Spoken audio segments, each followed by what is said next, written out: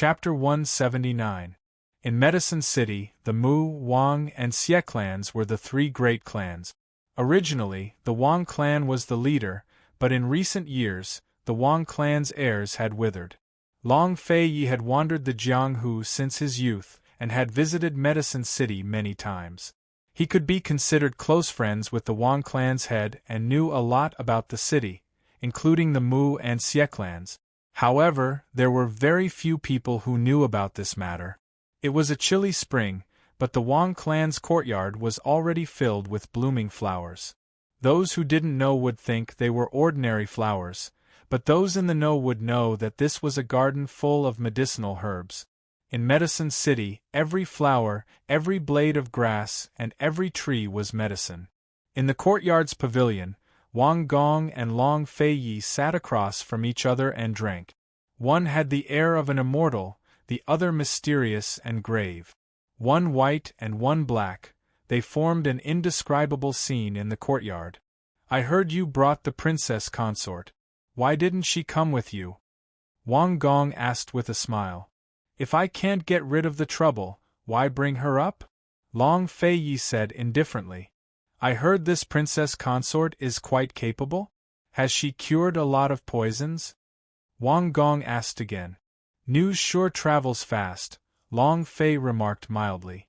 In front of this old man, he lost some of his coldness and became more casual. Wang Gong stroked his beard and smiled. "If she is truly capable, then it can be considered your good fortune." In the future, Wang Gong didn't continue. He glanced at Long Feiyi and saw Long Feiyi sipping his wine. He had no intention of continuing the conversation. Wang Gong immediately stopped the topic and changed the topic. The two chatted for a while until a servant came with news. "Master, there's movement in the medicinal forest. The Mu clan has brought people there again," and Long Feiyi raised his eyebrows and looked over, a sharp light flashing through his eyes. The matter of the Li clan's spy was over, but he was still investigating the masked man's identity. He had been busy since the beginning of the year. Not to mention that the masked man was most likely a high-ranking member of the Northern Li royal family and had an even bigger conspiracy behind his back. Long Feiyi could not swallow the fact that he had kidnapped Han Yunxi. Han Yunxi had said that in order to concoct the 10,000 snake poison, there must be 3 rare poisons: rosemary, bamboo green, and shao xiang. Those who had these 3 herbs were either from a medical family or a pharmaceutical family. Unfortunately, his investigation led him all the way to Medicine City. With the help of the Wang clan, his investigation led him to the Mu clan. The Mu family had sold a lot of rosemary, bamboo green, and shao xiang in the past 2 years. They had even secretly brought a masked man to the medicinal forest to catch these 3 kinds of poisonous snake. The medicinal forest was jointly managed by the 3 aristocratic families. The herbs planted in the forest were all very rare. Regardless of whether they were to be harvested or cultivated, the 3 families had to discuss it together. No one was allowed to make a decision on their own, nor were they allowed to bring outsiders in. However, the Mu clan's power was at its peak these past few years. The Xie clan was also firmly attached to the Mu clan, while the Wang clan was weak. Even if they were resentful, they could only turn a blind eye. Moreover, the servant hesitated for a long time and stammered the rest of his words. Wang Gong motioned for the servant to come closer and whisper in his ear. Unexpectedly, after hearing the servant's words, Wang Gong's expression changed and he stood up abruptly. "What? Is this true?" "It's absolutely true. The news came from the guards stationed in the forest." The servant was very certain, his face ashen. Long Feiyi saw Wang Gong's agitation and was about to speak when Wang Gong looked over with a heavy expression. "Your Highness, things have become troublesome." "What do you mean?" Long Feiyi asked calmly. They entered the forbidden area of the forest. The forbidden area of the forest? The forbidden area of the forest was a secret that the 3 great clans of Medicine City had jointly guarded for generations. It was also a place where no one was allowed to enter. Wang Gong didn't expect that the Mu clan would dare to bring outsiders in.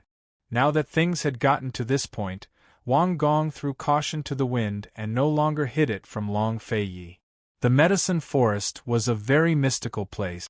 Not only could the soil there easily grow many rare and difficult herbs, but there was also a very unique forest in the center of the forest. It was called the Forbidden Area of the forest. Inside the Forbidden Area, poisonous miasma blocked the way all year round.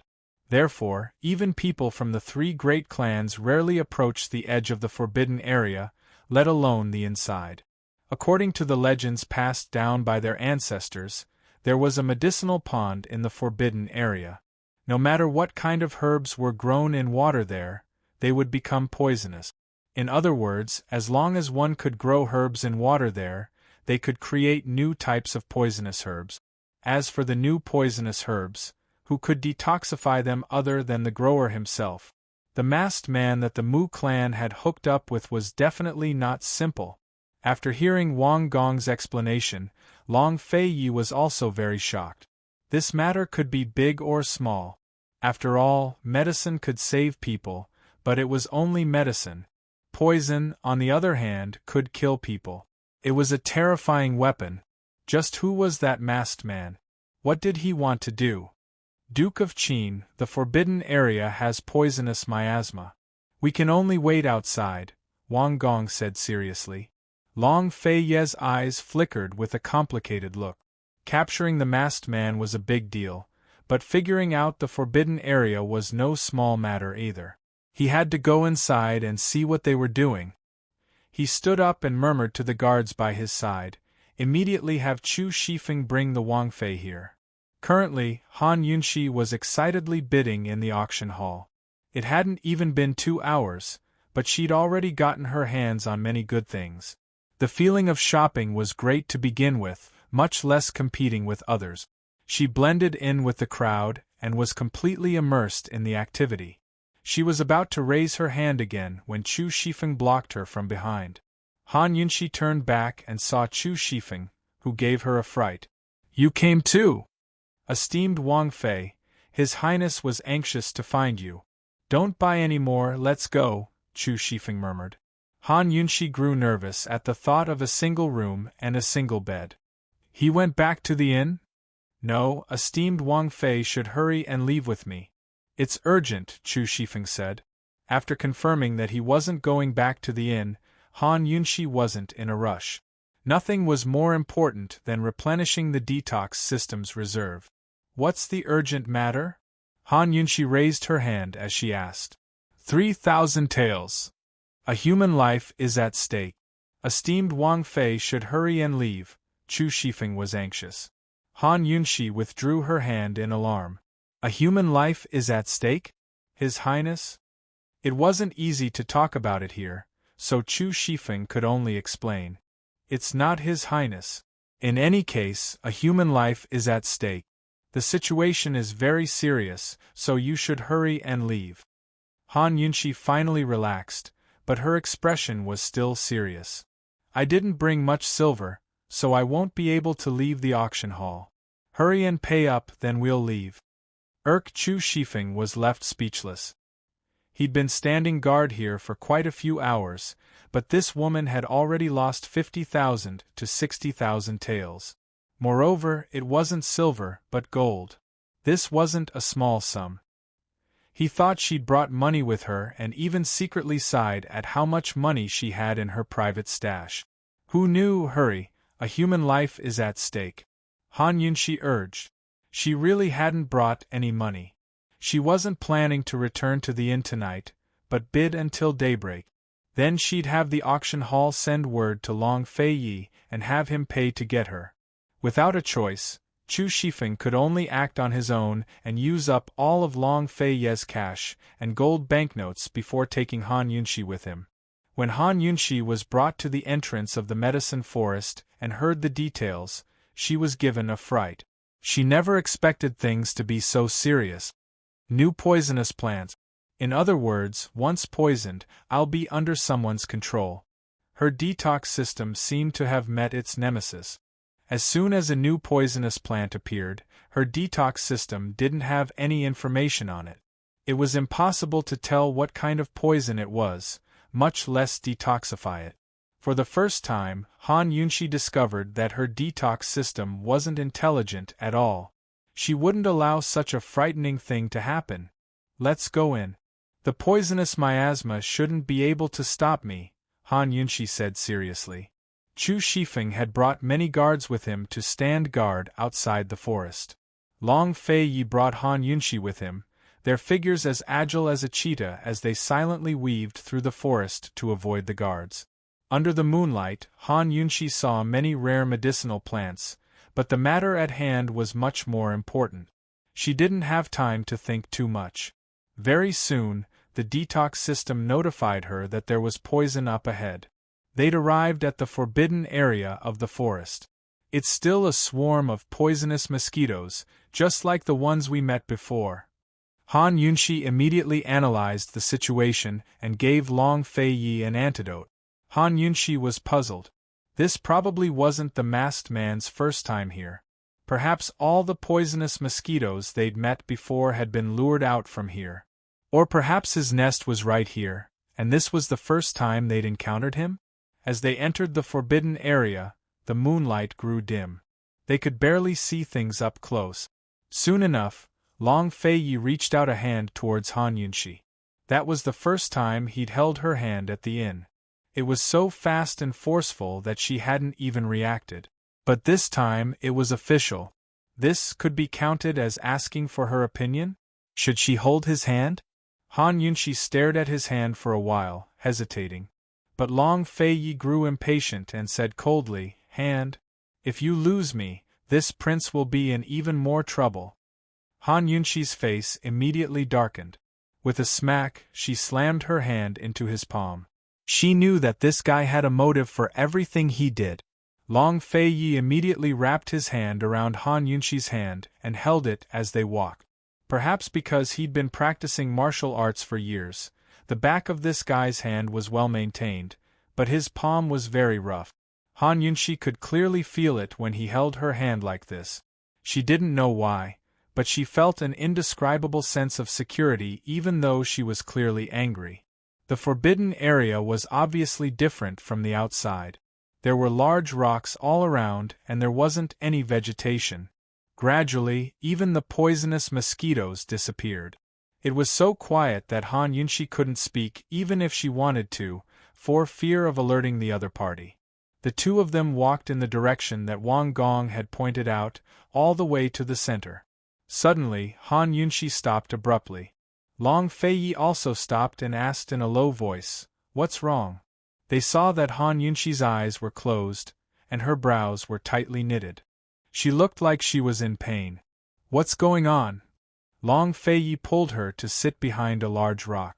Han Yunxi only waved her hand and didn't say anything for the time being. "It hurts too much." She had just received a sudden alert from the detoxification system. It was so loud that deafening wasn't enough to describe it. Every nerve in her head was hurting. Under normal circumstances, the detoxification system's alert was do-do-do-do. It would only appear when there was poison, but the detoxification system couldn't distinguish the specific poison. Also, the louder the sound, the more severe the poison. That sound was so loud just now. Who knew what was in front of them? Long Fei Yi looked at her, and a trace of worry flashed across his eyes. He asked again, "Are you okay?" Han Yunxi pulled at her ears to ease the pain. She then said in a low voice, "We should be there soon. There's a strong poison, but I don't know what kind of poison it is." Chapter 180. There was a highly toxic poison in front of them. Whether it was the concentration or the quantity, it was extremely large, but the detoxification system couldn't tell what kind of poison it was. There was no doubt that in front of them was the forbidden medicinal pool that Long Fei Yi had mentioned. Long Fei Yi covered his face and personally covered Han Yunxi's face as well. Holding her hand, they quietly dodged between the large rocks and gradually entered the heart of the forest. Soon, they saw a light in front of them. Long Fei held Han Yunxi's hand and hid behind a large rock. Han Yunxi carefully poked her head out to take a look and couldn't help but gasp. She saw that there really was an oval-shaped pool in front of them. The area wasn't large, only the size of 2 wells. There were all kinds of plants growing inside, and large patches of leaves poked out of the water like a lotus pond. Heavens, these were all poisons, newly cultivated poisons.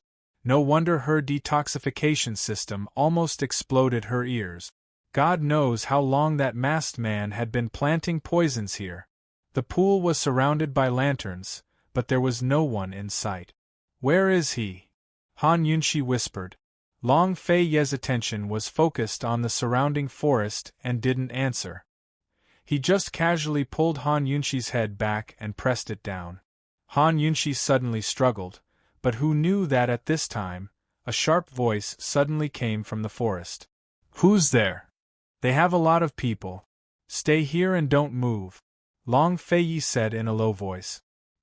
He let go of Han Yunxi's head and immediately soared into the air. Soon, there was the sound of weapons clashing in front of them. Han Yunxi was scared witless as she carefully poked her head out to take a look. When she saw the scene in front of her, she was immediately stunned. Heavens! There really were a lot of people. There were a total of 50 black-clothed assassins surrounding Long Fei. 1 against 50? What kind of joke was this? With such a number of people, they could squeeze Long Fei to death. However, Han Yunxi soon discovered that her worries were unnecessary. The black-clothed assassin couldn't get close to Long Fei. Long Fei, who was at a disadvantage in terms of numbers, had the upper hand in terms of speed. His swordsmanship couldn't be described as flowing clouds or flowing water. It was simply as fast as lightning. His moves couldn't be seen clearly at all. One could only see his sword rise and fall, and several black-clothed assassins fell one after another. Han Yunxi exclaimed in amazement. She was secretly glad that she did not become enemies with this man. Otherwise, she would not be able to sleep peacefully at night. His swordsmanship was simply heaven-defying. After a short while, the side of the medicinal pool was filled with dead and injured people. Out of the 50 black-clothed assassins, only a dozen were left. They retreated one after another, not daring to move forward. At this moment 2 men walked out of the dark forest. One of them was a skinny old man dressed in green. He had a pointy mouth and monkey cheeks. One look and you could tell that he was a meticulous ghost. The other was tall and proud. He was dressed in black and wore a green mask with fangs on his face. Only his mouth was exposed. His gaze was so fierce that it was enough to make people ignore his terrifying mask and focus only on his eyes. "It's him, the masked man." He looked disdainfully at Long Fei and coldly said, "Useless things. This sovereign will give you one last chance. This sovereign wants to see his face." As soon as his voice fell, the dozen black-clothed assassins surrounded him again. This time, it was different from the previous time. Because this time, Han Yunxi's detoxification system gave off more than 10 alarms. They wanted to use poison. Moreover, the poison used by each black-clothed assassin was different. A few of the poisons were poisonous powders. As long as one breathed in, one would be poisoned. This masked man was too much of a bully. Han Yunxi was burning with anxiety. How could she warn Long Fei? This fellow's swordsmanship was powerful, but he didn't have any immunity to poison. As long as he wasn't careful, he would be poisoned. Han Yunxi was restless. She wanted to stand up a few times. However, Long Fei had long sensed that something was wrong. He held his sword with one hand and his other hand behind his back. He wasn't as relaxed as before. His eyes were filled with vigilance. Suddenly, 5 black-clothed assassins closed in on Long Fei. Long Fei's sword flashed and 5 lives were lost. He wanted to retreat in an instant. But who knew that these 5 people were actually human sandbags? When the 5 of them fell, the poisonous powder scattered around Long Fei's surroundings. Han Yunxi was about to shout. Fortunately, Long Fei wasn't someone easy to deal with. He immediately held his breath and retreated far away. At the same time, he suddenly raised his sword and swept it fiercely. In an instant, the sword flashed and the remaining black-clothed assassins were all sent flying into the dark forest. It was unknown whether they were dead or alive. Beautifully done. Han Yunshi couldn't take her eyes off Long Fei. Her heart was beating wildly. She admired Long Fei from the bottom of her heart. The Duke of Qin was indeed the Duke of Qin. He wasn't someone that ordinary people could imagine. The masked man clenched his fist so tightly that it made cracking sounds. He glared angrily at Long Fei and asked loudly, "Who exactly are you? And who are you?" Long Fei retorted. He raised his sword and pointed it at the masked man. "You don't have the ability to know." The masked man also drew his sword and pointed it at Long Fei. But who knew that drawing his sword was just a feint? At the same time, several poisonous needles flew out from the sword and headed straight for Long Fei. This time, Han Yunshi couldn't stay calm. She suddenly stood up and shouted, "Dodge! Once the poisonous powder comes into contact with the skin, you will be poisoned." This kind of poisonous powder was different from the one used by the black-clothed assassin. As long as one didn't inhale the poison powder used by the black-clothed assassin, one wouldn't be poisoned. But this kind of poisonous powder, once one came into contact with it, even if it was just a little bit, one would immediately feel weak all over and wouldn't be able to recover for at least 2 hours. If Long Fei was poisoned, then everything would be over. No one expected that Han Yunshi would suddenly stand up. Long Fei originally wanted to hit the poisonous needles, but after being reminded by Han Yunshi, he immediately dodged. His figure turned into a blur and he promptly left. The masked man was very shocked. He narrowed his eyes and coldly said, "Men, catch her!" Han Yunshi was about to run towards Long Fei when a black-clothed assassin suddenly appeared behind her. Long Fei wanted to come over, but the masked man shot out another poisonous needle and blocked his path. "I want her alive," the masked man ordered coldly. He looked at Long Fei provocatively, but the poisonous needles in his hands didn't stop. Long Fei couldn't get close to him and could only hit him with his sword from afar. He couldn't get away for the time being, so he kept an eye on Han Yunshi's situation while shooting the poisonous needles. Han Yunshi looked at the approaching black-clothed assassin with fear and trepidation. She retreated step by step, and soon her back was pressed against a big rock. "Hee, big brother, please be magnanimous. Don't hit a woman." Han Yunshi forced a smile. The black-clothed assassin didn't answer her and stretched out his hand to grab her. Han Yunshi nimbly dodged to the right and turned to run. Helplessly, the black-clothed assassin grabbed her left shoulder. Just as she was about to struggle, the black-clothed assassin tightened his grip and she felt that her entire left shoulder was almost dislocated. Damn it! Han Yunshi was in so much pain that she sucked in a breath of cold air. She kicked towards the black-clothed assassin's lower body. The black-clothed assassin didn't expect this move of a woman's self-defense technique. He was forcefully kicked and it was so painful that he immediately let go. Han Yunshi took the opportunity to run away. But who knew that when the black-clothed assassin fell, 2 more black-clothed assassins chased after him, one from the front and one from the back, trying to grab her. Han Yunshi dodged again and again, gasping for breath.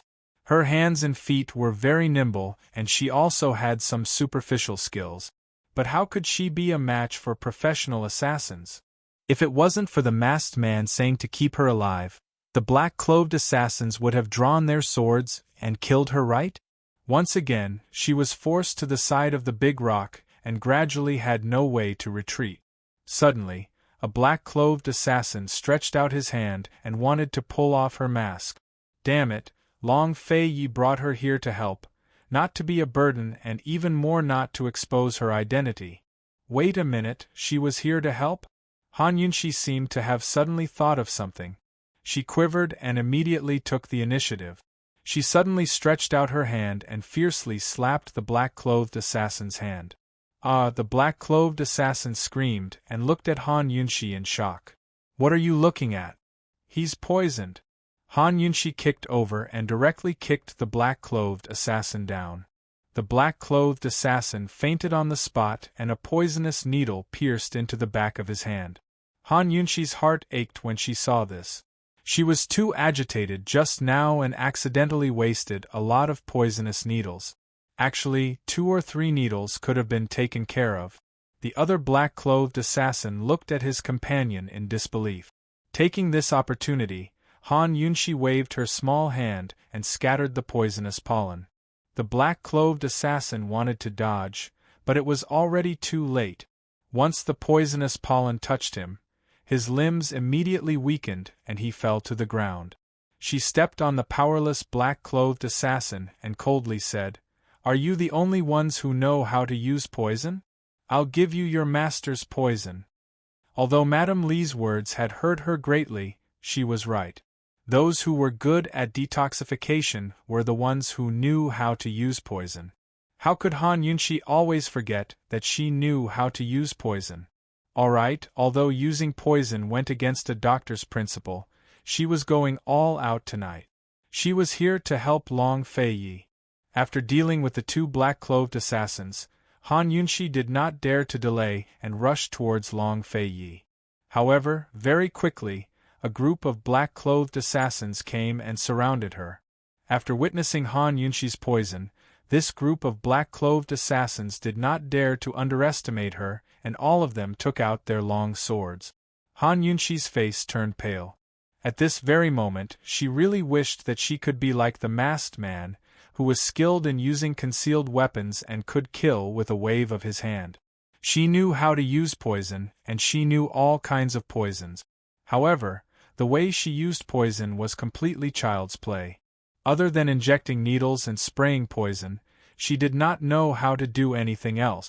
Under the illumination of the lights, the blades of the swords shone so brightly that it almost blinded Han Yunshi's eyes. Very quickly, a long sword was placed on her neck from behind. Han Yunshi wanted to cry. In the end, she was still a burden.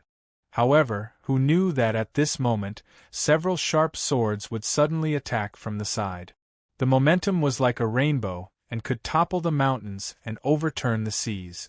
Not to mention Han Yunshi, even the surrounding black-clothed assassins were intimidated and momentarily forgot to move. Suddenly, there was a crisp sound and the long sword on Han Yunshi's back was instantly broken by the swords. At the same time, the black-clothed assassins were also hit by the sword. Only Han Yunshi stood at her original position, unharmed. Han Yunshi was in disbelief and subconsciously wanted to look back. She saw Long Fei Yi standing not far from her with a sword in his hand and looking at her. His arm had been hit by 3 poisonous needles. He was poisoned? Because he wanted to protect her, he couldn't dodge the poisonous needles? After being poisoned by the poisonous pollen, one's entire body would become weak very quickly.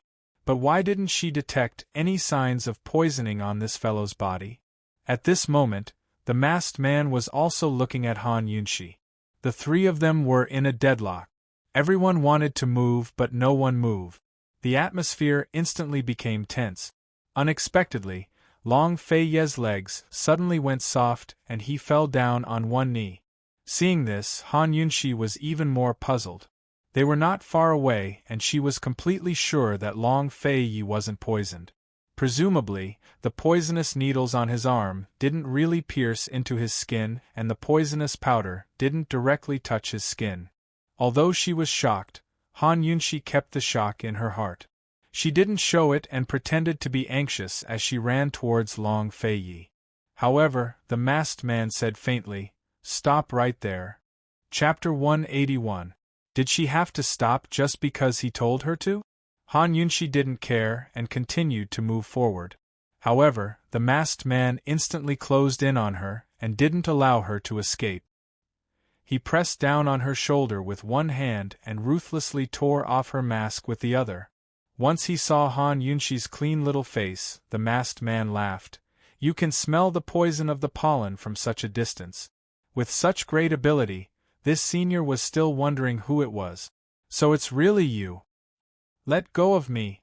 Han Yunshi struggled and grabbed his arm. The masked man was in an extremely good mood and let her grab him. Since Qin Wangfei has come, then this must be, as the masked man spoke. He turned around to look at Long Fei Yi. However, who knew that at this moment, an ice-cold sword was suddenly pressed against his neck. It's Long Fei Yi. He could actually still stand up. Could it be that he wasn't poisoned? How could it be? The masked man didn't expect this. Unexpectedly, Han Yunshi had already seen that Long Fei Yi wasn't poisoned. Her reaction was extremely fast. Taking advantage of the masked man's moment of distraction, she suddenly reached out and tore off his green face-fanged mask. Her body nimbly struggled and in an instant, she retreated far away. Han Yunshi was extremely nervous. However, she saw that under the mask there was actually a shockingly handsome face. The contours of his facial features were deep as if they were deliberately carved by the heavens. He emitted a wild, arrogant, and insufferably arrogant aura of a king. On the corner of his right eyebrow there was a blood-red eyebrow nail.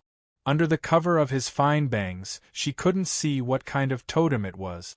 It was mysterious and full of wildness. He didn't need to do anything. Just this face alone was enough to make people tremble in fear. Han Yunshi's heart was already beating wildly. Because of this face, it unconsciously sped up. The masked man didn't care about Long Fei Ye's sword on his shoulder. He narrowed his eyes and stared at Han Yunshi coldly.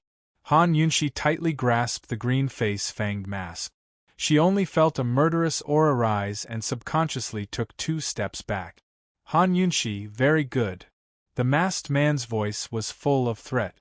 He actually ignored the threat behind Long Fei Yi. Although Han Yunshi was timid, she hated this kind of threat. Unwilling to be outdone, she retorted, "If you can't even tell that he's not poisoned, you might as well quit the poison world as soon as possible." The masked man clenched his fists so tightly that his knuckles cracked. At this time, Long Fei Ye's sharp sword was pressed against his neck as he slowly circled to the front. Just as Long Fei Yi was about to see the masked man's face, a white fog suddenly emerged from the masked man's body. "Be careful of poison," Han Yunshi cried out in alarm. Long Fei Yi immediately dodged and landed beside Han Yunshi to protect her. However, in the blink of an eye, the masked man had already disappeared, leaving behind a large patch of dark red blood on Long Fei Ye's blade.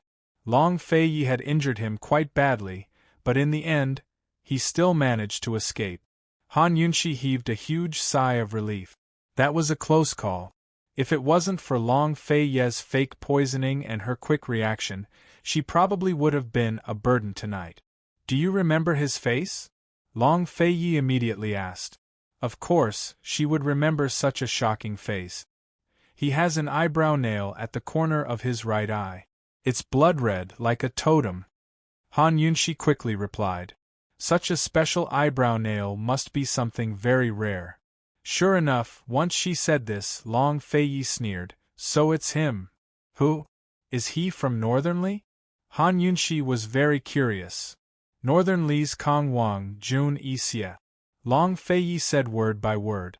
In the 3 kingdoms, only Jun Yixie was someone he would take seriously. Unexpectedly, it really was him. Jun Yixie. Han Yunshi was unfamiliar with this name, but she knew of Northernly's Kong Wang. Northernly's Kong Wang, Tianning's Duke of Qin, and Western Zhou's Crown Prince Yi. These 3 titles resounded throughout the 3 kingdoms of Cloud Realm continent. Everyone knew that the Kong Wang was domineering, the Qin Wang was cold, and Crown Prince Yi was ruthless. Han Yunshi had long met Crown Prince Yi of Western Zhou, Duanmu Bei, who was Princess Rongla's older brother, so she didn't think much of it. However, this Kong Wang, leaving aside his poison skills, had an evil and tyrannical aura about him that left a deep impression on her. Unlike Long Fei Yi and Crown Prince Yi, Northernly's Kong Wang wasn't a member of the imperial family, but the adopted son of the northernly emperor. However, his status far exceeded that of any other prince. He was a person who could cover the sky with one hand and turn over the rain with a flip of his hand. Although they hadn't caught the culprit, this trip hadn't been in vain.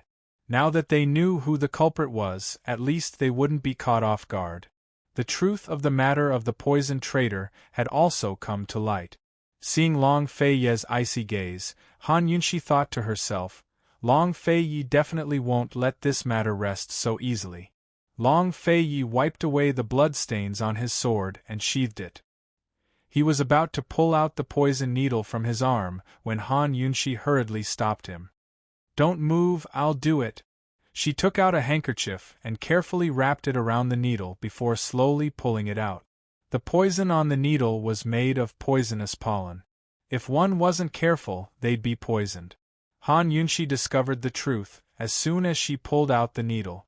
Long Feiye's sleeves were covered with leather armor, so the poison needle had only pierced the armor and not him. "Feigning poison, you're really smart." Han Yunshi had to praise Long Feiye. Actually, if it weren't for the detoxification system, she wouldn't have been able to tell at all. Thinking of this, Han Yunshi suddenly burst into laughter. "What are you laughing at?" Long Feiye asked.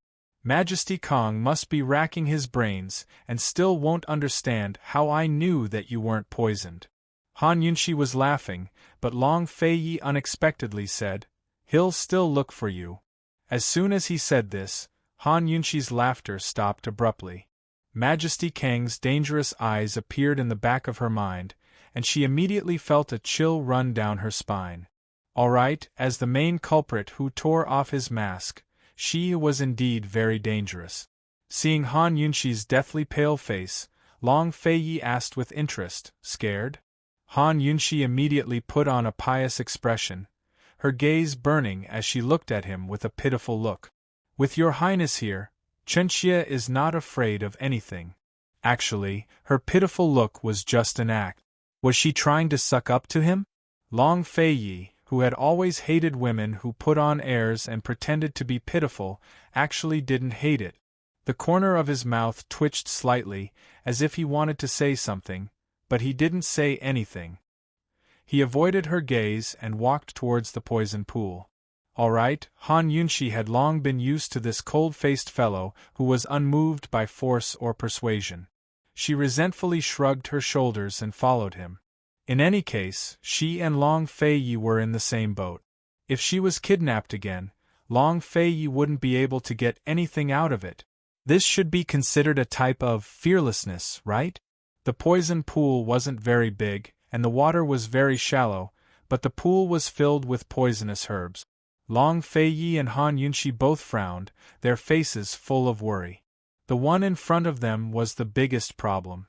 Previously, when they were far away, the warning from the detoxification system was very loud. It could only mean that there was a high concentration of poison here, and it covered a large area. However, Han Yunshi still had to do a detailed scan to analyze the specific situation. Although she didn't know what kind of poison it was, the detoxification system could still differentiate which ones were poisonous and how deep the poison was. The results of this analysis shocked Han Yunshi. There's an unknown poison in the pool water. The toxicity of these plants is still very, very weak. It's not enough to poison people, she said lightly. Although he knew that Han Yunshi's poison skills were very powerful, Long Feiye still couldn't help but be curious after hearing what she said. "How did you know?" "I smelled it. My nose is very sensitive to poison." Han Yunshi smiled. Even she herself felt that this reason was extremely ridiculous, but no one could doubt her words. A trace of suspicion flashed past Long Feiye's eyes, but he didn't pursue the matter. "So, the Sanfua Majesty still doesn't have any new varieties?" "I don't think so. These plants are still quite some time away from being fully grown." Han Yunshi was very glad that she had discovered it early. The detoxification system had warned her that the pool water was highly poisonous, and the toxicity of these plants was very low. They were basically still in the early stages of being fully grown. In detail, these plants were all non-poisonous medicinal herbs. When they were planted in the poisonous water, the toxicity and medicinal properties were reacting, and a new type of toxicity was gradually emerging. Although the toxicity of the poisonous water was the same, the medicinal properties of each medicinal herb were different. Therefore, the toxicity of the plants would be different in the end. Although she had discovered it in time, Han Yunshi still couldn't help but shiver when she looked at this pool of hydroponically grown poisonous medicinal herbs. The poisonous medicinal herbs in this pool were all different. If they were fully grown one day, then how many new varieties of poison would there be? In her fear, Han Yunshi plucked a medicinal herb and looked at it thoughtfully. If a new variety fell into the hands of others, that would be a terrifying thing. But what if it fell into her hands? Then the terror would belong to others. Thinking of this, Han Yunshi's quick-witted and crafty eyes gradually lit up. She knew how to deal with this big trouble.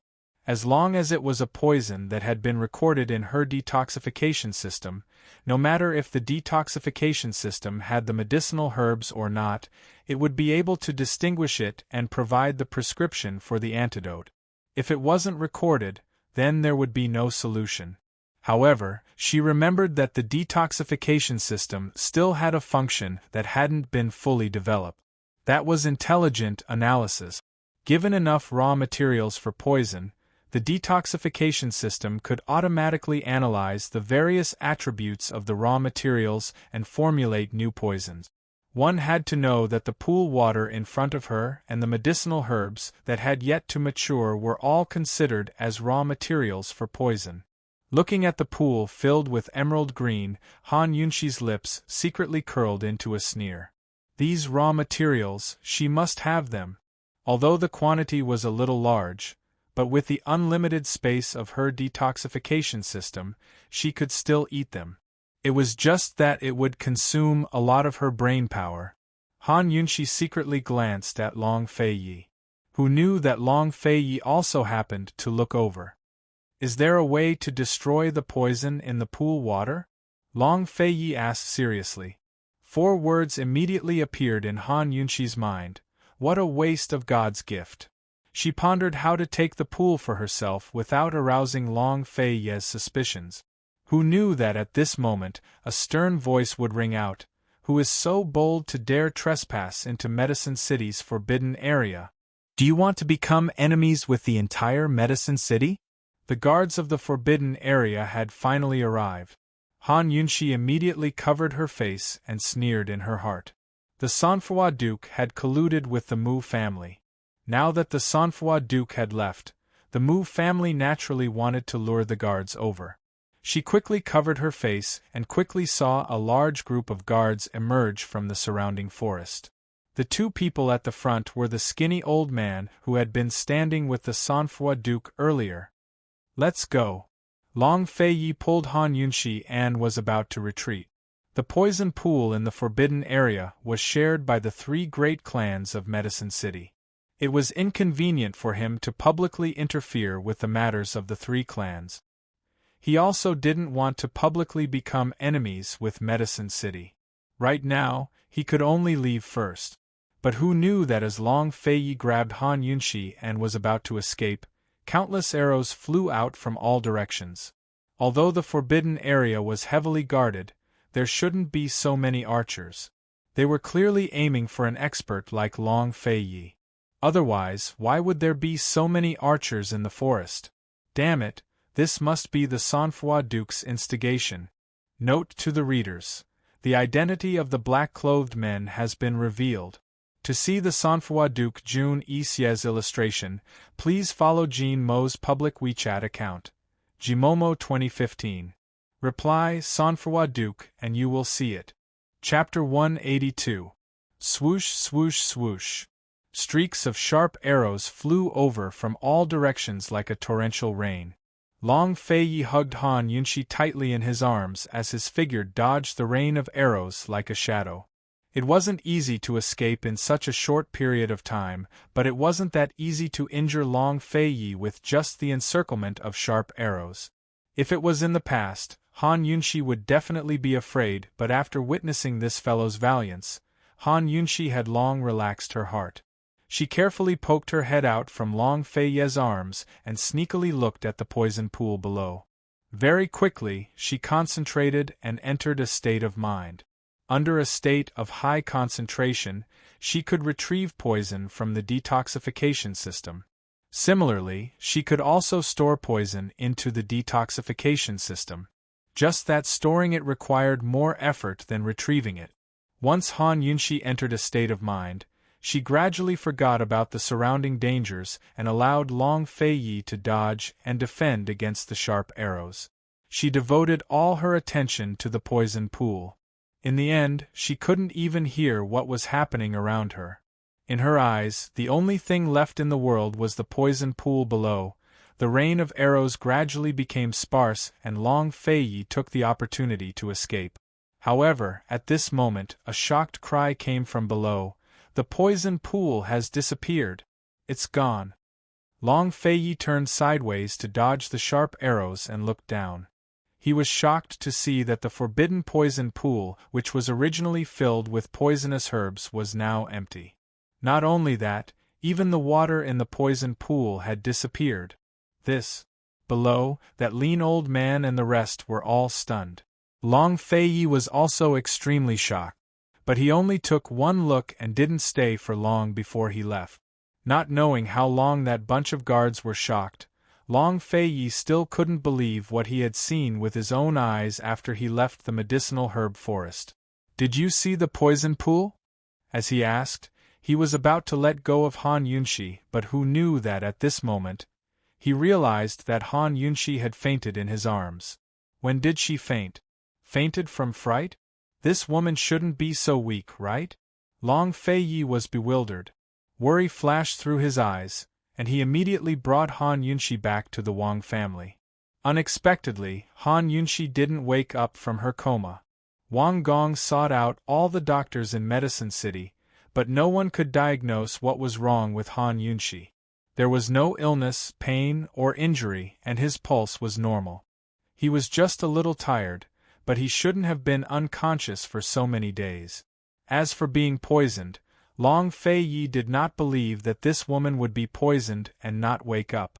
In the past few days, the three clans of Alchemy City held several secret meetings to discuss the matter of the forbidden poison pond in the medicine forest. Long Fei wasn't mistaken that night.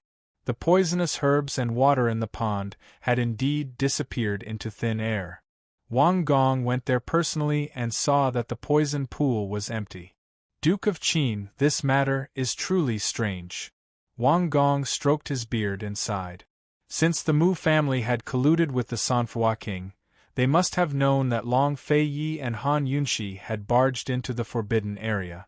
Wang Gong didn't expose the fact that the Mu family had colluded with the Sanhua king to use the poison pond, and the Mu family didn't know about the relationship between Long Fei and Wang Gong. They only said that there were two masked men who had barged in that night. As for their identities, they didn't disclose it. The three clans increased the security of the medicine forest. As for the matter of the forbidden pond, they said they would investigate it together. However, they didn't have a single clue. Who knew what they would find in the end? It's good that it disappeared, so this prince won't have to waste the effort to destroy it. The forbidden poison pond was Medicine City's most precious treasure, but Long Fei didn't hold back in front of Wang Gong. Wang Gong knew the gravity of the situation. If the poison pond really fell into the hands of the Sanhua king, then one day, not to mention the Wang family, even Medicine City might not be safe. Wang Gong nodded in agreement. There's something fishy about this matter. I'm afraid we'll have to send more people and keep a close eye on it to prevent any more unforeseen events, Long Fei said seriously. Wang Gong nodded in understanding. The forbidden poison pond had always been full of mystery. Now that it had disappeared into thin air, who knew when it would appear again? It definitely couldn't be underestimated. Just as they were talking, a servant girl's surprised voice suddenly rang out from inside the room. Your Highness Duke of Qin, Your Highness Duke of Qin, esteemed Wang Fei is awake. She's awake. Long Feiyi was overjoyed. He immediately stood up and left. He was usually calm and collected, but this time, his surprise was written all over his face. Wang Gong couldn't believe his eyes as he watched that hurried figure leave. In fact, it was already surprising that someone as cold as the Duke of Qin could bring Qin Wangfei out. In the inner room, Han Yunxi had just opened her eyes. Her head was still dizzy and her limbs were weak. She felt like she was about to collapse. She knew that she had to sleep for a long time, but she didn't know how long she had slept. What was this place? Just as she was about to ask the servant girl beside her, a familiar voice rang out. It was cold and domineering as usual, but there was a trace of pleasant surprise in it that anyone could hear. Han Yunxi, you're finally awake? Unfortunately, the dizzy Han Yunxi didn't hear it. Soon, Long Fei Ye's handsome face that angered both men and gods appeared in front of her. Han Yunxi grinned and smiled with a pale face. Your Highness, we've escaped. Long Fei Yi had just rushed over like an arrow, but when he arrived, he suddenly felt at a loss as he stood by the bed and looked at Han Yunxi. He only faintly replied with an "n" and sat down on the edge of the bed. The servant girl immediately poured warm water and respectfully handed it to Long Fei Yi. Long Fei Yi casually took it, but after taking it, he didn't know what to do. Your Highness, Wang Fei hasn't had a drop of water for the past few days. She needs to drink some warm water before eating. This servant will go and bring some millet porridge over. The servant girl hurriedly retreated as she spoke. Feed her water, Long Fei didn't reply, but he quickly helped Han Yunxi up so that she was leaning against his arm. Then he held the water to her lips. His movements were very unfamiliar, as if it was his first time serving a patient like this. However, his arms were very strong and steady. Han Yunxi was still dizzy. After sleeping for so many days, she was thirsty and hungry. When she saw the warm water, her heart burned with anxiety. She immediately gulped it down, but after a few mouthfuls, she choked. Pft, cough, cough. With this choking and spitting, she immediately spat out a mouthful of saliva onto Long Fei Ye's hand. Seeing this, Han Yunxi immediately shut her mouth. She was instantly clear-headed.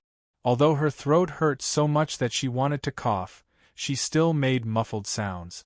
Her face was deathly pale. One had to know that the Most Honorable His Highness Duke of Qin had mysophobia, and it was a serious case of mysophobia. Unexpectedly, Long Fei Yi put down the cup and hurriedly had Han Yunxi lower her head. He patted Han Yunxi's back and said unhappily, "Cough hard. Why are you holding it in? Do you want to die?" Didn't he dislike it? Han Yunxi couldn't hold it in and coughed heavily. After coughing for a long time, she finally coughed out the water stuck in her throat. Once her breathing was smooth, she had no more strength. She collapsed in Long Fei Ye's arms. She was extremely weak. She looked at Long Fei Yi like a child who had done something wrong. She looked at him timidly and was about to apologize, but Long Fei Yi had her lean against the pillow and went to wash his hands. Han Yunxi swallowed the words of apology that were about to come out of her mouth. She silently looked at Long Fei Yi. She couldn't see his face, only his cold profile. His brows were slightly furrowed, as if he was a little disgusted. He washed for a long time and was very serious. Actually, it was good enough that he didn't push her away on the spot. However, she didn't know why, but looking at Long Fei Yi so focused on washing his hands, Han Yunxi felt an indescribable sense of loss. After wiping his hands clean and looking at his well-maintained hands, a complicated look flitted across Long Fei Ye's eyes. He poured another cup of water and asked Han Yunxi, "Drink some more?" Han Yunxi shook her head. She didn't want to drink for the time being. "Drink some more." As Long Fei Yi spoke, he was about to pass the cup to her, but Han Yunxi instinctively reached out to take it. Both of them paused. Very quickly, Long Fei Yi passed the cup to Han Yunxi and said mildly, No one's going to snatch it from you. Drink slowly. Han Yunshi responded and lowered her head to drink the water. Both of them were silent. After a long time, Han Yunshi spoke up. Just now. I dirted you. I'm sorry. Long Feiyi responded with a faint and didn't say anything else. However, Han Yunshi felt annoyed for no reason. Even she didn't understand why. She had always been decisive, straightforward, and carefree. Why did she always feel like she couldn't let go in front of this man? Was it because she had expectations and thoughts that she shouldn't have? Just then, Long Feiyi asked, "You were unconscious for 3 days and 3 nights. What happened? Did you faint from fright?" With the change of topic, Han Yunshi felt much more at ease. She looked up and pretended to be shocked. 3 days and 3 nights? What happened? Why did you faint? Long Feiyi asked again. I don't know either. I didn't dare to look up when I saw so many sharp arrows. I don't know why, but I felt a little uncomfortable breathing. After that, I don't remember what happened. Han Yunshi was especially serious. In other words, he was hugging her too tightly and she fainted from suffocation? Long Feiyi stared straight at Han Yunshi. That's it? Goodness, this guy wasn't so easy to fool. Han Yunshi stuttered. Actually, when this concubine was suffocating, this concubine pushed your highness a few times. But your highness was busy dodging those sharp arrows and didn't notice. Your highness's grip was too strong, so this concubine couldn't break free. There wasn't any other meaning behind her words. She was saying that he was hugging her too tightly. Hearing this, Long Feiyi's gaze wasn't as wanton as before. Han Yunshi snickered inwardly. Was this considered taking liberties with the Duke of Qin? She wouldn't admit it even if she was beaten to death. She wasn't that daring. She struck while the iron was hot and said, Your Highness, did this concubine really faint for 3 days and 3 nights? This concubine couldn't have contracted some strange illness, right? What did the doctor say? Rest first. I'll have the doctor come take a look at you later. Long Feiyi finally withdrew his scrutinizing gaze. Your Highness, then the matter of the Forbidden Area's poison pool. How should we deal with it? Han Yunshi probed. Long Feiyi told her about the strange matter and the 3 great patrician families' arrangements. It's so strange. How could it be like this? Han Yunshi was inconceivable.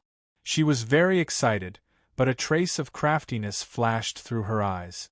She was probably the only one in the entire world who knew why it was like this.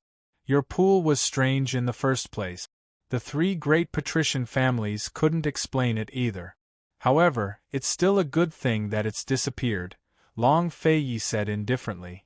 If the pool water and poisonous herbs hadn't disappeared into thin air, he also wouldn't have known how to deal with them. After all, they were Medicine City's most precious treasures. Destroying them wasn't easy. Han Yunshi nodded her head like she was pounding onions. She had done it without anyone noticing.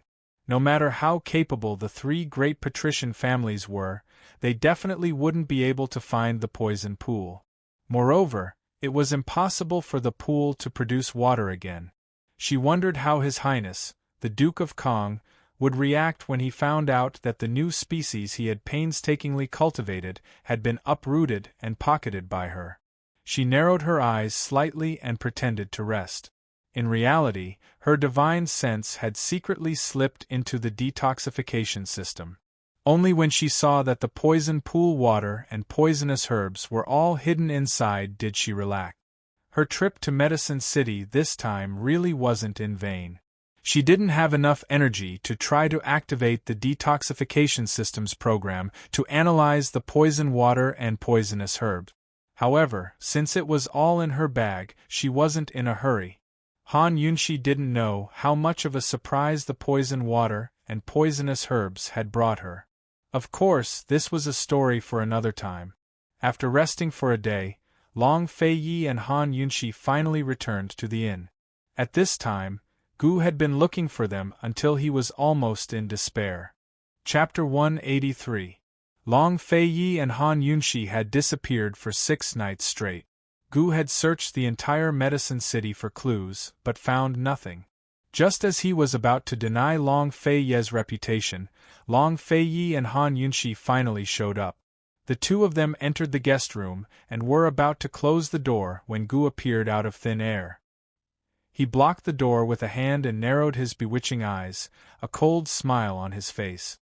His entire being emanated a cold, dangerous aura.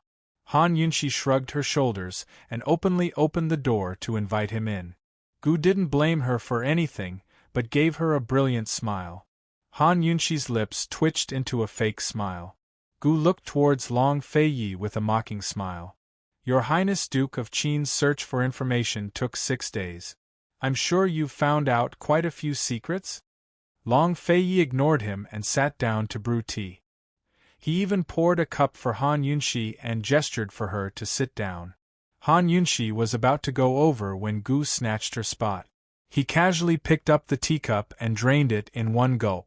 I heard that the plague in Tianning's capital city is more or less under control. Your Highness Duke of Qin still hasn't fulfilled your promise, so this young master is going to start calculating interest. Long Feiye sat high and lofty without a word. He didn't even spare Gu a glance. Now Gu fell silent as well. Gradually, the smile in his eyes faded away to be replaced by a dangerous aura. In the silent room, the atmosphere grew more and more off. Han Yunxi watched from the sidelines, not daring to make a sound. Long Feiye wasn't someone who didn't keep his promises, but Han Yunxi was puzzled as to why he was ignoring them. Finally, Gu slowly rose to his feet, his eyes flashing with killing intent. But it was at this moment that Chu Shifeng entered.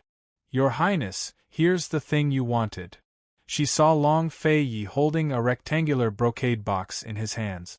It was obvious at a glance that it contained hidden treasures. Han Yunxi scooted over suspiciously and sat down by Long Feiye's side. Open it and let him inspect the goods. Long Feiye finally opened his mouth. Inspect the goods? Could it be that this was... Han Yunxi couldn't believe it. Gu narrowed his eyes and stared at the brocade box with suspicion. Chu Shifeng placed the brocade box on the table and slowly opened it. Inside, he saw that there really was a medicinal tea tree sapling hidden within. Its roots were still stained with soil, and its branches and leaves were covered in fresh green buds. This is the medicinal tea tree sapling. Han Yunxi was pleasantly surprised. She looked at Long Feiye with adoring eyes. Gu was still foolishly waiting here, but this guy had already gotten his hands on the item. When did he go to the Mu estate without alerting anyone? Long Feiye finally looked straight at Gu and said coldly, Inspect the goods. Gu didn't express his surprise, but it was impossible to hide the astonishment in his eyes. He didn't need to inspect it to know at a glance that it was the real deal. But how did Long Feiye get his hands on it? After all, it didn't belong to the Mu clan, but the Xie clan. His lie about the Mu clan was nothing more than a trap. He'd chosen the medicinal tea tree sapling because very few people knew about it. How did Long Feiye know it was in the Xie clan's possession? Moreover, he'd stolen it without anyone noticing. There hadn't been any news of the Xie clan losing anything over the past few days. In other words, did Long Feiye know about his scheme? Are you done inspecting it? Long Feiye was a little impatient. Yes, this is it. Your Highness Duke of Qin is so fast and capable. Gu wasn't stingy with his praise. Unexpectedly, Long Feiye said coldly, Then take it with you. I won't be sending you off. Gu's eyes flashed with a sinister coldness. Without a doubt, he'd lost. Long Feiye was very disdainful of him, but he'd always been able to afford to lose. He smiled even more brilliantly and bowed gracefully. Then this one won't be polite. Many thanks. He took the item and was about to leave. Everything seemed normal, but Han Yunxi couldn't hold it in any longer and burst out laughing. Although it was a laugh, it was even more mocking than Long Feiye's cold face. More importantly, this made Gu realize that he'd lost all face in front of Han Yunxi. Finally, Gu broke down. His brilliant smile froze on his face even when the sky fell. Even after he'd walked out the door, his seductive features were still stiff. Long Fei, consider yourself ruthless this time. Seeing Han Yunshi laugh, Long Fei Ye's lips curved into a satisfied smile, but it quickly disappeared. Chu Shifeng, prepare the carriage. We're returning to the capital, he ordered. Are we going back now? Han Yunshi asked anxiously. You have business? Long Fei Yi retorted. Can we go back tonight? I still have some medicinal ingredients I haven't bought yet. It wasn't easy for them to come to Medicine City, so Han Yunshi wanted to buy more ingredients for later use. Long Fei Yi didn't reply, but fell into deep thought. Seeing this, Han Yunshi hastened to say, How about your highness go back first? Chenxia can go back by herself. But Long Fei Yi only said, I'll take you somewhere. Let's go. Han Yunshi almost had a fright when she saw the words, Medical Materials Association. She never guessed that Long Fei Yi would bring her here. She'd heard about this place when she was at the auction house. All the goods sold here were high-quality medicinal ingredient. Without a membership, it was impossible to enter. Supposedly, the expenses here were no less than those at the auction house. Han Yunshi only wanted to stroll around the small medicine market and find some cheap goods, because she didn't have much money on her. She'd already cheated Long Fei Yi out of a sum at the auction house. Although she'd cheated him, it was actually Long Fei Yi who'd paid the bill. 50,000 to 60,000 gold wasn't a small sum, so she knew her limits. But Long Fei Yi handed her a gold card as soon as they reached the entrance. This is your proof of entry. You need to use this card for all transactions here. Take it well. I'll be waiting for you at the entrance after sunset. Was this the legendary domineering president? Would he force it on her if she didn't want it? But before Han Yunshi could refuse, Long Fei Yi really did stuff the card into her hands and said, Wait here after sunset. Don't forget. So speaking, he turned to leave. Han Yunshi didn't even have a chance to refuse. She suddenly realized that this fellow was so handsome even when he turned around. Han Yunshi didn't know whether to laugh or cry as she looked at the gold card in her hands. But since Long Fei Yi was so generous, she didn't hold back. She'd just pretend that she didn't charge him for this visit. She clutched the precious gold card and quickly vanished from the medicine market. Long Fei Yi could set his heart at ease by leaving Han Yunshi in the medicine market. Only extraordinary people could enter this place, but those who could manage it were even more so. As long as Han Yunshi didn't leave the medicine market had to take responsibility for her safety. Chu Shifeng assumed that His Highness Duke of Qin had other business to attend to, but he didn't go far. Instead, he headed for a nearby tea house. After all, His Highness Duke of Qin's time was as precious as his life. He had plenty of things to take care of.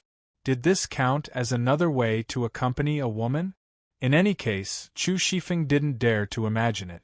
Long Fei Yi drank tea as he toyed with a simple blue and white porcelain bottle.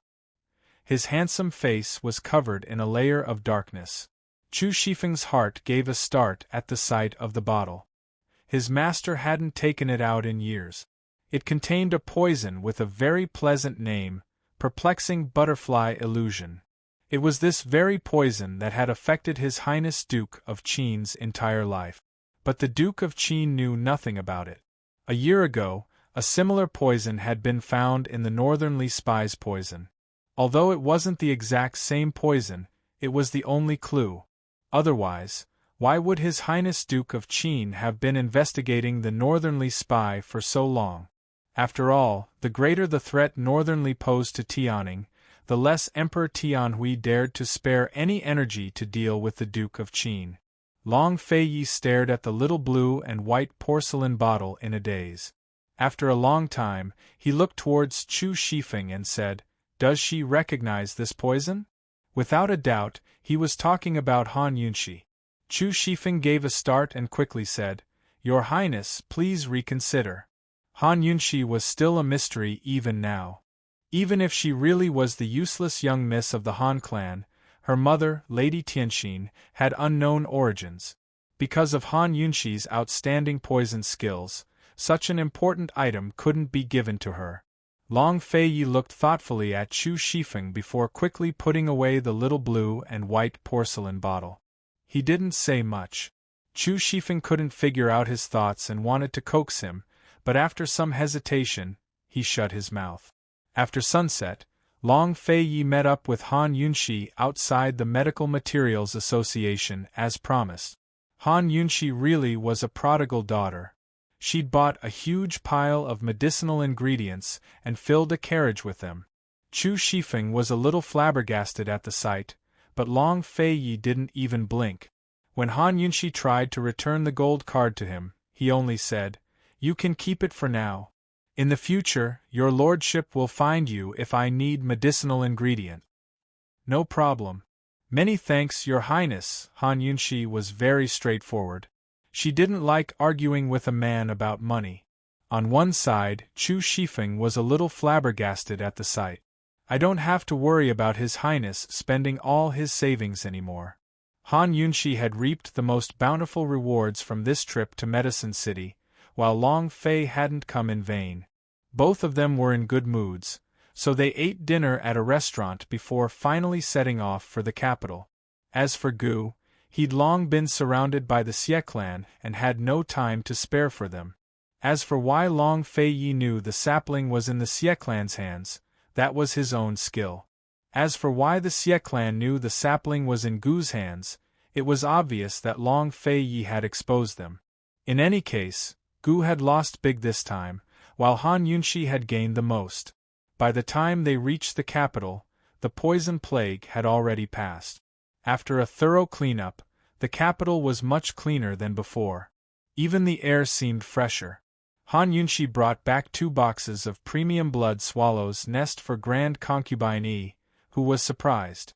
She thought that Han Yunxi had a knot in her heart after what happened with Princess Rongla last time.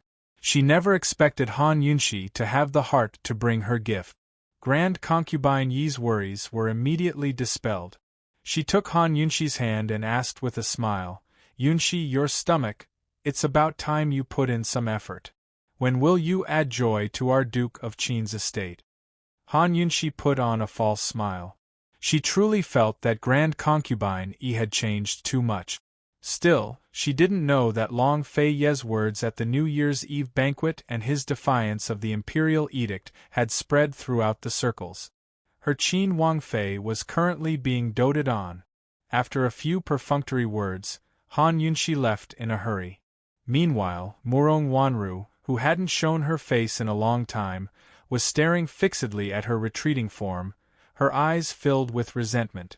A few days ago, Marquis Pingbei had come to set the wedding date. Although Mu Fei had pushed it back, she didn't have the face to go out until she got married. Even Mu Fei was standing on Han Yunxi's side. Murong Wanru knew she had to find another backer, but who could help her at a time like this? Chapter 184. On the morning of the second day back at the estate, Han Yunxi discovered that Long Feiyi had disappeared again. Surprisingly, Chu Shifeng actually invited Gu Beiwei to the hibiscus courtyard, saying that it was Long Feiyi's orders. He wanted Gu Beiwei to take her pulse and see if her bones had recovered. Leaving aside Chu Shifeng, even Han Yunxi felt overwhelmed by the favor. For the first time, she realized that the giant iceberg's heart wasn't as cold and emotionless as his face. Gu Beiwei made a detailed examination, but couldn't explain why she'd been unconscious for so long. He only guessed that she'd been frightened out of her wits and overworked herself. Han Yunxi was well aware of her own body's condition, so she quickly changed the topic to ask about Gu Beiwei's poison plague. Once the antidote arrived, the treatment and prevention measures were timely. Everyone in and out of the palace rejoiced, but Emperor Tianhui wasn't happy at all. Even now, he wore a cold expression on his face. All of the servants in the palace who'd made small mistakes had been severely punished, leaving everyone on tenterhooks. Han Yunxi knew that she'd offended the man to death this time, but she couldn't be afraid of such things. She treated it all as a joke. Esteemed Wang Fei, I heard that Gu is the owner of the Celestial Fragrance Tea Shop? Gu Beiwei asked casually. The tender fragrance tea shop belongs to him too, but it's been sealed off. Han Yunshi thought back to Gu's humiliated appearance at the inn that day and found it hilarious. That rude fellow deserved to be taught a lesson by Long Fei Yi. I never expected him to have violet wormwood in his hands, Gu Beiwei probed. Han Yunshi didn't think too much of it. She only assumed that Gu Beiwei was curious, so she told him everything about Gu's martial arts and poison skills. A complicated look flashed past Gu Beiwei's eyes. He just nodded. He's a strange person. Han Yunshi didn't talk too much about Gu. Instead, she excitedly talked about buying medicine in Medicine City. This kind of good medicine could only resonate if she shared it with Gu Beiwei, the medicine jar. As the two of them chatted, it was soon evening. Chu Shifeng and Zhao Mama watched from the sidelines, feeling uncomfortable no matter how they looked. Guard Chu, shouldn't you take this imperial physician away? Granny Zhao asked in a low voice. You're going to chase away esteemed Wang Fei's honored guests? Chu Shifeng retorted. Granny Zhao naturally did not have the guts to do so. She said earnestly, Guard Chu, don't ask imperial physician Gu to treat you next time. That day, after Gu Beiwei left, Han Yunshi originally planned to go to the Han family. However, after resting for a while, she unknowingly fell asleep and slept all the way until dawn. This kind of tiredness was similar to the detox system. It took up a lot of her energy to run, but Han Yunshi had never activated the detox system before. For the next few days, she felt a little lethargic, but her body was fine. She simply assumed that she'd really been exhausted from her days in Medicine City and didn't think much of it. Of course, there was no news of Long Fei Yi for the next few days either. It was as if he'd vanished from the face of the earth. She always knew that his whereabouts were a mystery and that he was a nosy person.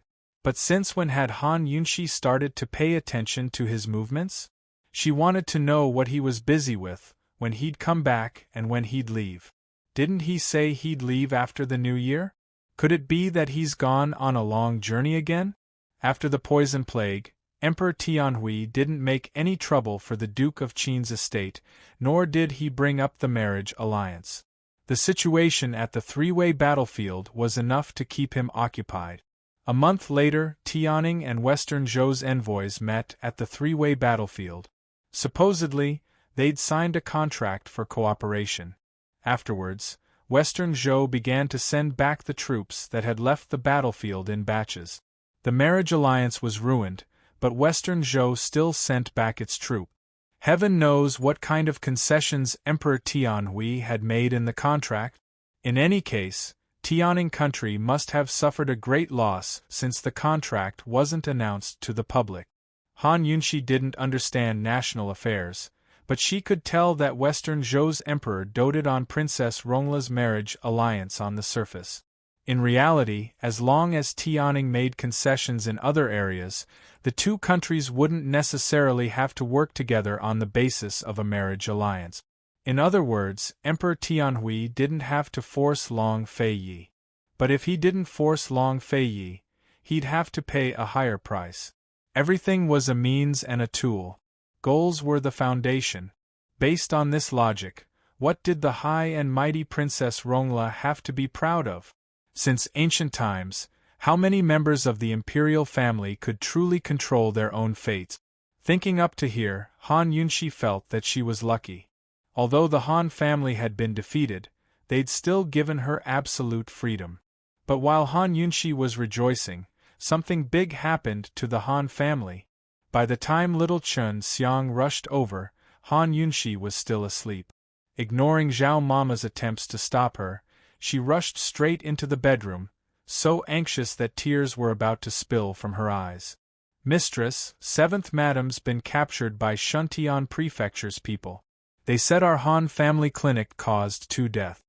Hearing this, Han Yunshi practically jumped out of her sleep. What's going on? Mistress, Shuntian Prefecture's people aren't polite at all. Hurry and go, we'll talk on the way, little Chen Xiang urged. afraid that 7th Madam would suffer grievances at Shuntian Prefecture. Logically speaking, the Han family was esteemed Wang Fei's maternal family. Moreover, after the New Year, there were rumors that esteemed Wang Fei was favored by the Duke of Qin. Even if the Han family really did commit a crime, a trifling Shuntian Prefecture wouldn't dare to be impudent. Hearing little Chen Xiang's words, Han Yunxi felt that something was off.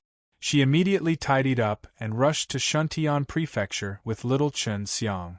Along the way, little Chen Xiang explained everything. Yesterday, a woman, Madame Chen, had brought her elderly mother-in-law to the Han family pharmacy in the southern part of the city to see a doctor. Madame Chen's husband had died early. Besides her mother-in-law, she also had a young son. The family was poor and dejected, relying on her to do needlework alone. The pharmacy's shopkeeper, Dr. Li, took pity on them and personally gave them a prescription. He didn't even collect money for the medicine. But who knew that last night, Madame Chen's mother-in-law died after taking the medicine? Early this morning, Madame Chen dragged her mother-in-law's corpse to the entrance of Shuntian Prefecture, crying and shouting to sue the Han family pharmacy for causing her death and demanding compensation. Ever since Han Konggen's accident, the Han family's pharmacy had basically been closed down. In the past, the Han family's pharmacy was a place where the rich and powerful of the imperial capital went. They even had designated private doctors. Now that their reputation was ruined, their business naturally declined. The small pharmacy in the southern part of the city was the only one left. 7th Madam had insisted on keeping it. No matter what, the Han family was still a medical family. Although they had lost, they couldn't not have a pharmacy. Secondly, 7th Madam was kind-hearted and kept this small pharmacy to help those poor people. If one was in a hurry, they would go to any doctor. If one was afraid of death, one would blindly take medicine, let alone poor people. It was already good enough to be able to get treatment at a low price or even for free. Who would dare to despise the Han family? It was an act of kindness, but who would have thought that something like this would happen? What illness did that mother-in-law have? What was the cause of death?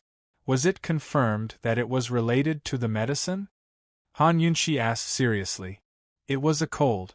Master, even I know what medicine to use for this illness. Dr. Li couldn't have made a mistake. But that Madame Chen insisted that she died after taking our medicine. Shuntian Prefecture is probably conducting an interrogation right now. We don't know what the situation is. If Shuntian Prefecture hadn't come to arrest her, we wouldn't have known. Little Chen Xiang had stayed in the Han family for a period of time. She took care of Little Ear all day long and mixed in with medical books and medicinal herbs. She knew quite a lot from what she saw and heard. What she said wasn't an exaggeration. With Manager Li's ability, how could a small cold kill someone? When Han Yunxi and Little Chen Xiang hurried to Shuntian Prefecture, the gate was closed and the interrogation was ongoing. Seeing Han Yunxi arrive, the governor naturally didn't dare to neglect her. He was about to adjourn the court to pay his respects when Han Yunxi personally walked into the court. Seeing this, the governor hurriedly got up and knelt in salute. This official greets esteemed Wang Fei. In an instant, all the yamen runners in the court followed suit and knelt in salute. Han Yunxi glanced around and saw 7th Madam and Madame Chen, who had complained, kneeling in the hall. 7th Madam secretly gave Han Yunxi a look. Han Yunxi didn't understand what she meant, but intuition told her that it wasn't a good thing. Madame Chen was wearing a white dress and mourning hair. She didn't dare look at Han Yunxi and crawled on the ground, her thin and weak body trembling. You may all rise. This Wang Fei made a special trip to attend the interrogation. Although it concerns the Han family, it also concerns 2 lives. It's definitely not a game. Governor doesn't need to give this Wang Fei face. Just do your job. She made her attitude clear and sat down on the side. The governor stood up and nodded. A complicated look flashed through his eyes, but he still respectfully smiled and ordered someone to serve tea. Rest assured, esteemed Wang Fei. This official will handle this matter impartially. Then where did the interrogation go? Tell us, Governor. Han Yunshi said again. Who would have thought that the governor would say, esteemed Wang Fei, the witness and material evidence are all present. You can basically convict her. Convict her? Han Yunshi frowned. Dr. Li mistakenly put the poison in the cold medicine, causing the patient to die. Although it was a mistake, it was still murder. The governor said seriously. Mistakenly? Where's the evidence? How could Han Yunshi believe him? The governor gave a look, and the private advisor immediately respectfully presented three things. One was the autopsy report, the second was the medical examination report, and the last was the prescription written by Dr. Li. Han Yunshi skimmed through the contents. According to the autopsy report, the deceased had caught a severe cold, but died from a poison called kuagen. The medical examination was very detailed, detailing the 3 packets of medicine Madame Chen had brought. There were a total of 11 ingredients listed, all of which were listed. It really was a prescription for treating colds, but there was an extra poison in it. It was none other than kuagen. Moreover, the most fatal thing was that Dr. Li's prescription did indeed include kuagen. Han Yunshi silently read the 11 medicines. She seemed to have discovered something, and her eyes flashed with a trace of complexity. Kuagen was poisonous and acute, but at the same time, it was also a good medicine.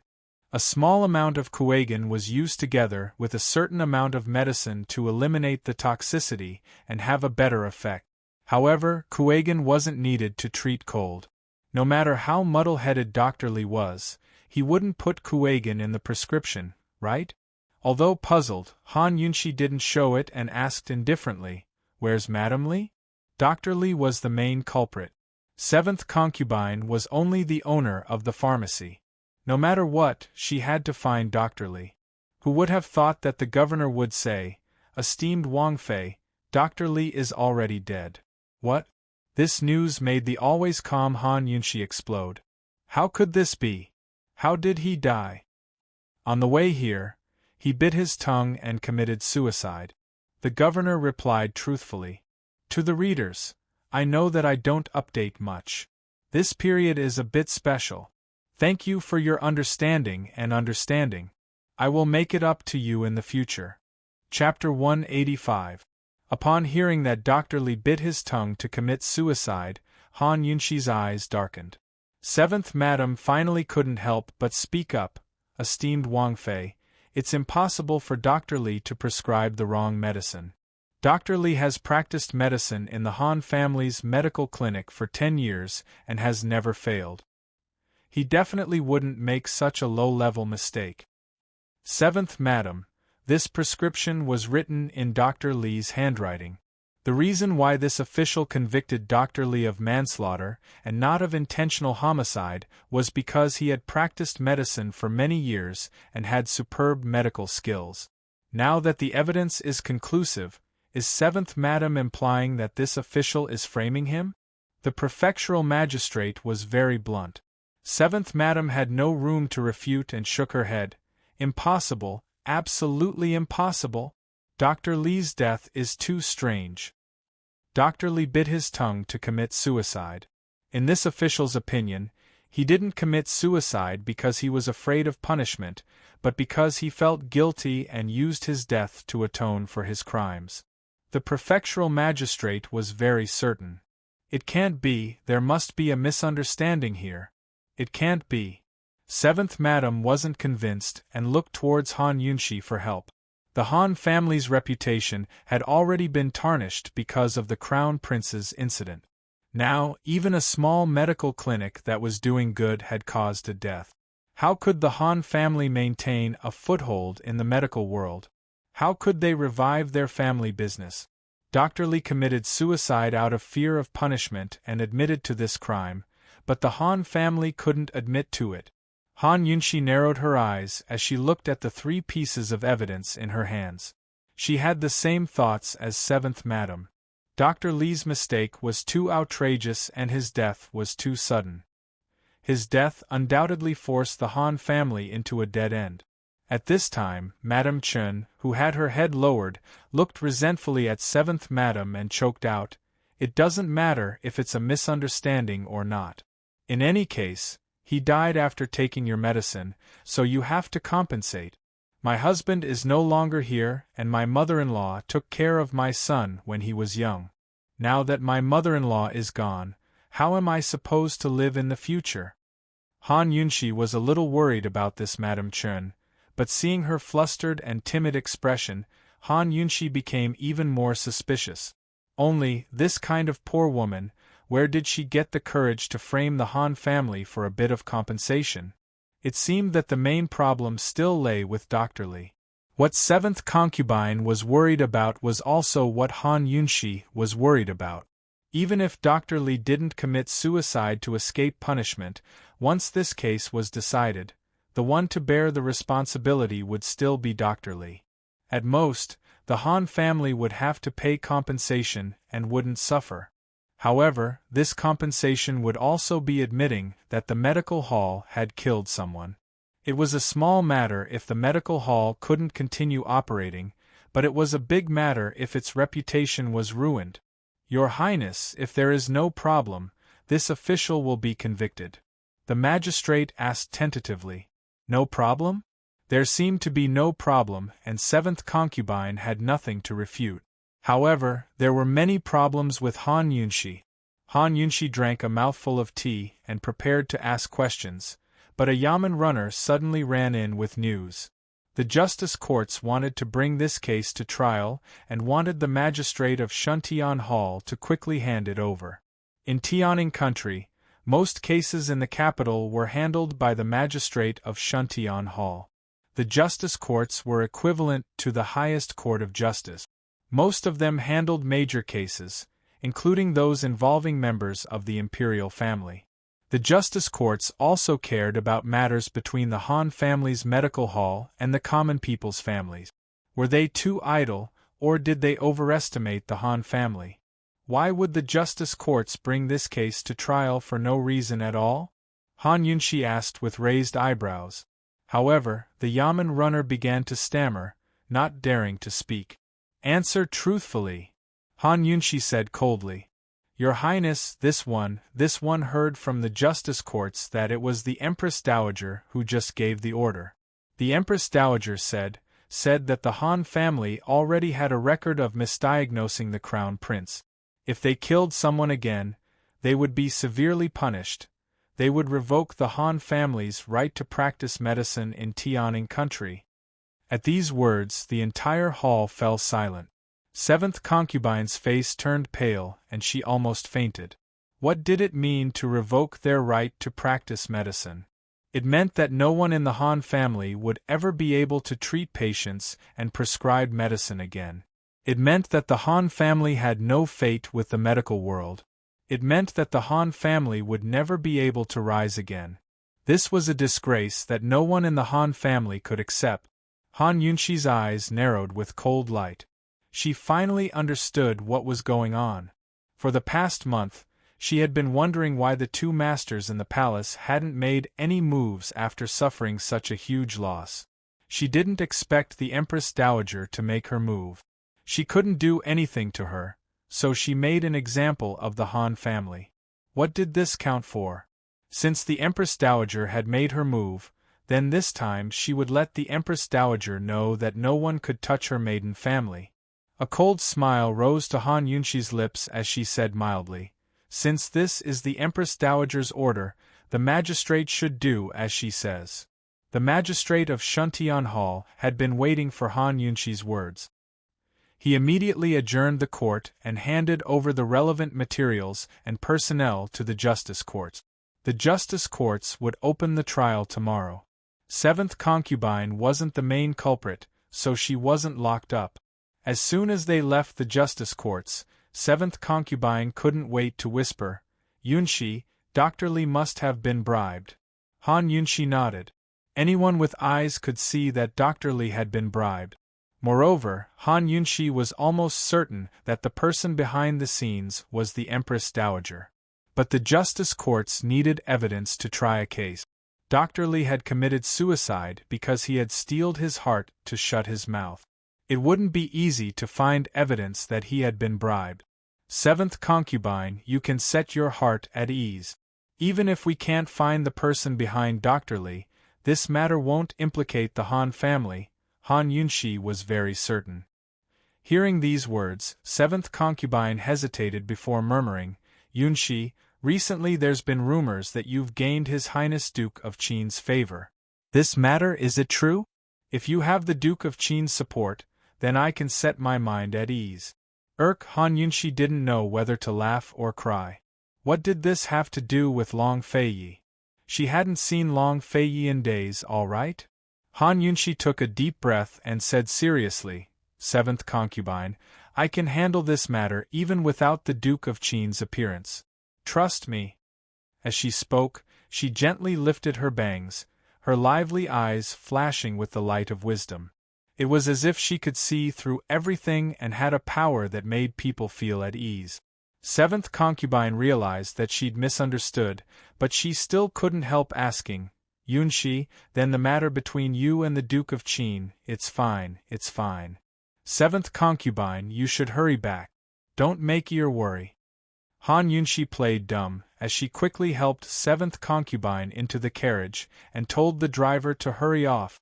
Although the rumors had spread for a long time, this was the first time someone had asked Han Yunshi about it in front of her face. She didn't know how to answer. Seeing the carriage leave, Han Yunshi exhaled in relief.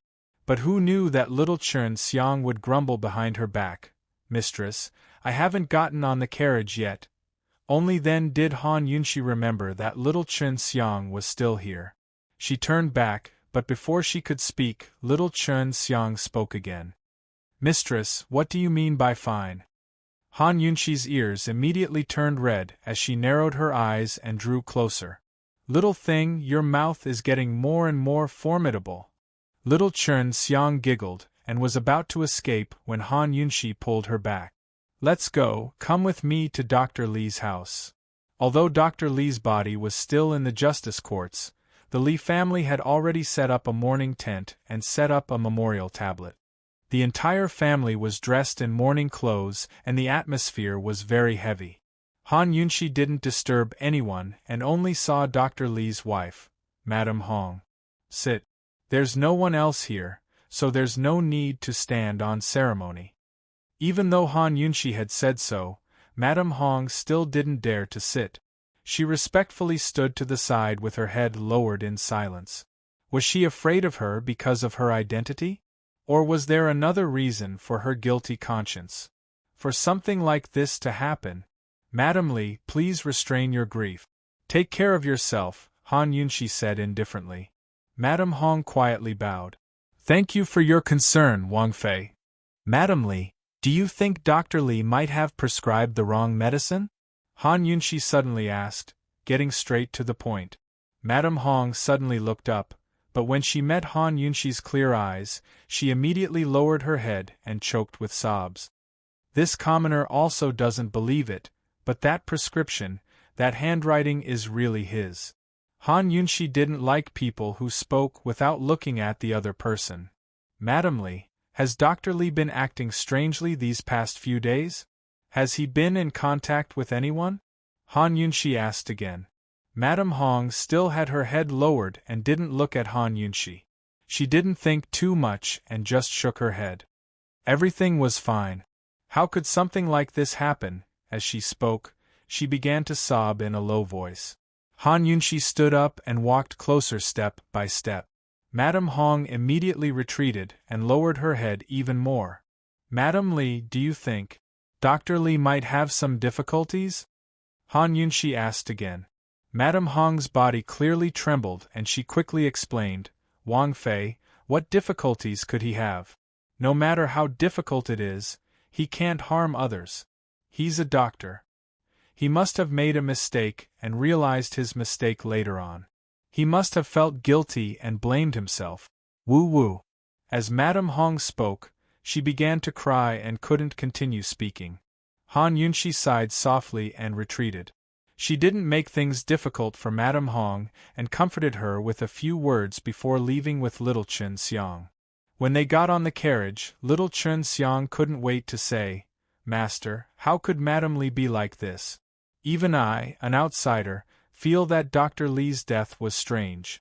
Why didn't she find it strange?" "You could tell?" Han Yunshi said lightly. "Madame Li must know something." Little Chun Xiang's face was serious. Han Yunshi smiled faintly and didn't say anything.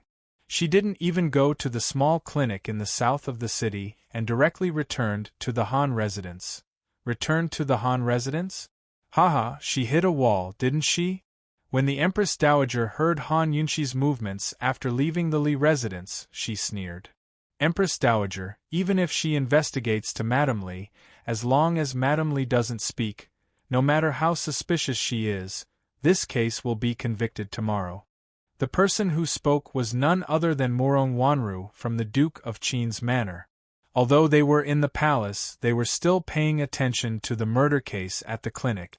The Empress Dowager never expected that Han Yunshi wouldn't rely on her. Instead, Grand Concubine Yi's beloved daughter, Murong Wanru, would take the initiative to come to her door and offer her a scheme to seal off the Han family. Murong Wanru never thought that she'd betray Grand Concubine Yi one day and stand on the Empress Dowager's side. Grand Concubine Yi treated her with favor as great as a mountain, but this time it was Grand Concubine Yi who betrayed her first. She didn't regret it.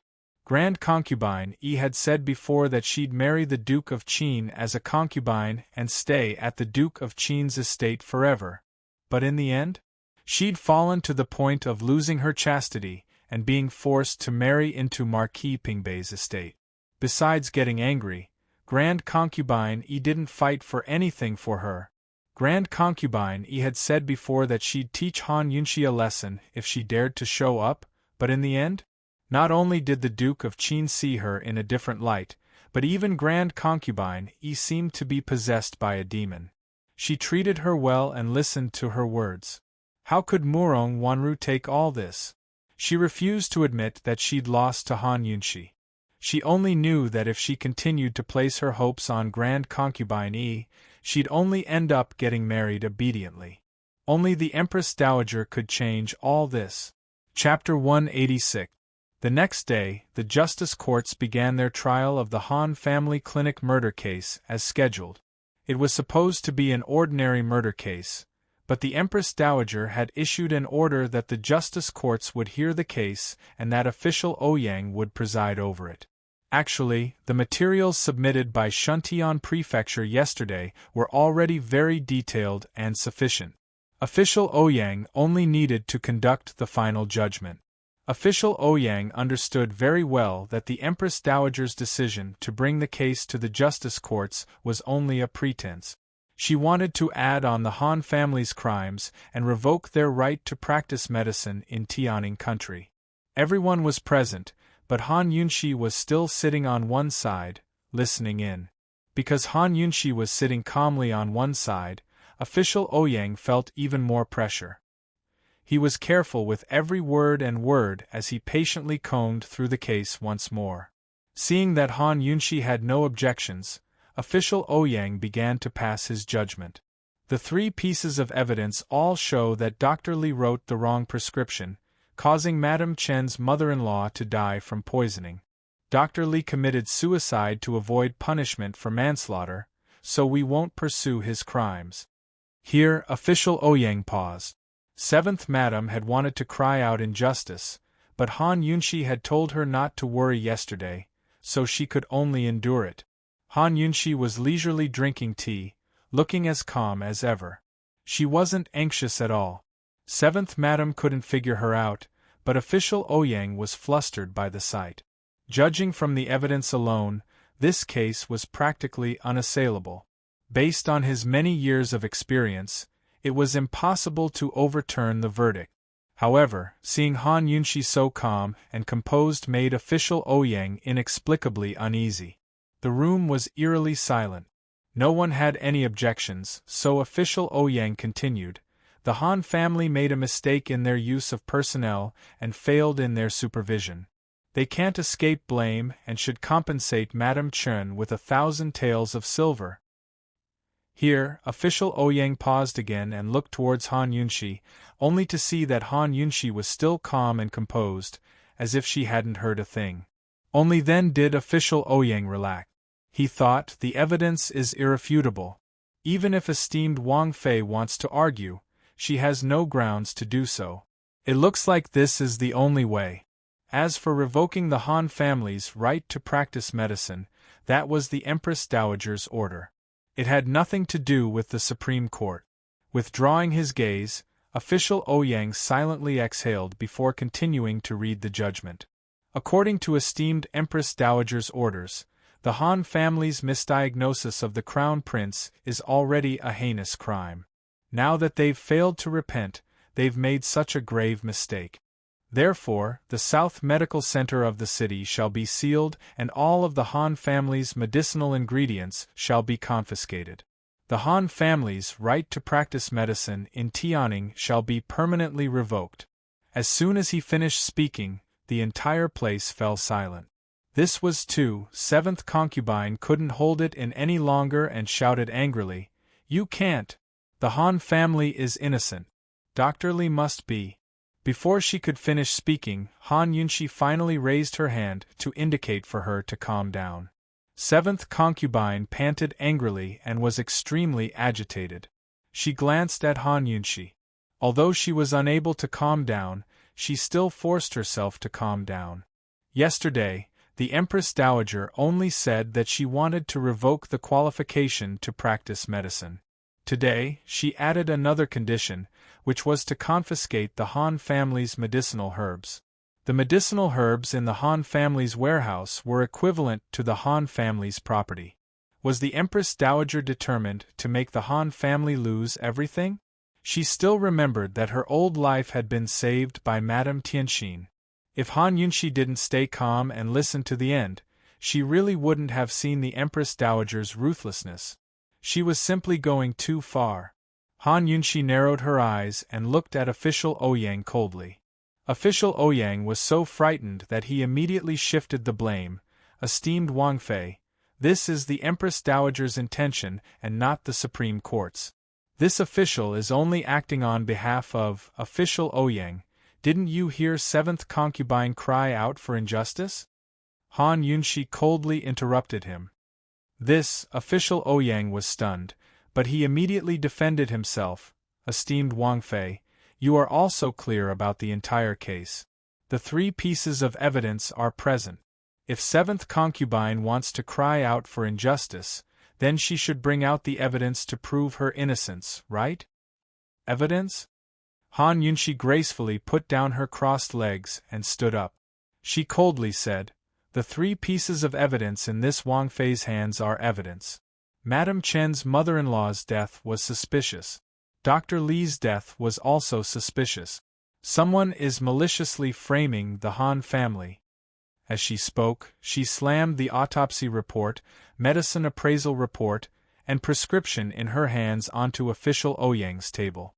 With a ping sound, it resounded through the silent hall. This, esteemed Wang Fei, this evidence is evidence that Dr. Li wrote the wrong prescription. How could it be evidence of framing? Esteemed Wang Fei, in court you can't speak carelessly. Official Ouyang really didn't understand and only thought that Han Yunshi was being unreasonable. Han Yunshi asked, which coroner wrote this autopsy report? Send it up. Also, which doctor wrote this medicine appraisal report? Call them up as well. This Wang Fei has something to ask them. Hearing this, official Ouyang finally understood what esteemed Wang Fei wanted to do.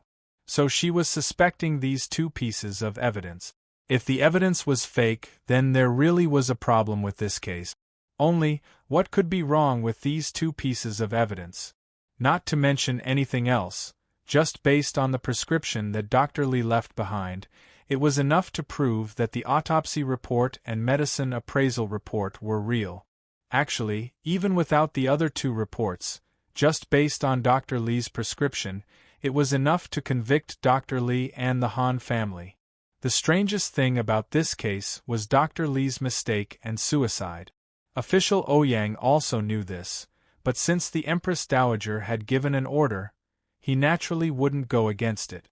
Moreover, Dr. Li was already dead, so no matter how strange it was, it couldn't be investigated.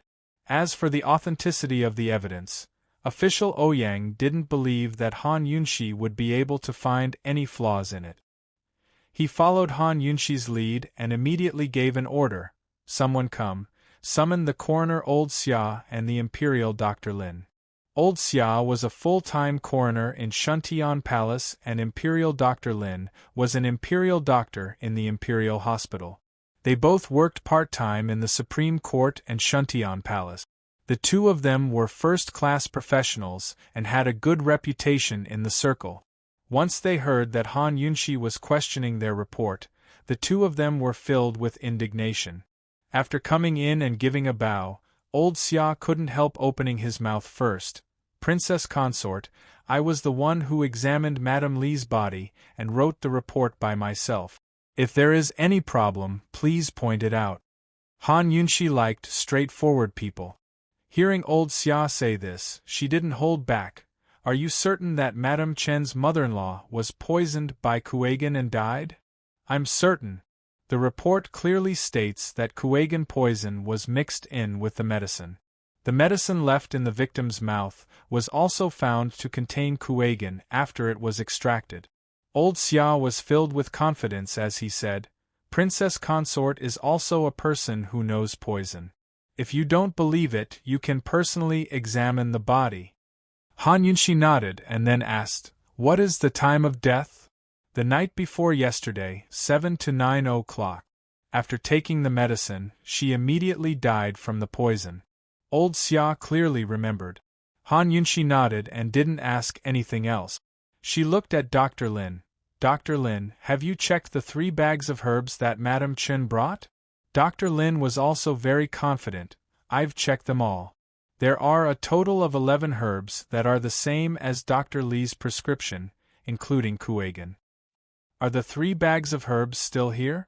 Han Yunxi asked again. Official Ouyang immediately had someone bring the herbs over.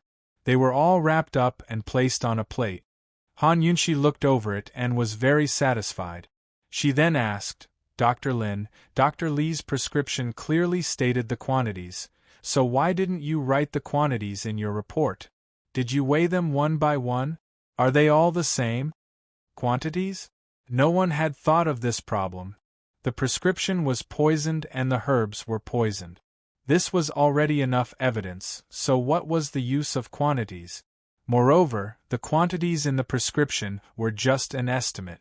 For example, it was around 1 tael or 1 qian. When filling the prescription, it was just a rough estimate, so it didn't need to be precise. Dr. Lin was very surprised and filled with disbelief. Han Yunxi was considered a member of the medical world, but she actually asked this kind of meaningless question. "Princess Consort, because the quantities of the herbs are the same as what Dr. Li wrote in his prescription and the poison is among them, this official did not weigh them one by one." Dr. Lin explained. "The same type?" Han Yunxi gave a cold laugh. "Dr. Lin, what do you mean by the same type? Does the same type mean the same quantity?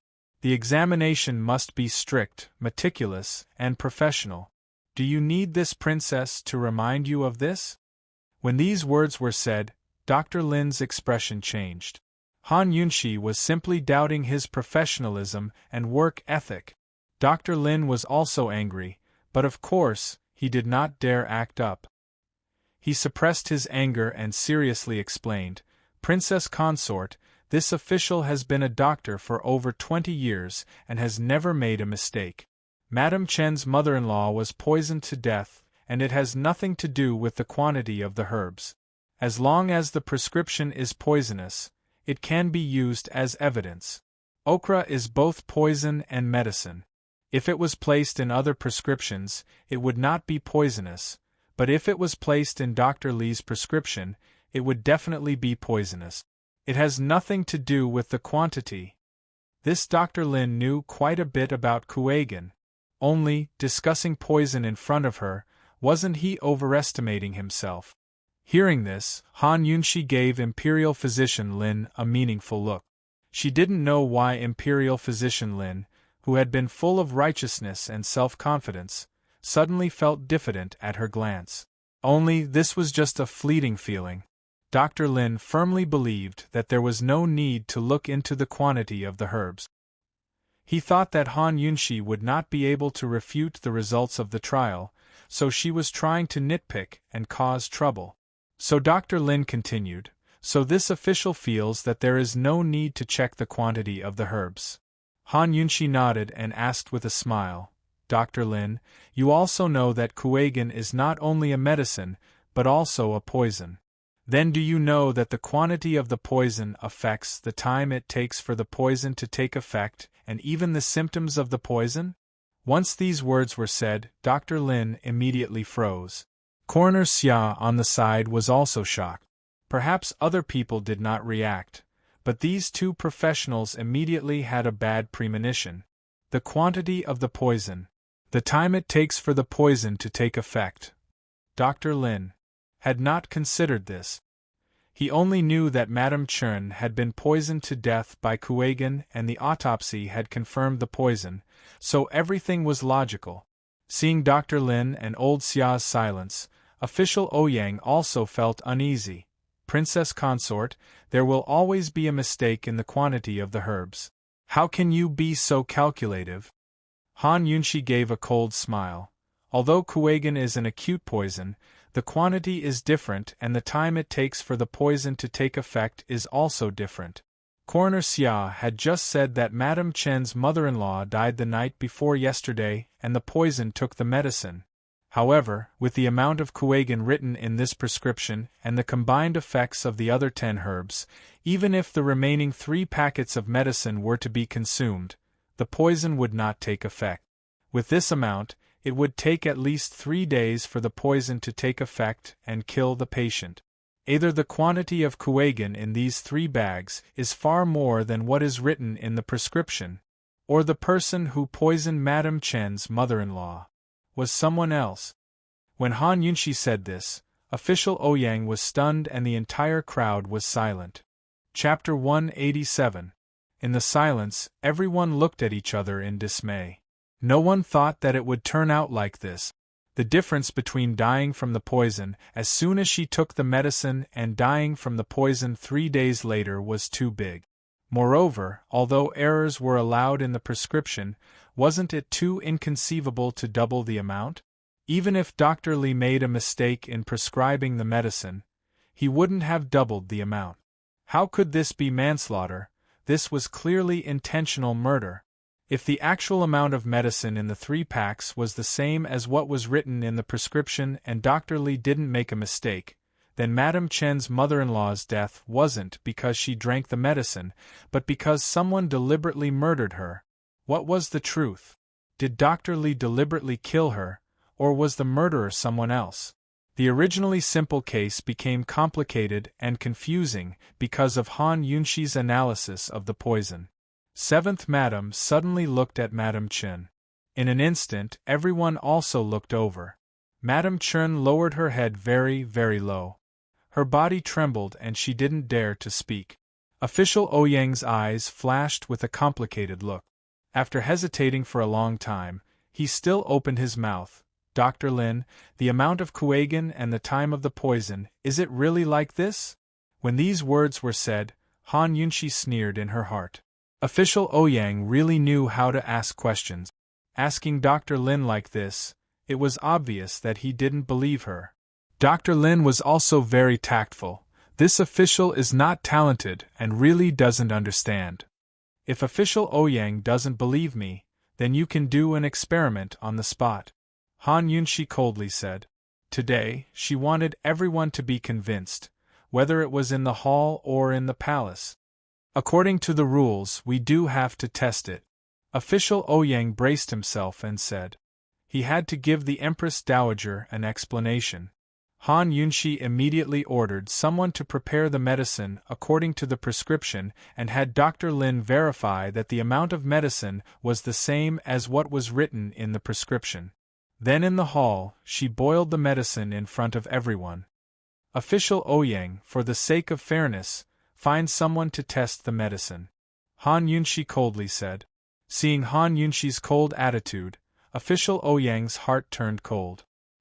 He ordered someone to find a death row prisoner and have him drink an entire bowl of medicine in front of everyone. Who would have thought that after the time it took for a stick of incense to burn had passed, the condemned prisoner was still perfectly fine. Lord Ouyang, do you have any other questions? Han Yunshi questioned. Official Ouyang immediately shook his head. How could he dare to speak? This Princess Consort could be called the Poison Consort.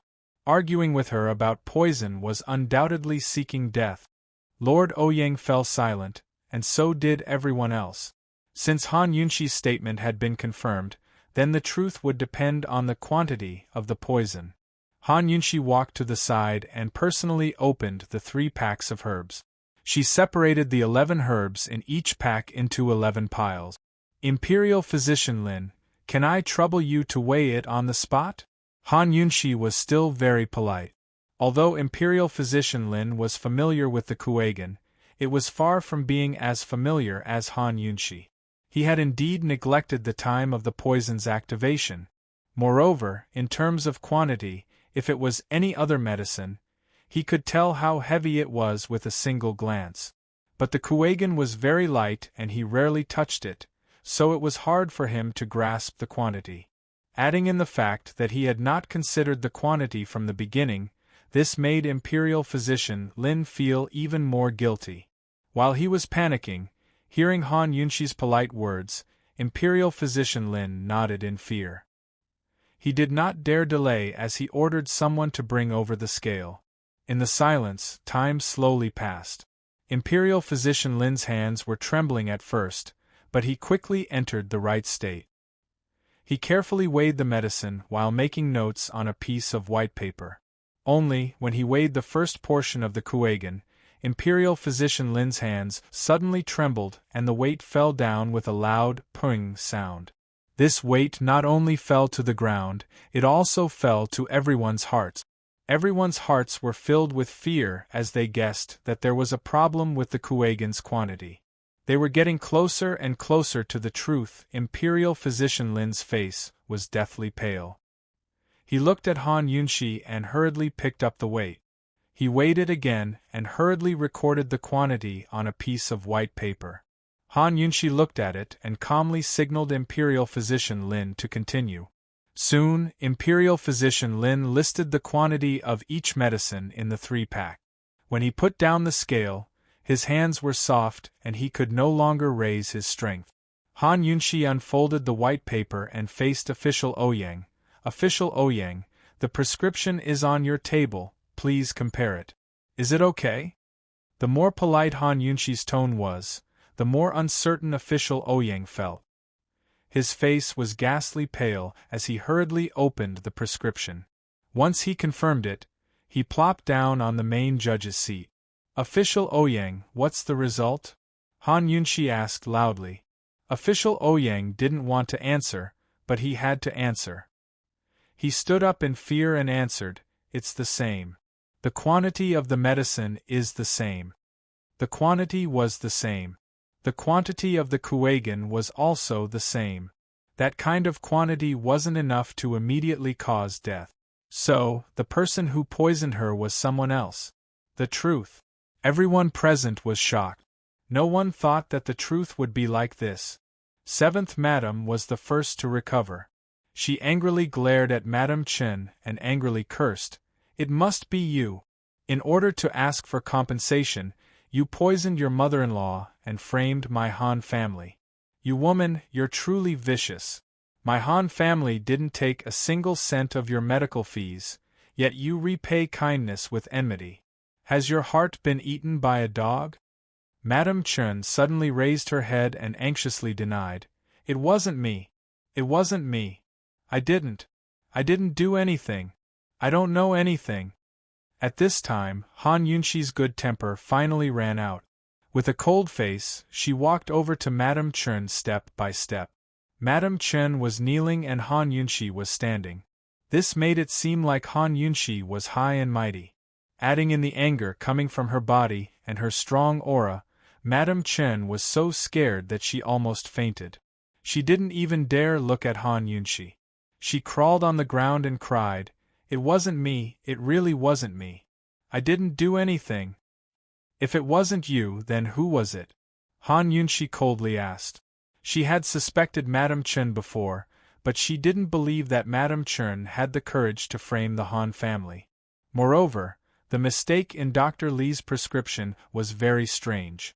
Whether it was Madame Chen or Dr. Li, there was someone behind them. The truth had not been found yet. Or it could be said that the real culprit had not been found yet. Han Yunshi was only the one in the palace, but she needed proof. Hearing Han Yunshi's question, Madame Chen was even more afraid. Her body trembled and her face was pressed to the ground. She wished that she could find a hole in the ground to escape from this terrifying scene. "It wasn't me, I don't know anything. I don't know. I don't know, I don't want the money. I don't want you to compensate me. Let me go." Actually, when Han Yunshi saw the prescription yesterday, she knew that there was a problem. She had endured until today, but she didn't plan on letting anyone go. Daring to have ideas about the Han family, she was truly angered this time. She slowly squatted down and suddenly pulled Madame Chen up. She stared right into her eyes. "If it wasn't you, then who did it? Who would give you money? Don't think that just because you don't say anything, someone will protect you." Madame Chen was scared. She couldn't care about anything else as she broke free from Han Yunshi's hand and retreated far away. Once she retreated, she realized that she had made a move against Qin Wang Fei. Her face turned green as she shook her head in fear. "Princess Consort, please forgive me. This commoner doesn't know anything. I don't know." Han Yunshi narrowed her eyes as she walked over step by step. Her entire body was releasing a terrifying killing intent. In court, wasn't this being forced? However, no one present dared to make a sound, afraid that they would invite trouble onto themselves. Princess Consort, she was angry. Han Yunshi slowly approached Madame Chen. However, this time, before she could speak, Madame Chen broke down first. I'll talk. Don't come over, I'll talk." Han Yunshi stopped and Madame Chen immediately said, "It was Mrs. Li, it was Dr. Li's wife who did it. That night, when I was about to feed my mother-in-law the medicine, Mrs. Li came looking for me not long after. She prepared the medicine that she brought and fed it to my mother-in-law, saying that it would cure her illness. But who knew that after my mother-in-law drank it? I was scared.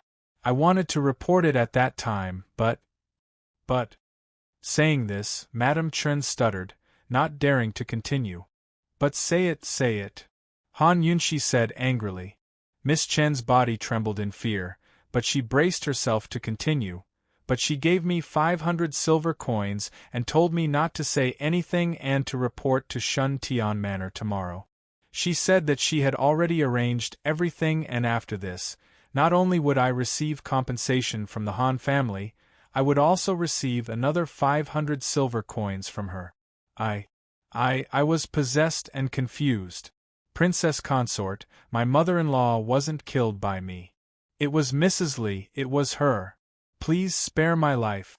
I'm begging you, Princess Consort, please spare my life." Madame Chen said this and kept kowtowing. Pung pung pung pung pung pung. But Han Yunshi didn't have a shred of sympathy for such a money grubber. Madame Li had poisoned him, but why would she do that? Dr. Li had worked in the Han family for so many years and had always been on good terms with him. The Han family had never treated him badly. Why did Dr. Li mistakenly prescribe the medicine? Why did Mrs. Li add salt to the wound? Since someone had pointed out the culprit, Madame Li would definitely speak up. The truth was getting closer and closer. "Official Ouyang, shouldn't you immediately send someone to the Li family?" Han Yunshi asked.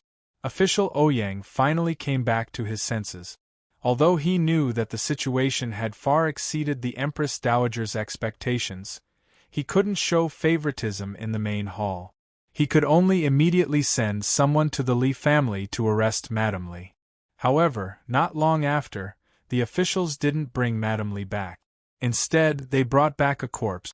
Reporting to Princess Consort, official Ouyang, Madame Li hanged herself in front of Dr. Li's memorial tablet.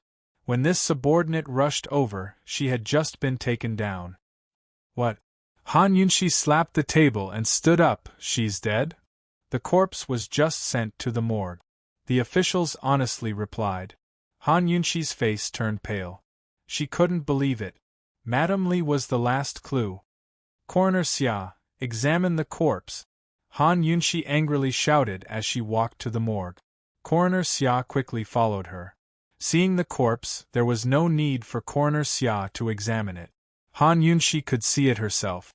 She had indeed hanged herself not long ago. Han Yunxi's hands clenched into fists. She never thought that the real murderer would be killed this quickly. She had been too careless. She should have sent someone to protect Madame Li earlier. Dr. Li and Madame Li must have been threatened. Dr. Li didn't give enough medicine, so Madame Li personally went. Now that the husband and wife had gone, the clues had been cut off. There was only one last step left. This was truly hateful. Returning to the court, Miss Chen had already fainted from kowtowing.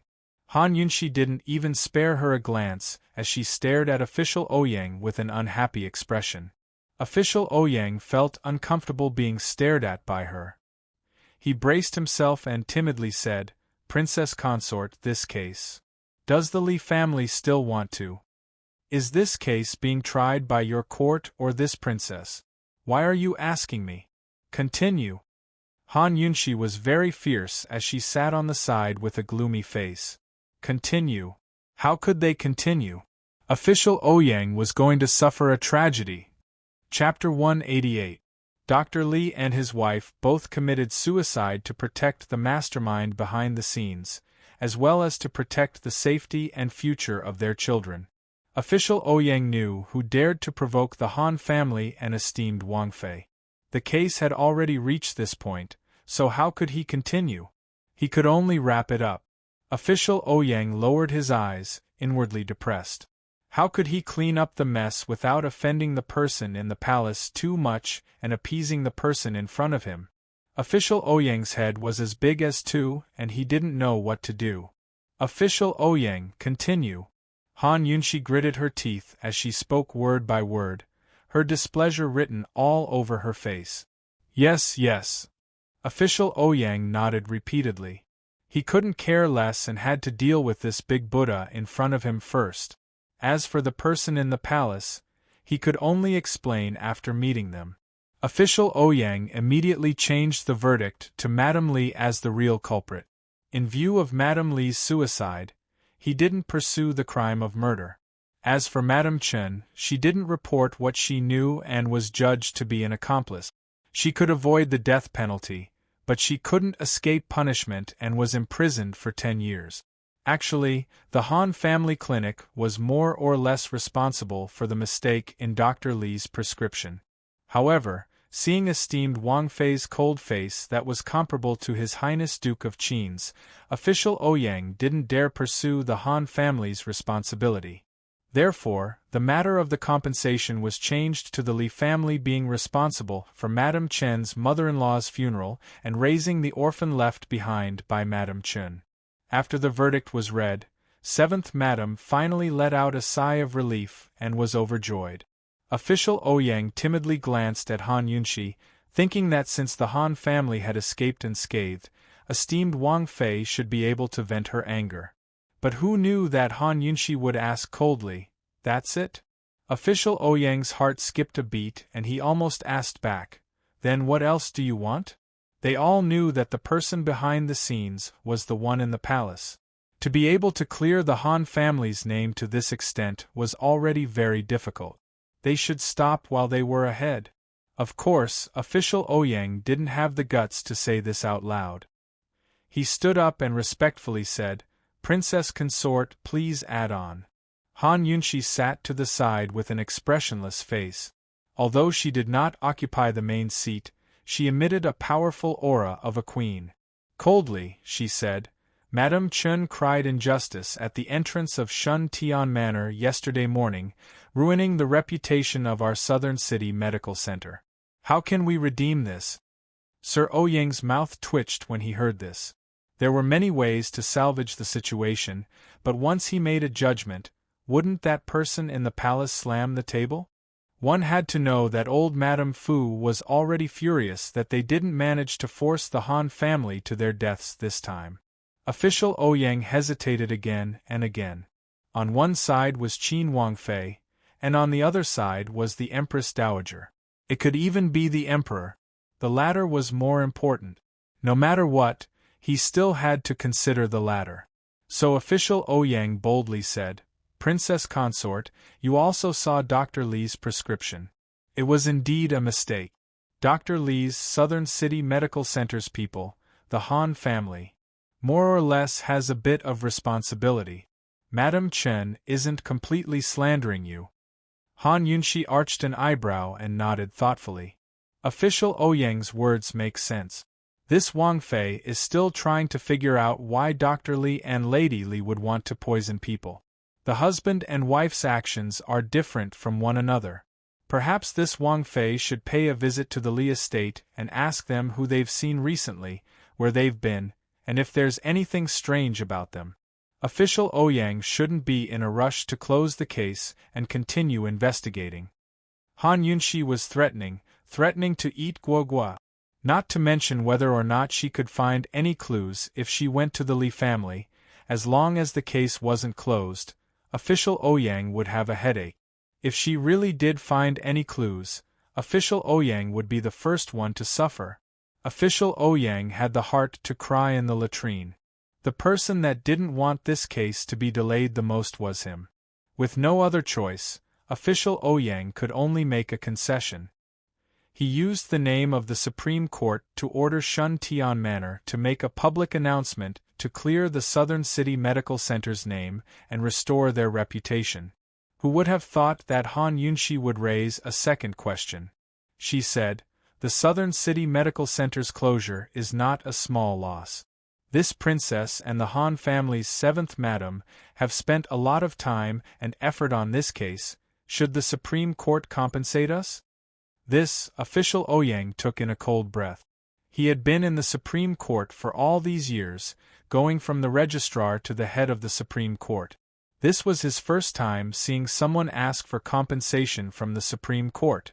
This was the grudge between the Han family, the Li family, and Madame Chen.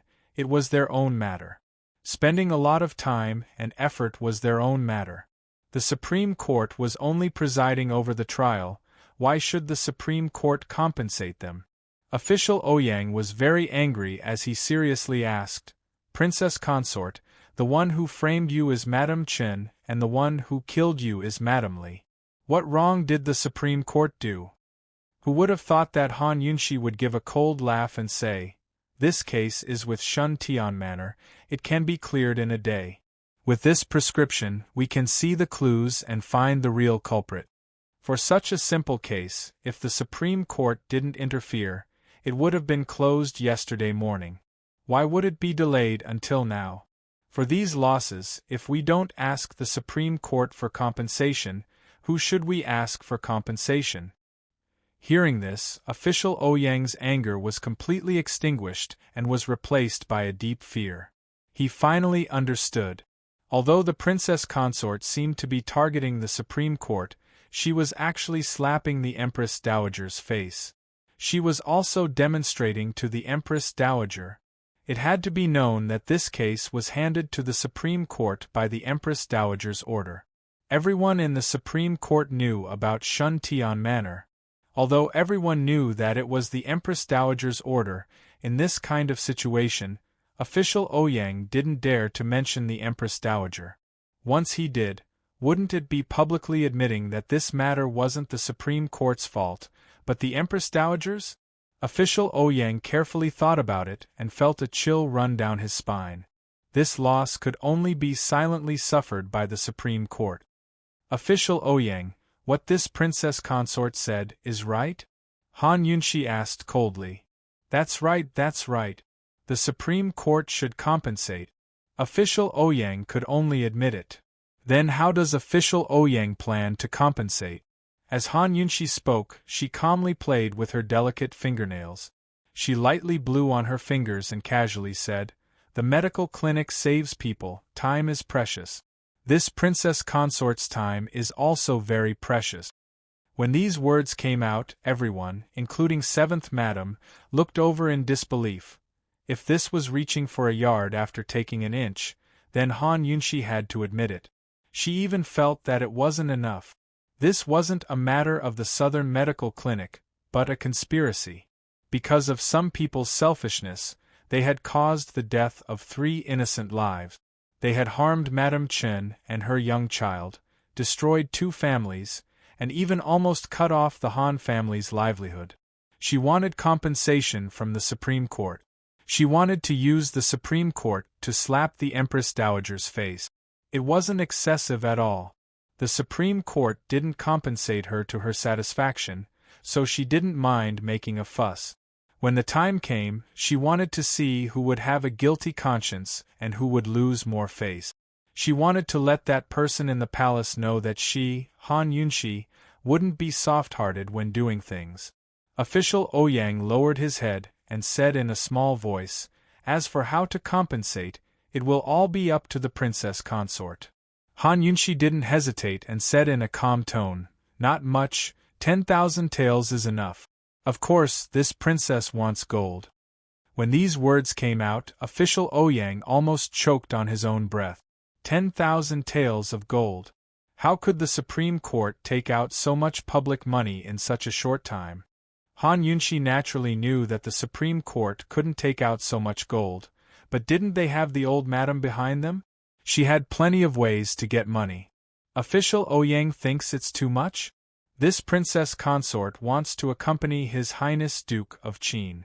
If I calculate the time carefully, I really can't calculate it. Accompany His Highness Duke of Qin.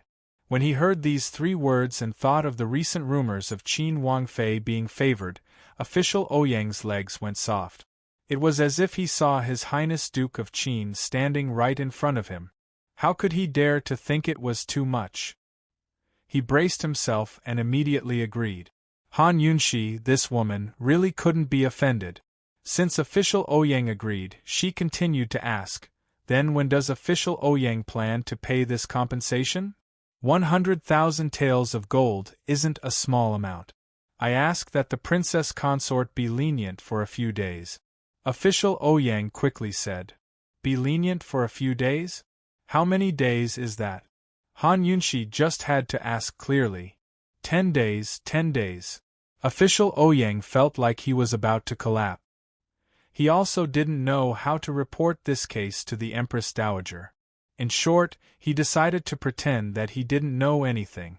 In any case, the Empress Dowager had ordered for the Supreme Court to be investigated. Everyone in the Supreme Court knew about this matter. The Supreme Court didn't have the money, so the Empress Dowager had to think of a way. After finalizing the compensation and time of payment, Han Yunshi felt much better.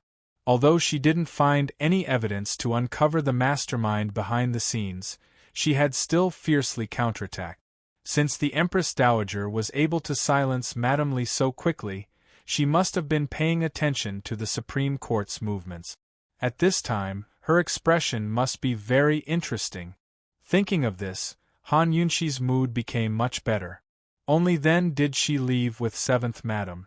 At this time, the news of the Supreme Court situation had reached the palace. Bang! The exquisite teacup fell from the Empress Dowager's hand. She stared blankly, unable to believe what she had heard. Murong Wanru didn't dare to sit on the side. Her heart was pounding as she slowly stood up. In the silence of the room, only the Empress Dowager's breathing became heavier and heavier. Suddenly, she waved her hand and swept the tea set off the table. Trash. A group of trash. You can't even handle such a small matter. What did Ija raise you for? Murong Wanru's face was deathly pale. She took 2 steps back, her heart beating wildly. It had to be known that this scheme was her idea. The one who had bribed Dr. Li and Madame Li was also her. She had used the Li family's eldest son's future to threaten Dr. Li to frame the Han family. That night, Dr. Li and Madame Li both went to Madame Chen's house. Outside the window, they saw that Madame Chen's mother-in-law didn't die after drinking the medicine. Madame Li steeled her heart and directly went to Madame Chen's mother-in-law's house to poison her to death. She also bribed Madame Chen. When the matter was exposed the next day, Dr. Li couldn't live with himself and chose to commit suicide. Murong Wanru thought that everything would be fine once Madame Chen's mother-in-law was poisoned to death. After her husband died, Madame Li could only endure her grief for the sake of her son and the Li family. Who would have thought that Han Yunxi would be able to see through the amount of medicine on the prescription and the actual amount of poison in one glance? It wasn't that Murong Wanru underestimated Han Yunxi, but that she simply didn't have the brain power to think that there would be such a problem with the Kuegan. It had to be known that even when Dr. Li had chosen the Kuegan, he hadn't known the relationship between the amount of Kuegan and the time of the poison's onset. This time, Han Yunxi had won again. Her victory was flawless. No one could refute the result of this case. If she continued to investigate, who knew if Han Yunxi would trace it back to her? Thinking of this and seeing the Empress Dowager's reaction, Murong Wanru couldn't help but tremble.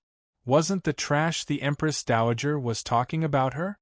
Just as Murong Wanru was panicking, the Empress Dowager suddenly calmed down and slowly turned to look at her. Chapter 189. Seeing the Empress Dowager silently look over, Murong Wanru quivered and hurriedly knelt down. "Your Majesty, Wanru has embarrassed you." Wanru was too careless. "Please punish me, Your Majesty." The Empress Dowager coldly sized up Murong Wanru, her astute phoenix eyes full of dissatisfaction. Not only did this matter not suppress the Han family, but it also allowed Han Yunxi to fiercely counterattack.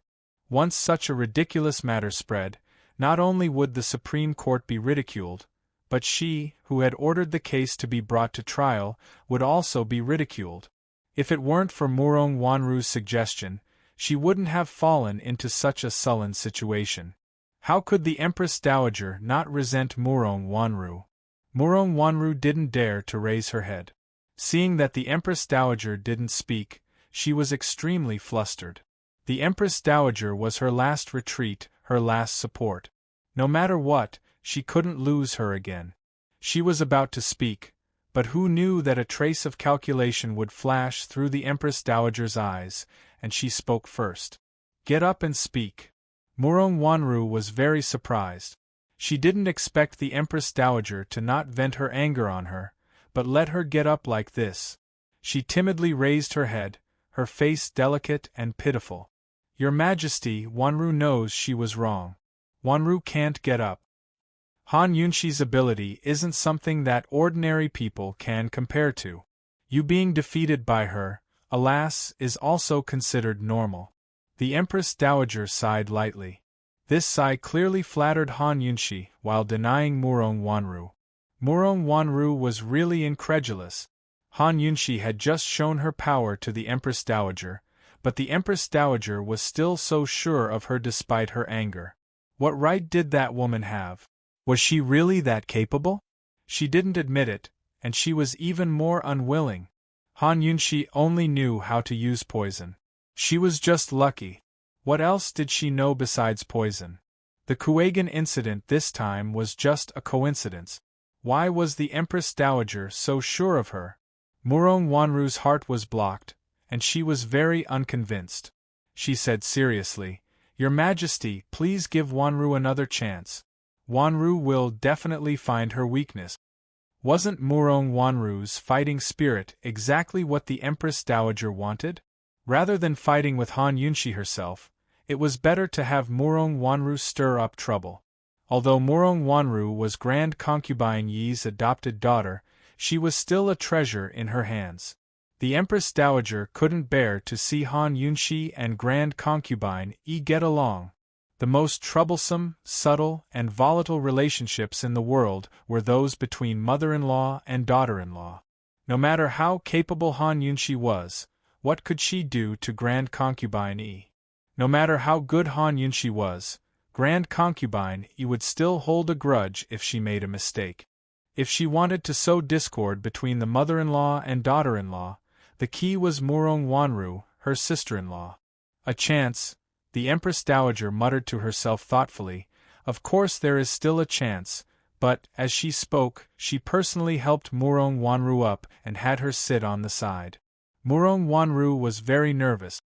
Esteemed Empress Dowager, as long as I'm under the same roof as her, I definitely won't let her have an easy time. While the Empress Dowager was calculating in her heart, Murong Wanru had her own plans as well. Wasn't the most direct reason she'd come to rely on the Empress Dowager for marriage? Even if they were engaged, she didn't want to marry. Not long after the new year, Marquis Pingbei went to the Duke of Qin's estate to urge them to get married. If it wasn't for the Empress Dowager fanning the flames behind the scenes for a good show, how could Marquis Pingbei's estate have the guts to go so soon? Under the same roof? The shrewd Empress Dowager immediately understood Murong Wanru's meaning. She lightly took Murong Wanru's hand and patted it. Yesterday, I told Marquis Pingbei that this marriage couldn't be rushed. After all, his son Zhongsun Che still doesn't have a single official position. He's always sloppy and idle about. If you marry him, you'll suffer grievances. Hearing this, Murong Wanru was extremely moved. She never expected the Empress Dowager to be so considerate of her. What the Empress Dowager was considering was exactly what she'd been worried about. But Grand Concubine Yi had never told her anything. Leaving aside Zhongsun Che's dissolute nature, his current situation required him to rely on his family for food and clothing. He didn't even have a way to make a living. To put it bluntly, he was just an idle person. A wife's status depended on her husband. If she married over, her status would drop, to say nothing of other things. If there was hope, it didn't matter if her status dropped temporarily. But the key point was that Marquis Pingbei's body was still very healthy. Who knew how many years it would take for Zhongsun Che to inherit the title of Marquis? Even if she thought things through and was willing to marry over, how was she supposed to endure her days after marriage? The Empress Dowager looked at Murong Wanru with pity. Murong Wanru nodded her head repeatedly and pursed her lips in grievance. She looked like she was about to cry, but anyone who saw her would feel tender affection. But the Empress Dowager had seen many women like her in the imperial harem. Although her face was full of pity, her heart was cold. Very quickly, she changed the topic and said, It's just that delaying the wedding isn't a solution. After all, your situation is too special. Marquis Pingbei is right. If we don't hurry up with the wedding, who knows what kind of gossip will spread. When the time comes, won't you feel even more wronged? At these words, Murong Wanru's hands stiffened. Seeing the Empress Dowager's kind, willowy eyes, she couldn't help but feel a chill run down her spine. She herself wore a mask in front of others. How could she forget that this old Empress Dowager wasn't someone easy to deal with? No matter how kind her smile was, it couldn't be trusted. The Empress Dowager's words had been so beautiful, but in reality, they were both a punishment and a warning to her. If the Han family clinic matter was settled this time, the old Empress Dowager would naturally help her delay the wedding. But now that things had gone wrong, the Empress Dowager was determined to have her marry. Murong Wanru's palms gradually grew cold, but the Empress Dowager still gently pulled her. The smile on her lips was warm and amiable. Wanru, you're a smart child. In the future, help me settle things well, and I naturally won't treat Marquis Pingbei's estate unfairly. A woman, no matter how powerful her maternal family is, if she doesn't make some contributions to her husband's family, she won't be able to stand firm in the end. Don't you think so? The Empress Dowager finally spoke clearly, and Murong Wanru's heart skipped a beat. It could be said that she had come to a realization in hindsight. Go back and prepare well. Don't refuse again. Marquis Pingbei picked a good date at the end of the month, and I think it's pretty good.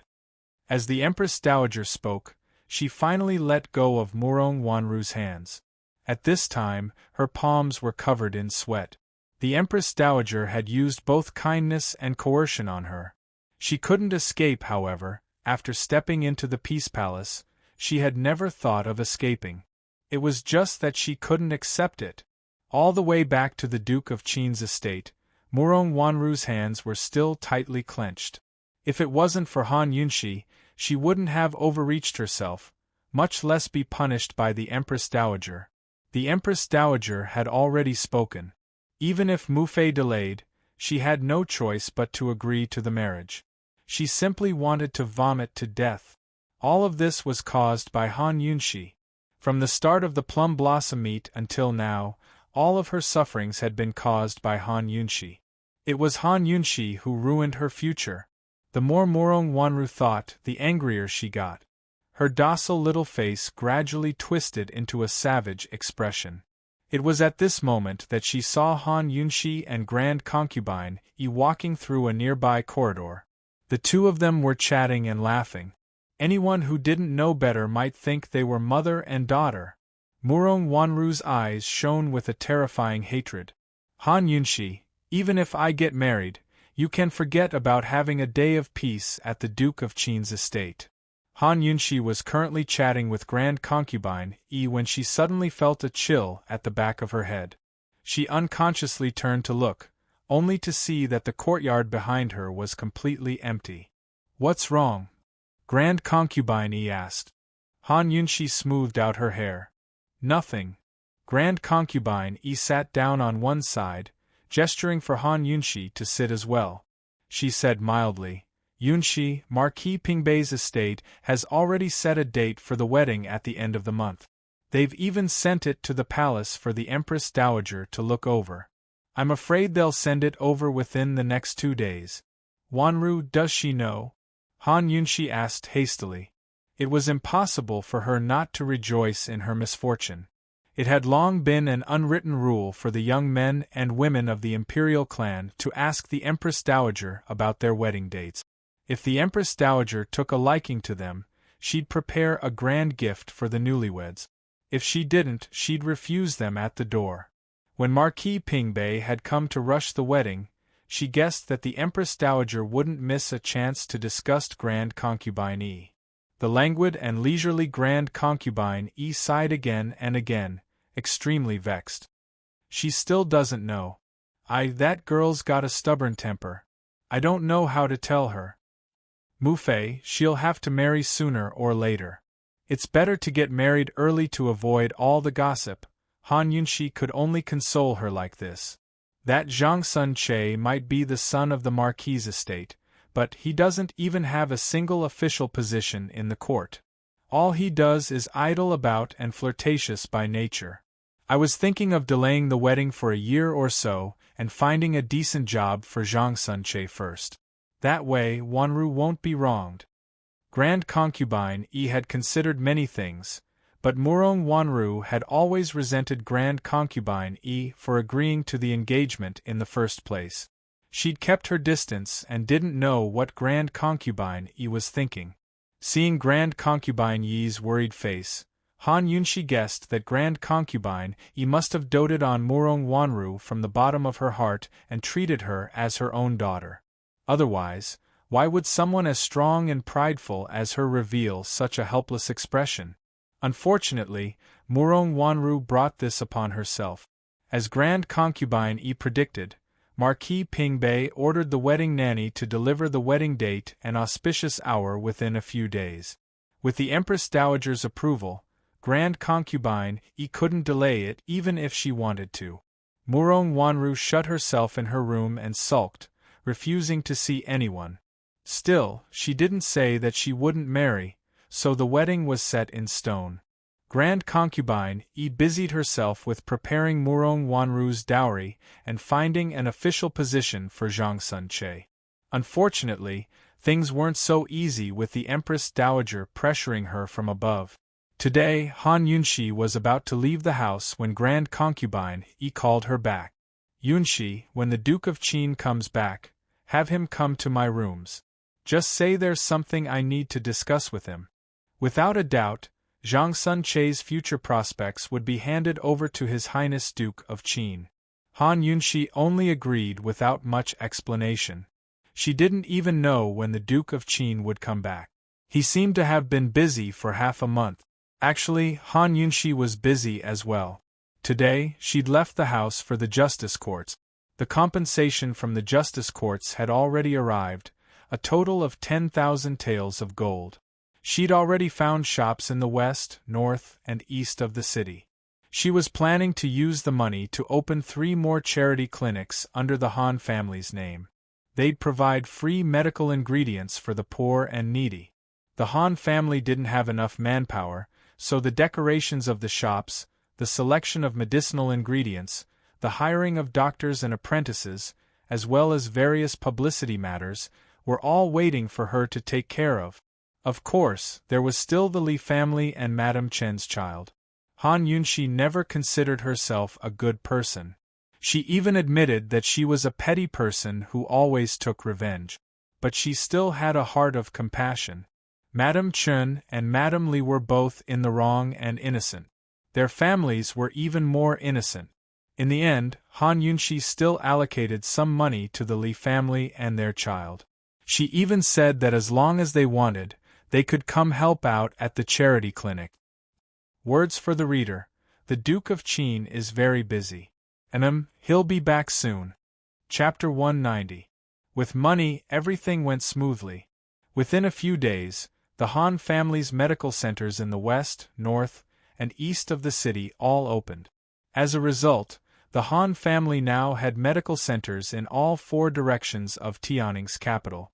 They were called the 4 Directions Medical Center. Originally, the Southern Medical Center was half profit-making and half public service. With the compensation from the justice courts backing it up, it was now a free clinic. As long as you were a poor family, you wouldn't be charged a single coin for medical treatment. Because of this rule, Han Yunshi didn't need to advertise much. Within a few days, the Han family's 4 Directions Medical Center had become the capital's headlines. Everyone in the streets and alleys was talking about it. Although there were mixed praises and criticisms, their popularity had increased in an instant. Esteemed Wang Fei, those people are too much. They actually said at the gates that even if we give them free treatment, no one would dare to come and seek treatment. Little Chen Xiang complained indignantly. Let them say what they want. Han Yunshi smiled and didn't mind. If someone belittled them, then there would be others who praised them.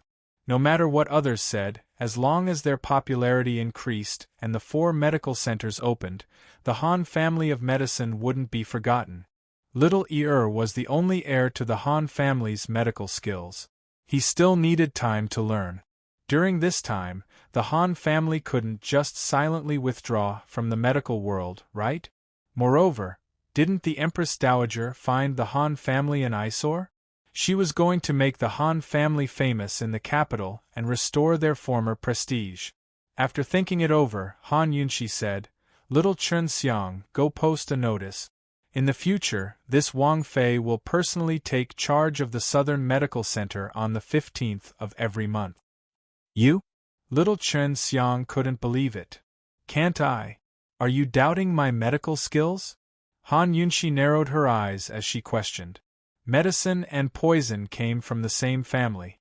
She was proficient in both poison and medicine. Moreover, she'd read the Han family medical canon with little ear. Her medical skills had improved quite a bit, so it was easy for her to treat some common illnesses. No. If Mistress shows up, many people will come. Little Chen Xiang was overjoyed. She could even imagine the long line outside the Southern Medical Center on the 15th. Those people who looked down on the Han family were still bullying them. Now that there was no one left, they'd let them know that Qin Wangfei was also a member of the Han family and could represent them. Looking at little Chen Xiang's happy appearance, Han Yunshi's lips curled into a happy smile. In fact, the volunteer clinic was only a small step in her plan. She thought that after she started the free clinic, she would persuade Gu Beiwei to come to the Han family clinic regularly for free clinic. If Gu Beiwei, the head of the Imperial Physician Academy, came forward, the effect would be even more different.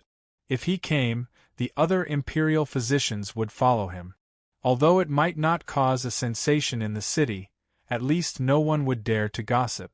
At that time, those who rejected the Han family because of Han Kongan's misdiagnosis would also be willing to come.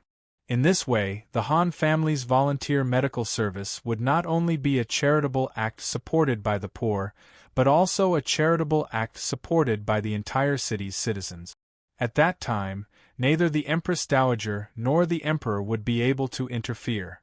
Moreover, not only would they not be able to interfere, they would also be praised. Later on, when the compensation money from the Supreme Court was used up, Han Yunshi would definitely apply for subsidies from the Imperial Court. The method of doing charity could not be benevolent or kind at all. It was unknown if the Empress Dowager would be fuming with anger if she knew about Han Yunshi's plan. However, when the news of the Han family's four-way clinic opening spread to the palace, the Empress Dowager was so angry that she repeatedly slammed the table and almost fainted. Originally, she wanted to revoke the Han family's medical license, but now they opened 3 clinics in a row. Not to mention the Empress Dowager, anyone else would be so sullen that they would vomit blood. Despicable!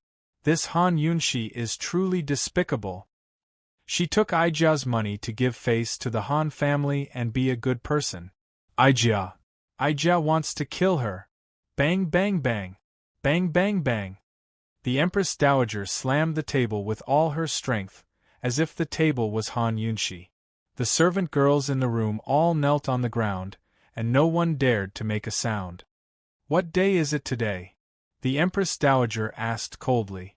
Only then did the old mama dare to speak up. To reply, "Mistress, today is the 25th. The day after tomorrow, Miss Wanru from the Duke of Qin's estate will be getting married." Hearing this, the Empress Dowager's temper eased a little. She would endure and wait for Murong Wanru's revenge after the wedding. She had already forced Murong Wanru into a dead end. She refused to believe that Murong Wanru wouldn't fight to the death with Han Yunshi. After taking care of the Han family's four-way clinic, Han Yunshi didn't have time to rest.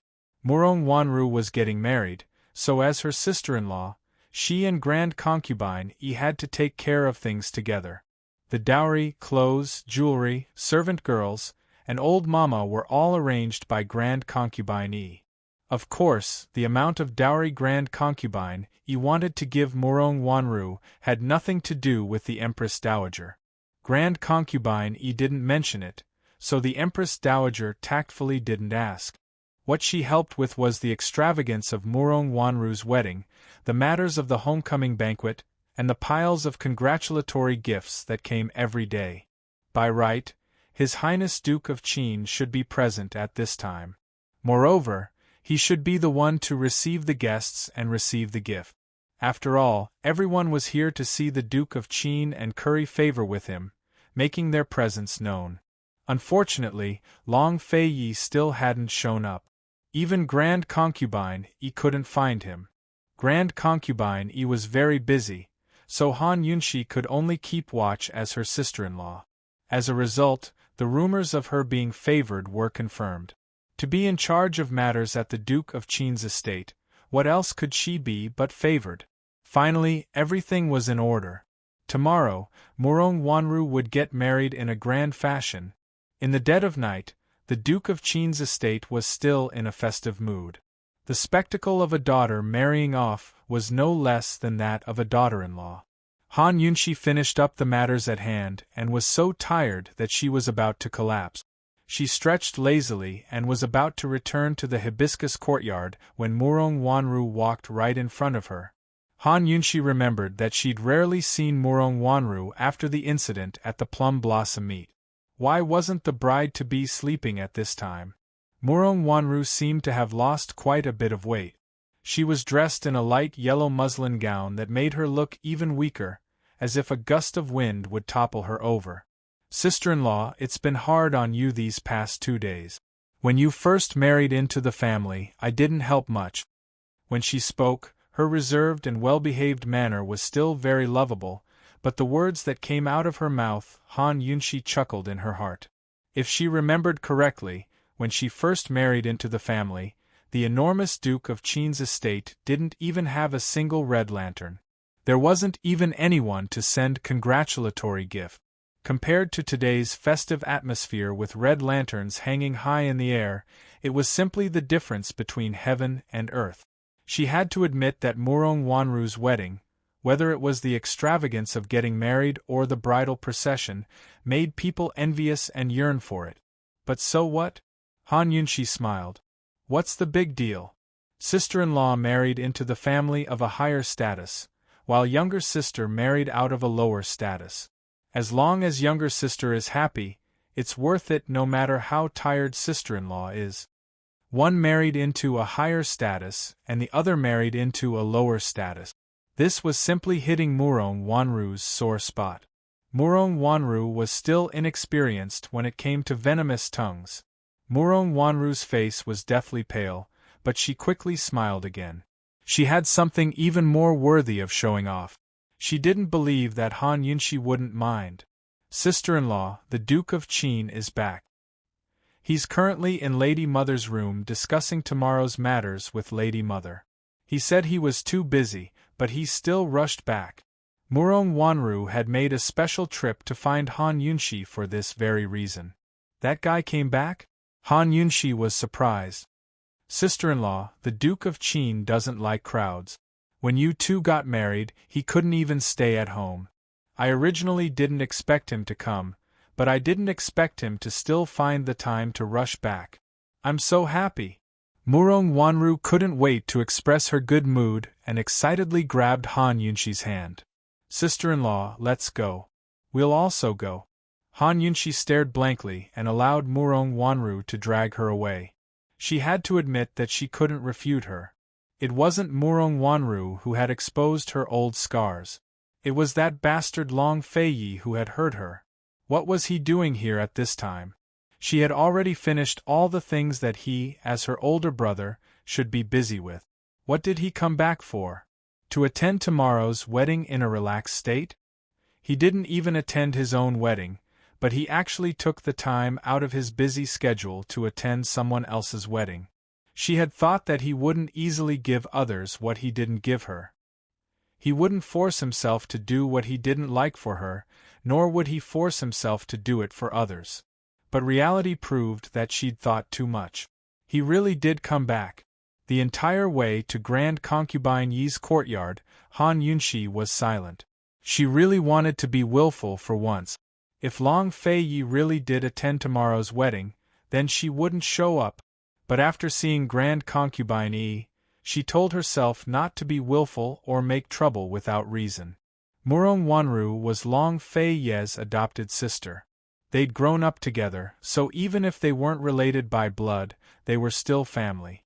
As for her, even if the rumors of her being doted on spread throughout the city, she was nothing in Long Feiyi's heart.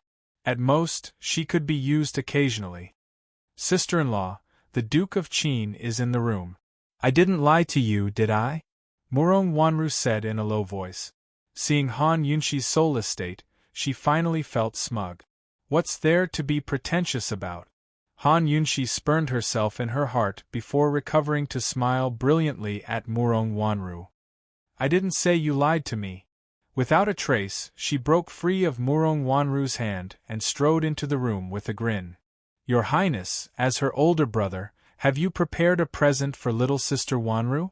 As long as she didn't mind, no one or anything could hurt her. But Long Feiyi only arched a brow at her and replied, I forgot. Han Yunshi didn't expect this at all and gave a start. Was Long Feiyi really here to attend the wedding? On one side, Grand Concubine Yi knew her son's personality well. When she saw Murong Wanru enter, she hastened to smooth things over. He's busy. Wanru's already happy that he came back. Of course Murong Wanru had heard the conversation. She knew the Duke of Qin's personality and didn't mind. Smiling, she said, It's already the best present that His Highness rushed back. When Long Feiyi came back, he wasn't planning to come. Grand concubine Yi ran into him and dragged him here. Just then, mother and son were talking about Zhang Sunche's position in the government. As long as Long Fei Yi showed his face, it wouldn't be hard to get things done even if the Empress Dowager suppressed him. Grand concubine Yi stopped talking when Murong Wanru arrived. She was too protective of Murong Wanru, afraid that she'd take things too hard and go down a dead end. Fei, I'll leave Mu Fei's matters to you. It's getting late, so you should all rest. Tomorrow you have to be alert, Grand concubine Yi smiled. Although she had no choice but to marry, she had to be happy and lively. She couldn't let that person in the palace see her as a joke, could she? As long as she helped Zhang Sunche into a high position, Wanru wouldn't suffer any losses. Her chastity had been sullied, so it was already Amitabha that she could recover to this extent. After being stifled for so long, Murong Wanru finally had something to comfort her. As long as she saw Long Fei Yi, her heart was filled with joy. She was about to say something when Long Fei Yi stood up and said, Mu Fei, Aken and Han Yunxi are going on a long trip. We'll leave tonight, so I'll have to trouble you with the matters of the estate. What, he's leaving? Chapter 191. Long Fei Ye's words stunned the three women present. Murong Wanru couldn't believe her ears. The Duke of Qin, he came back not to attend her wedding, but to take Han Yunxi away? No. She couldn't accept it. How could the Duke of Qin do this? Han Yunxi was caught off guard as well. She almost burst out laughing. This guy had simply come back to add to the chaos. So much for Murong Wanru showing off just then. Fine, she admitted that she'd let it go. Right now, she was willing to forgive him for being absent last time. Han Yunxi looked towards Murong Wanru, who happened to be looking back. Han Yunxi couldn't help but muffle her mouth. Anyone could tell that she was secretly laughing. Murong Wanru was flustered and exasperated. Her shame turned to anger as her bottom line finally collapsed. Her eyes turned red as she looked towards Grand Concubine Yi and threw a tantrum. Mu Fei, look, the Duke of Qin is bullying people. After all, Murong Wanru was a white lotus, especially in front of the Duke of Qin. She'd never thrown a tantrum in her life, but this time she couldn't hold back. It was obvious how hurt she'd been. As it turned out, Long Fei Yi hated women who complained and acted coquettishly at the slightest provocation. Even if he bullied women, he wouldn't bully them so casually. Impatience flitted past his eyes. He didn't even want to spare Murong Wanru another glance. But Grand Concubine Yi couldn't take it. She'd only seen Wanru smile tonight, so how could she bear to see her upset again? Fei, you've gone too far. Wanru's getting married tomorrow. That's a big event, so how could you be absent as her older brother? No matter how important it is, it's not as important as tomorrow. No one's allowed to leave tonight. Grand Concubine Yi ordered. Urchin's matters are very urgent, may Mu Fei forgive me. Long Fei Ye's patience was limited. He glanced at Han Yunxi as he spoke before turning to leave. Stop right there. Grand Concubine Yi finally lost her temper. She chased after Long Fei Yi and blocked his way. Fei, aren't you going to listen to Mu Fei's words? What could be more important than Wanru's marriage? Why don't you tell me? Private matters. It's very urgent, so we have to leave. Long Fei Yi was a man of few words, but his tone was even tougher than Grand Concubine Yi's. And if Mu Fei insists that you stay? Grand Concubine Yi didn't budge an inch. Imperial Mother, please forgive me. Long Fei Yi said and insisted on leaving. Mother and son were at loggerheads. She didn't know if this was the first time. At this time, it was usually by Lianhua who came out to be the peacemaker. However, Murong Wanru stood in place, looking at the Duke of Qin with hidden bitterness. She felt so wronged that she had no choice but to get married. Could it be that the Duke of Qin couldn't treat her better? She didn't say a word, waiting to see if Grand Concubine Yi would comfort her. Han Yunxi's eyes flashed craftily before she quickly stepped forward to take Grand Concubine Yi's hand. Mu Fei, His Highness must have a secret order on him that can't be disobeyed. It's also inconvenient to reveal it. Otherwise, His Highness would have come back much earlier instead of now. Han Yunshi paused. Seeing that Grand Concubine Yi didn't retort immediately, she knew there was hope. Grand Concubine Yi's love for her son was well known throughout the imperial clan. Moreover, she relied on him to achieve her current power and status. Would she really make things difficult for him for the sake of an adopted daughter? Mu Fei, didn't little sister Wanru say just then that His Highness rushing back was already the best present? She's already very happy.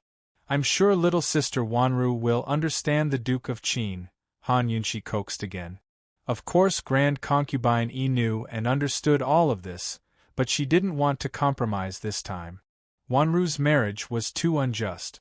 The Duke of Qin couldn't ignore her any longer. If the Duke of Qin attended the wedding, it would at least tell the world that Wanru was valued despite being an adopted daughter. She had someone to rely on and wasn't easy to bully. No matter what, Han Yunshi was surprised by Grand Concubine Yi's stubbornness. She thought the woman was just being impulsive and needed a way to step down, but never expected her to really compete with her own son for the sake of an adopted daughter. Han Yunshi didn't have time to think about the strangeness of the situation. She quickly gripped Grand Concubine Yi's hand and lowered her voice. Mu Fei, don't forget that Zhang Sunche still has to rely on the Duke of Qin. That's the most important thing.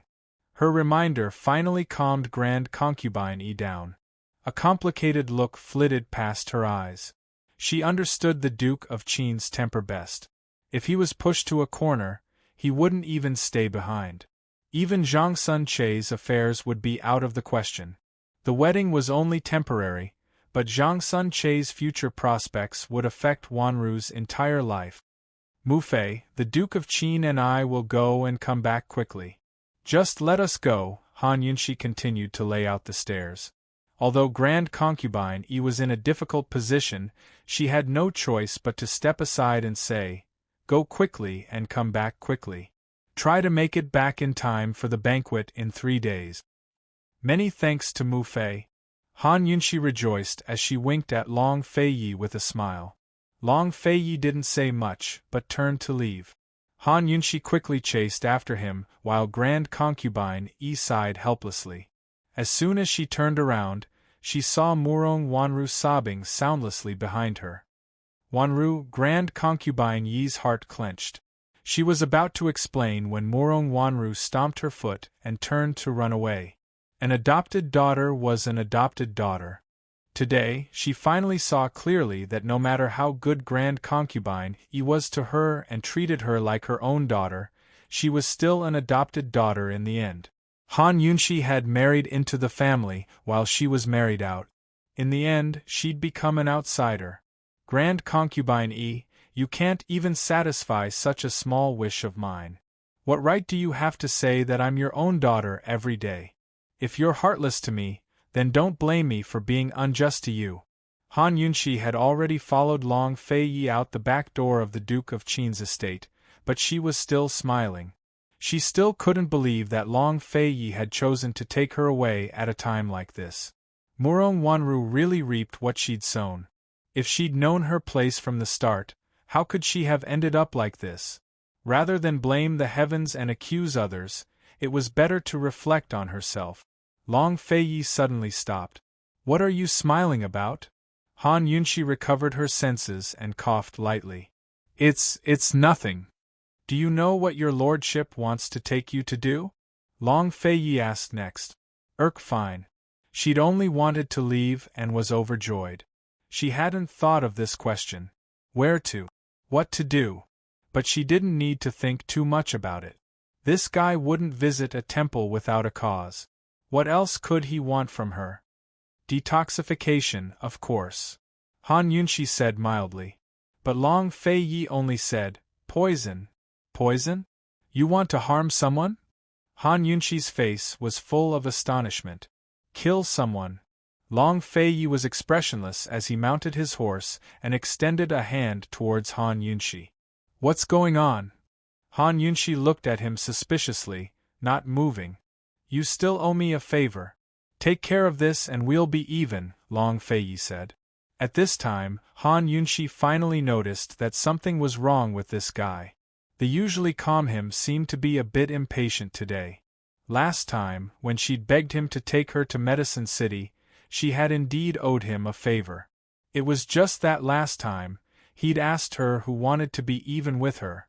This time, he wanted to be even with her.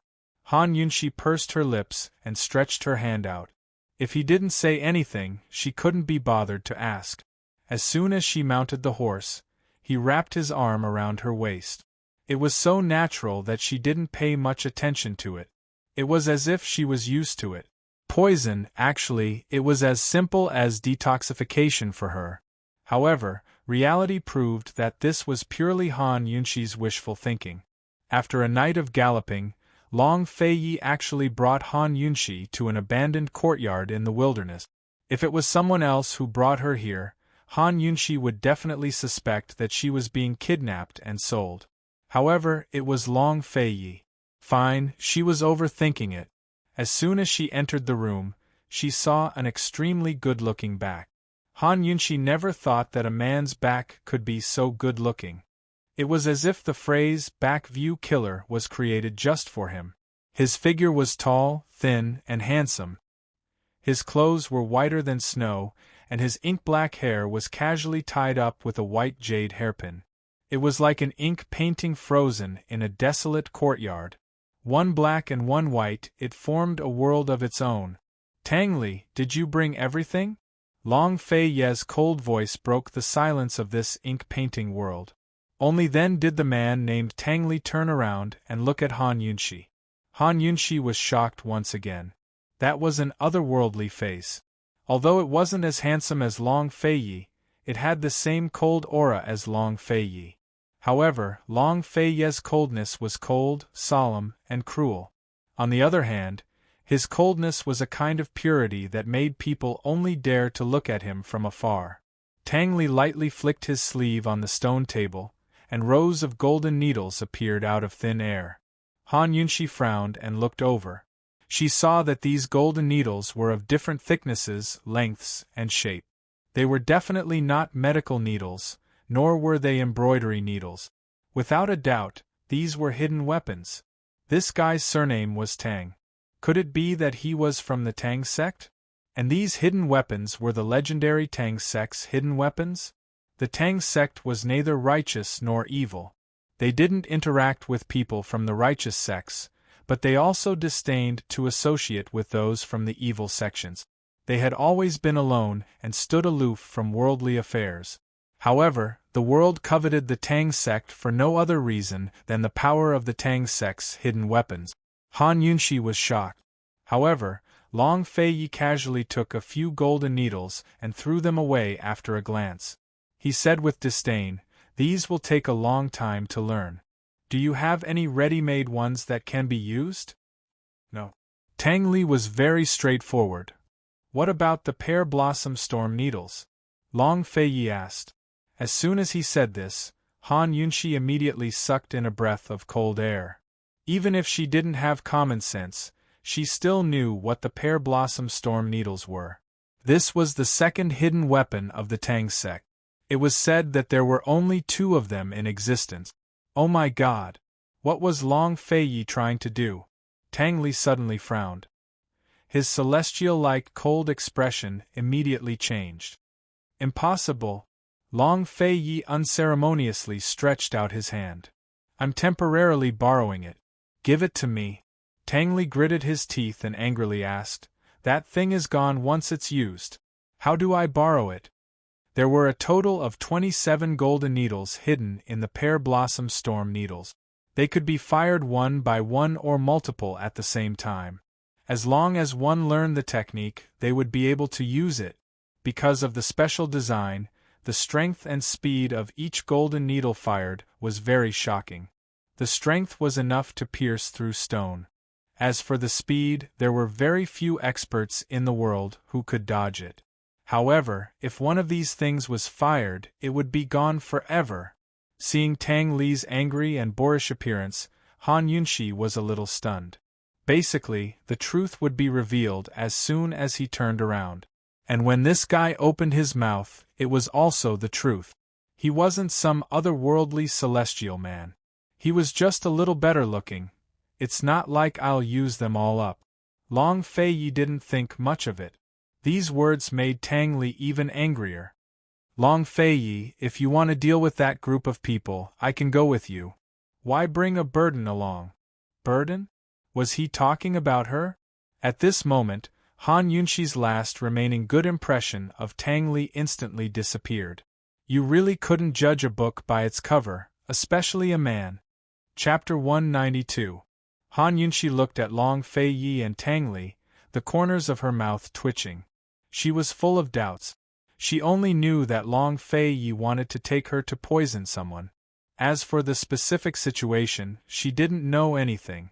However, judging from the situation, it was probably not easy. The two men confronted each other. Long Fei Yi's domineering and strong aura was obviously stronger. You're going with her.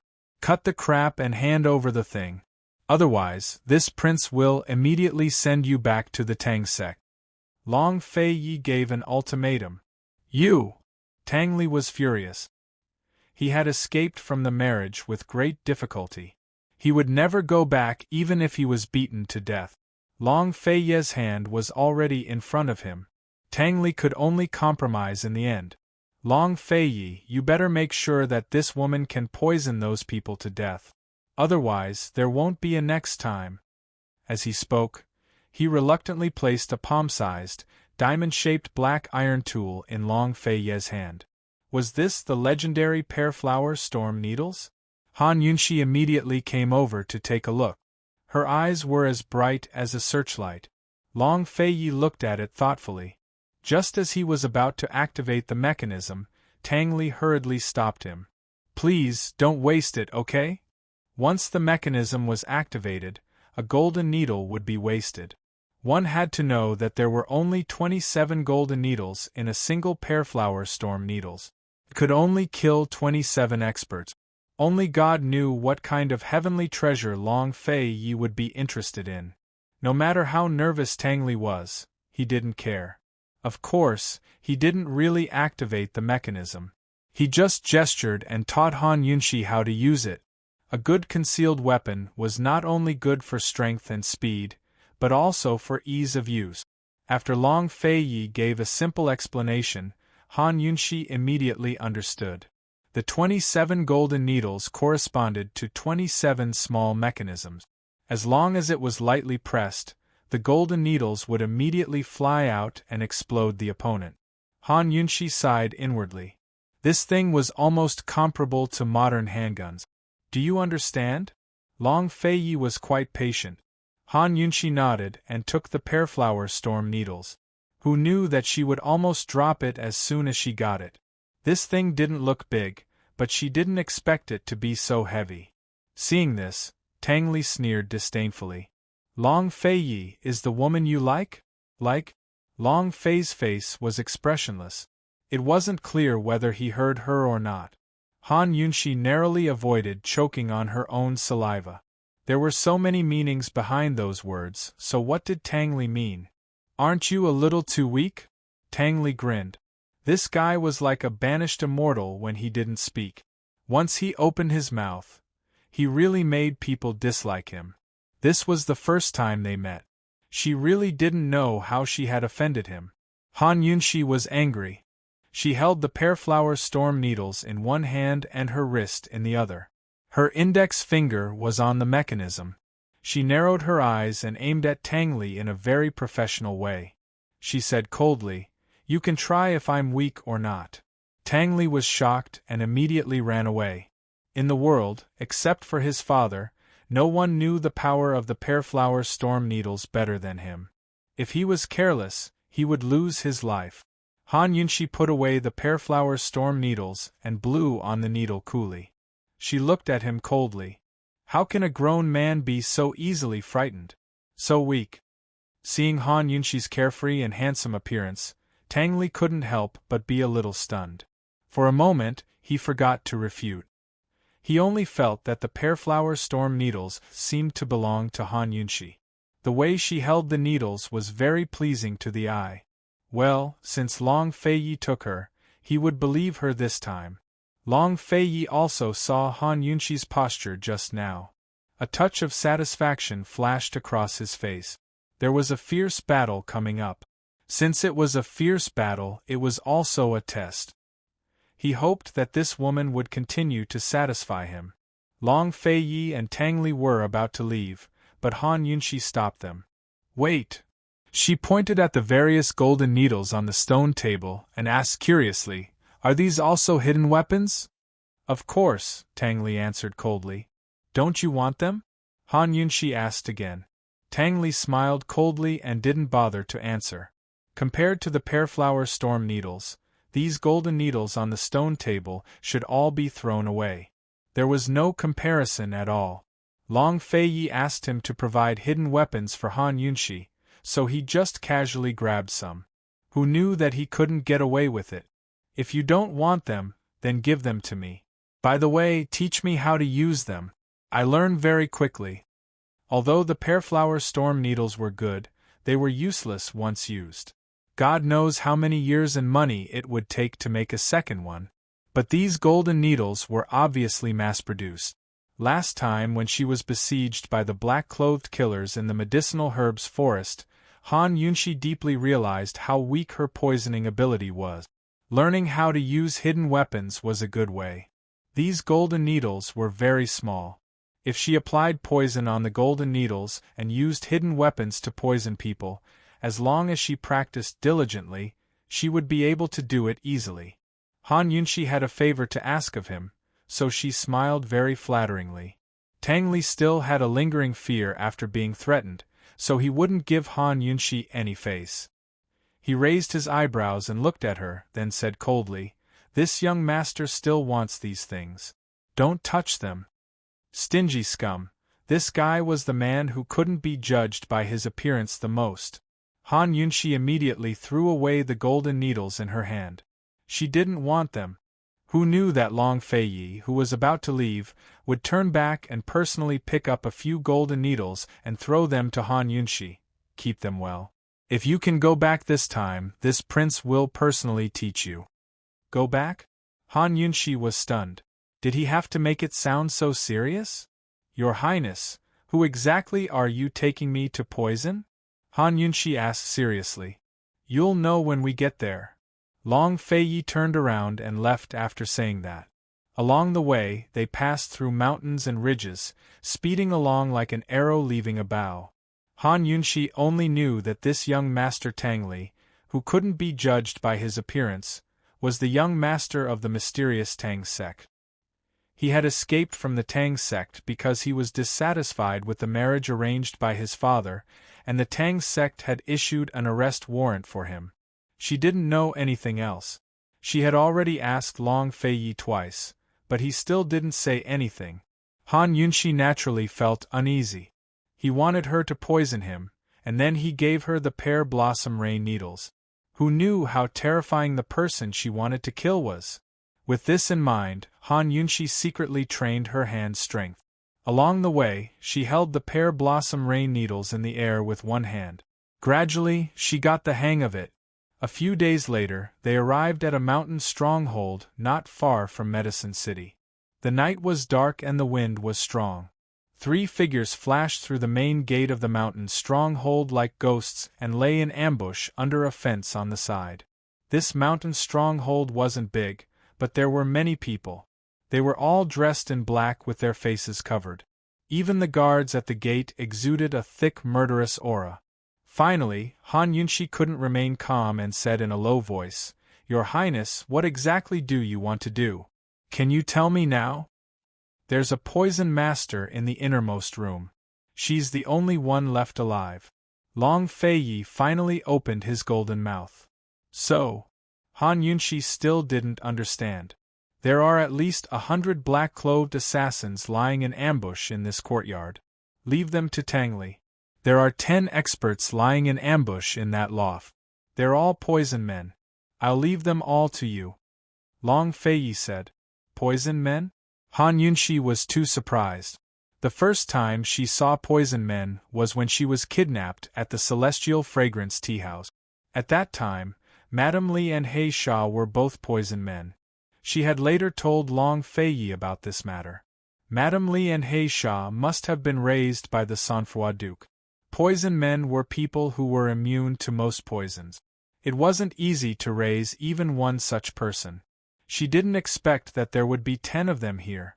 Moreover, what Han Yunshi didn't expect was that Long Feiyi actually wanted her to deal with 10 highly skilled poison men all by herself. No wonder he would give her such a high-grade concealed weapon like the Pearflower Storm Needles. Han Yunshi's mouth twitched. Then what are you going to do? Who knew that the moment she said that, Long Feiyi suddenly grabbed her and flew up into the air? Han Yunshi wasn't prepared at all. Both her hands instinctively hugged Long Feiyi. Once this commotion was made, the black-clothed assassins in the courtyard immediately flew over. Han Yunshi only felt a gust of wind and a white figure flashed past. Tang Li had made his move. Tang Li's speed was so fast that it was inhuman. Moreover, compared to his flying speed, his killing speed was even faster. Only God knew what kind of concealed weapon he used. One by one, the black-clothed assassins fell down, but they didn't know how they died. Han Yunshi once again felt that you couldn't judge a book by its cover, and had a whole new level of respect for Tang Li. Of course, Han Yunshi didn't have the chance to take a second look. In just a moment, Long Feiyi had successfully brought her past the black-clothed assassins and landed on the balcony of the loft. The moment Long Feiyi let go, Han Yunshi also instinctively let go of his waist. But the moment she let go, she regretted it. Long Feiyi had said earlier that there were 10 poison men in the loft. Han Yunshi had not let go of his hand and was about to hug him again when Long Feiyi immediately retreated, leaving only a sentence, "Don't disappoint this prince."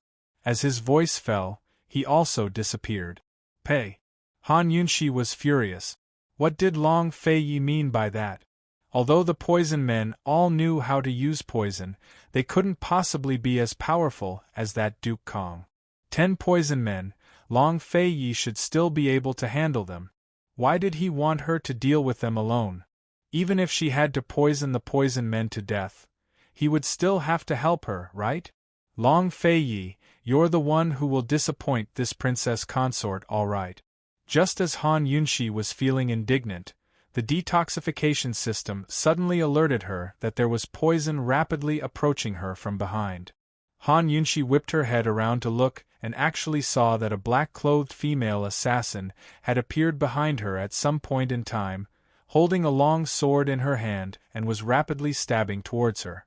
If it wasn't for the poison on the sword, Han Yunshi thought that she would definitely not even know how she died. She immediately dodged to the side and the long sword pierced through empty air beside her before sweeping towards her. Han Yunshi crouched down to dodge again, and the sharp blade of the sword swept past the top of her head, brushing off a few strands of her hair, almost injuring her. In the blink of an eye, Han Yunshi flipped over and rolled a few times on the ground, barely managing to pull some distance away from the black-clothed female assassin as she leaned against the wall, panting heavily.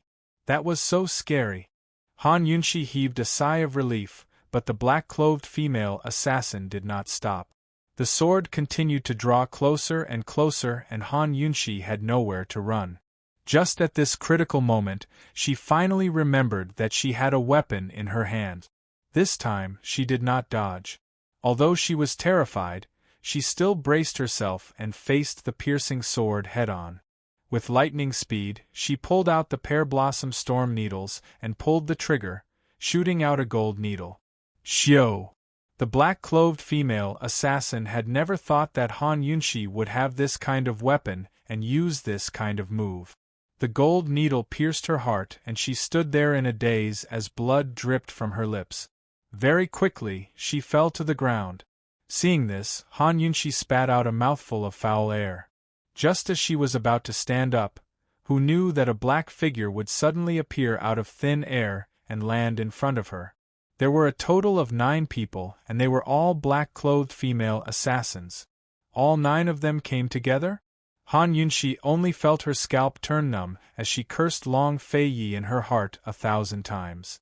However, she was very clear that since Long Fei Yi had left her here, she could only rely on herself if she wanted to live.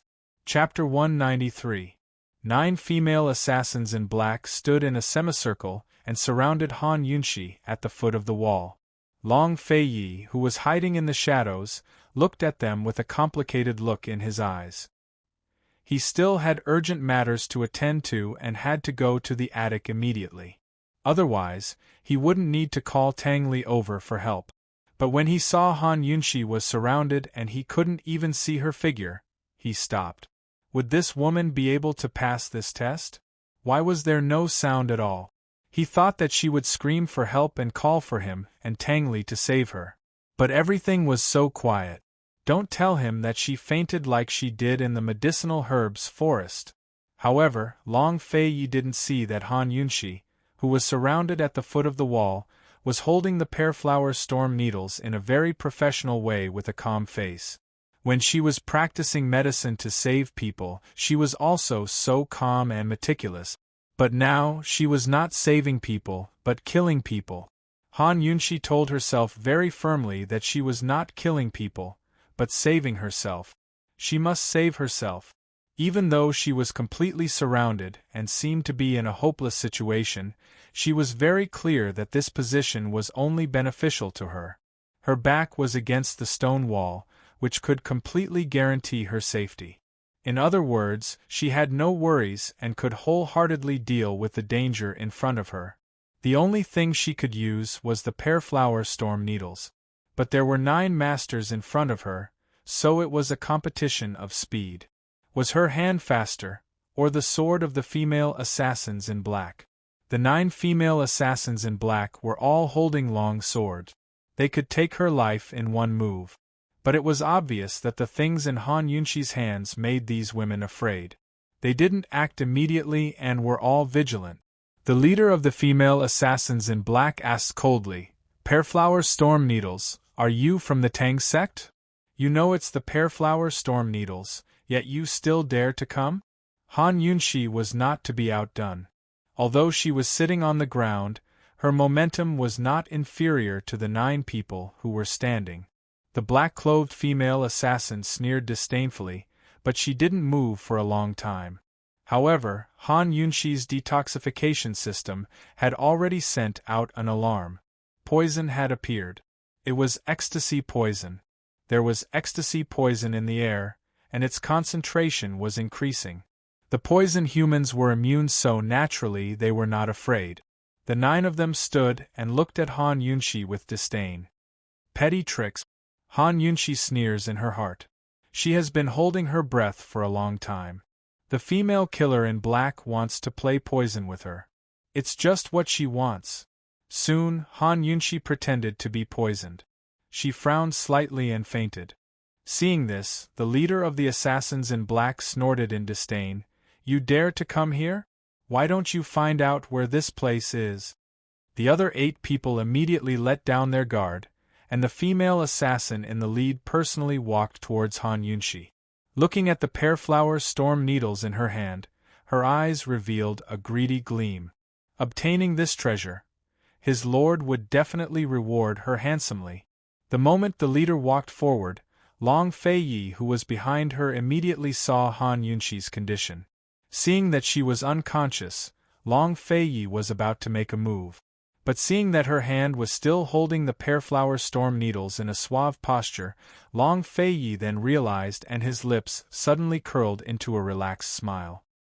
He had long forgotten about his own urgent matters. The leader of the assassins in black approached step by step. Han Yunshi silently counted her steps as she curled up at the foot of the wall with her head lowered. Her eyes were slightly narrowed, like a cheetah waiting for an opportunity to strike. Very soon, the female assassin in black approached. She bent down and stretched out her hand. This was the moment. Han Yunshi suddenly opened her eyes and aimed the pear-flower storm needles at the female assassin's heart. Without hesitation, she shot out a needle. The female assassin was caught off guard and died with one needle, directly falling towards Han Yunshi. Han Yunshi swiftly pulled the female assassin's corpse with one hand to use as a cover, while the other held the Pearflower Storm Needles and aimed at the 8 female assassins in front of her, sweeping them from left to right.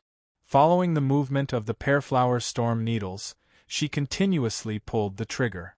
Da-da-da, the golden needles were not simply shot out. No, to be exact, they were shot out. They all accurately entered the heart of the black-clothed female assassin. What was the Pearflower Storm Needles? It was Tang Sek's number 2 treasure. Its speed was fast and its strength was ruthless. Even an expert would not be able to escape. The remaining 8 female assassins did not expect that Han Yunshi was not poisoned, and even more so, that their leader would die like this. Facing the sudden Pearflower Storm Needles, they did not even have time to regain their senses. One by one, they fell down one by one, all of them with a needle in their hearts, dying on the spot. Everyone had fallen and Long Fei Ye's line of sight was no longer obstructed. He saw Han Yunshi still sitting in her original position, fiercely pushing away the corpse of the female assassin leader. That dainty little face was a little pale, but it was cold and threatening. Her gaze was sharp and there was a kind of indescribable beauty of ruthlessness. Actually, giving her such a terrifying weapon like the Pearflower Storm Needles, Long Fei Yi should have been assured long ago.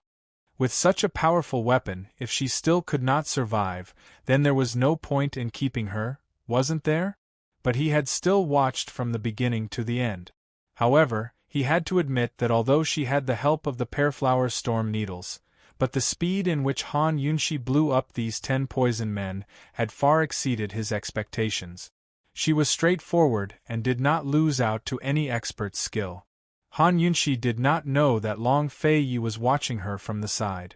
After taking care of the 10 poison men, she had taken the antidote and was finally able to breathe again, and the taut string in her mind was finally able to relax. The loft was guarded by these 10 poison men, and with them gone, the loft would be safe. As for the hundreds of black-robed assassins outside, they would all be handed over to Tang Li. Although it was still a chaotic battle, but Tang Li could guarantee that he would not allow any of the assassins to take even half a step closer to the loft. Han Yunshi was very safe. She stepped over the corpses that littered the ground and leaned against the railing, admiring the fight in the courtyard with great interest. To be exact, the chaotic battle in the courtyard was not a fight.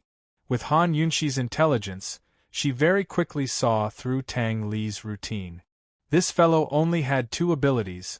One was to dodge the opponent's attacks, and the other was to use hidden weapons to kill the opponent. And it was just these 2 abilities that Tang Li had performed brilliantly, his figure dodging as fast as lightning, and all the hidden weapons that he had used. Han Yunshi could not see them clearly at all.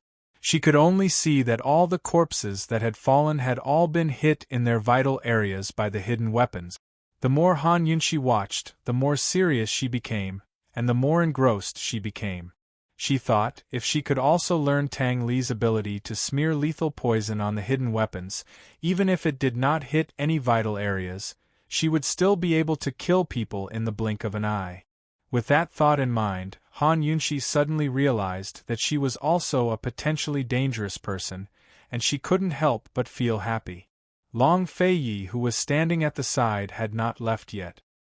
He raised an eyebrow as he watched, and the more he watched, the more satisfied he became. Very good, this woman could actually still wear a smile on her face in this kind of situation, and watch leisurely from the sidelines. She was indeed courageous. She was calm and collected in the face of trouble, courageous and resourceful, able to advance and retreat, and also had superb poison skills. It would be a waste to keep her by his side and not use her. Long Fei Yi looked at Han Yunshi, and Han Yunshi looked at Tang Li. Time passed just like that, and not long after, Tang Li had taken care of nearly 100 black-clothed assassins. The entire mountain stronghold was covered in corpses, and it was a complete mess. Tang Li, dressed in a spotless white robe, stood among the corpses. His handsome face was silent, and his eyes were cold and aloof. Suddenly, there was a feeling of desolation between heaven and earth. Han Yunshi only felt that this fellow had suddenly become otherworldly again. Alright, that was just an illusion. Tang Li flew upstairs, and glanced at the poison men all over the floor.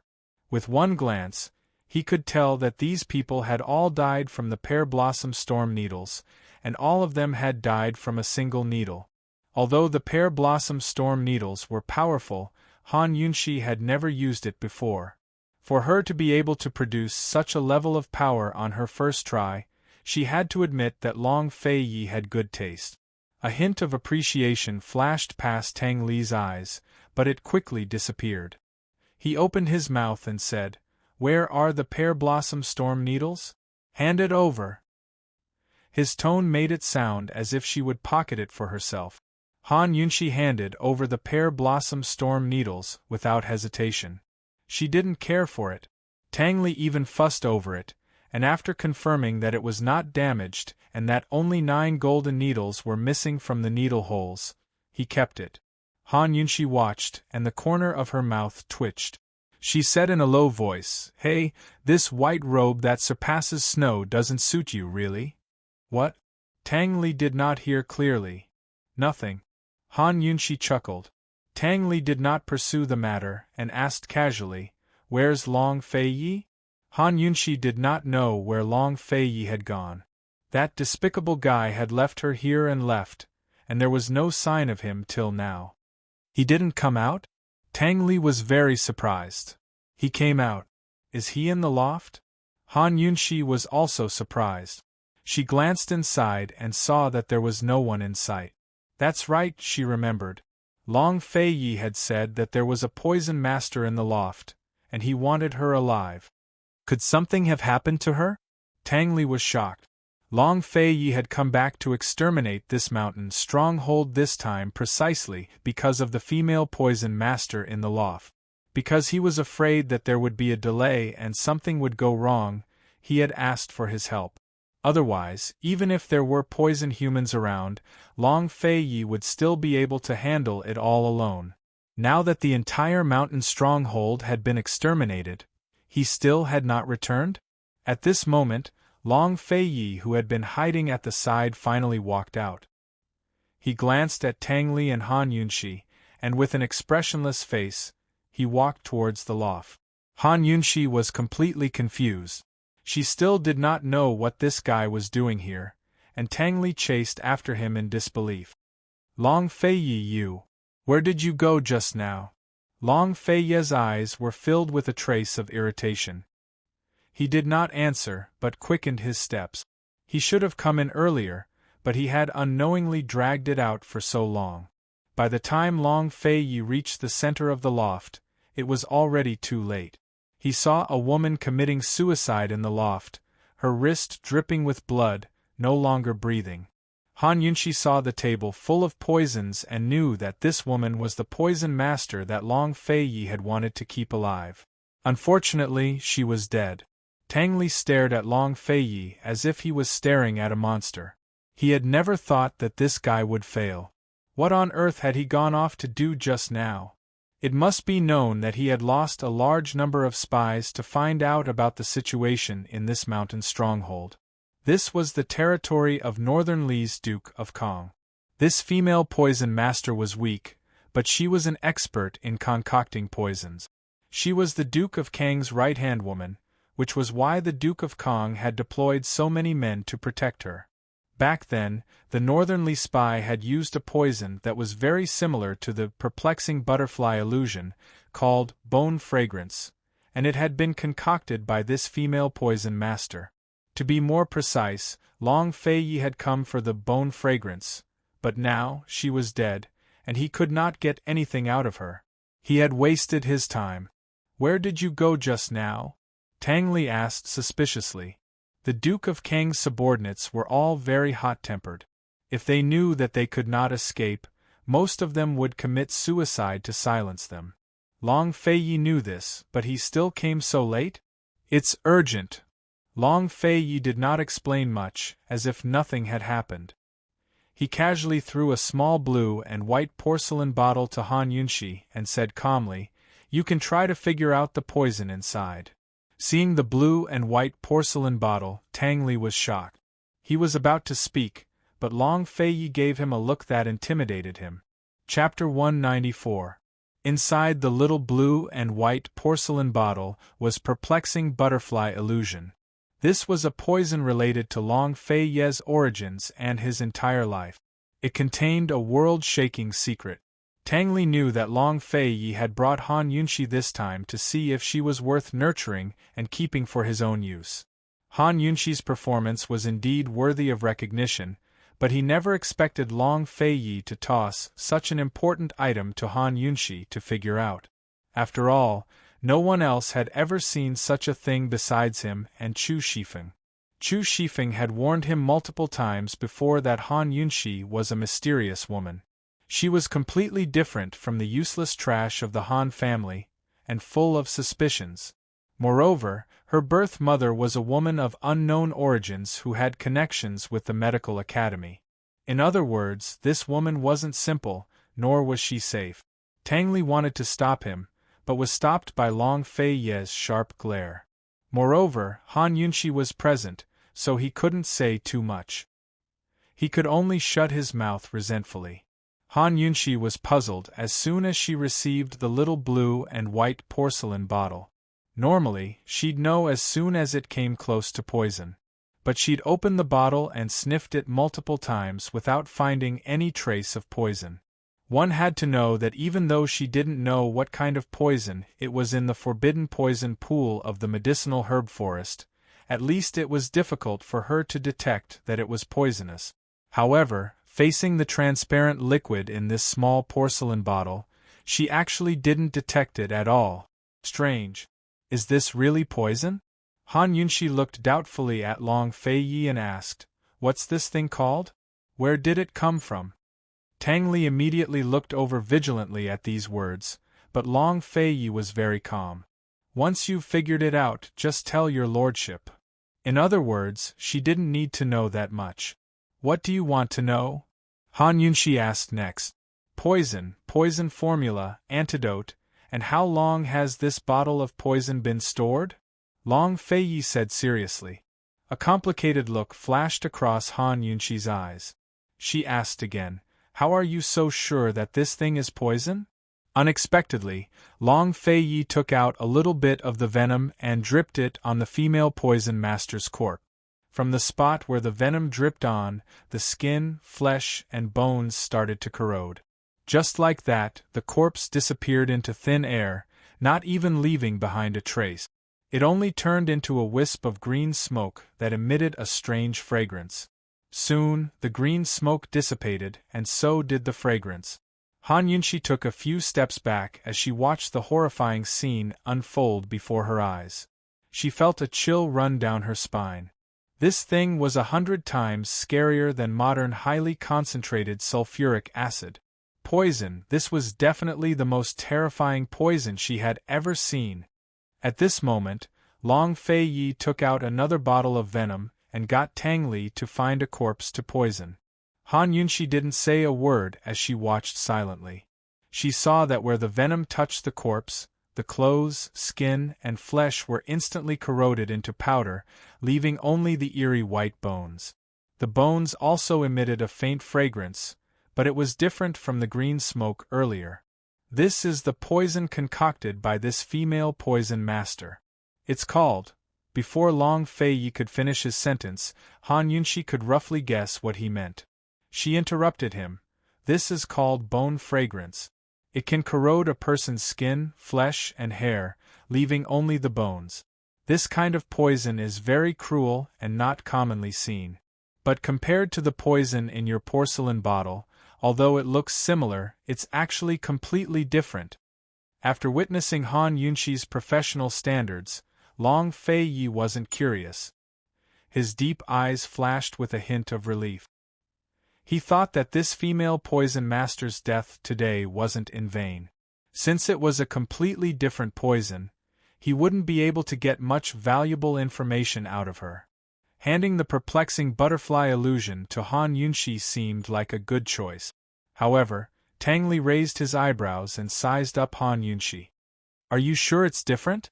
Can't it corrode things? Tang Li had long heard of Han Yunxi's poison skills, but he had never seen it with his own eyes. Han Yunxi didn't answer him. Instead, she took out a few small bottles of venom from the medical bag she carried with her and dripped them on the corpse. As she dripped them, she introduced them. This is specially used to corrode hair. This is specially used to corrode skin. This is specially used to corrode bones. By the time she finished speaking, the corpse had already been tormented beyond recognition. With a serious expression, Han Yunxi took out another bottle of poison. Bone fragrance, I have it too! As she spoke, she poured it on the corpse.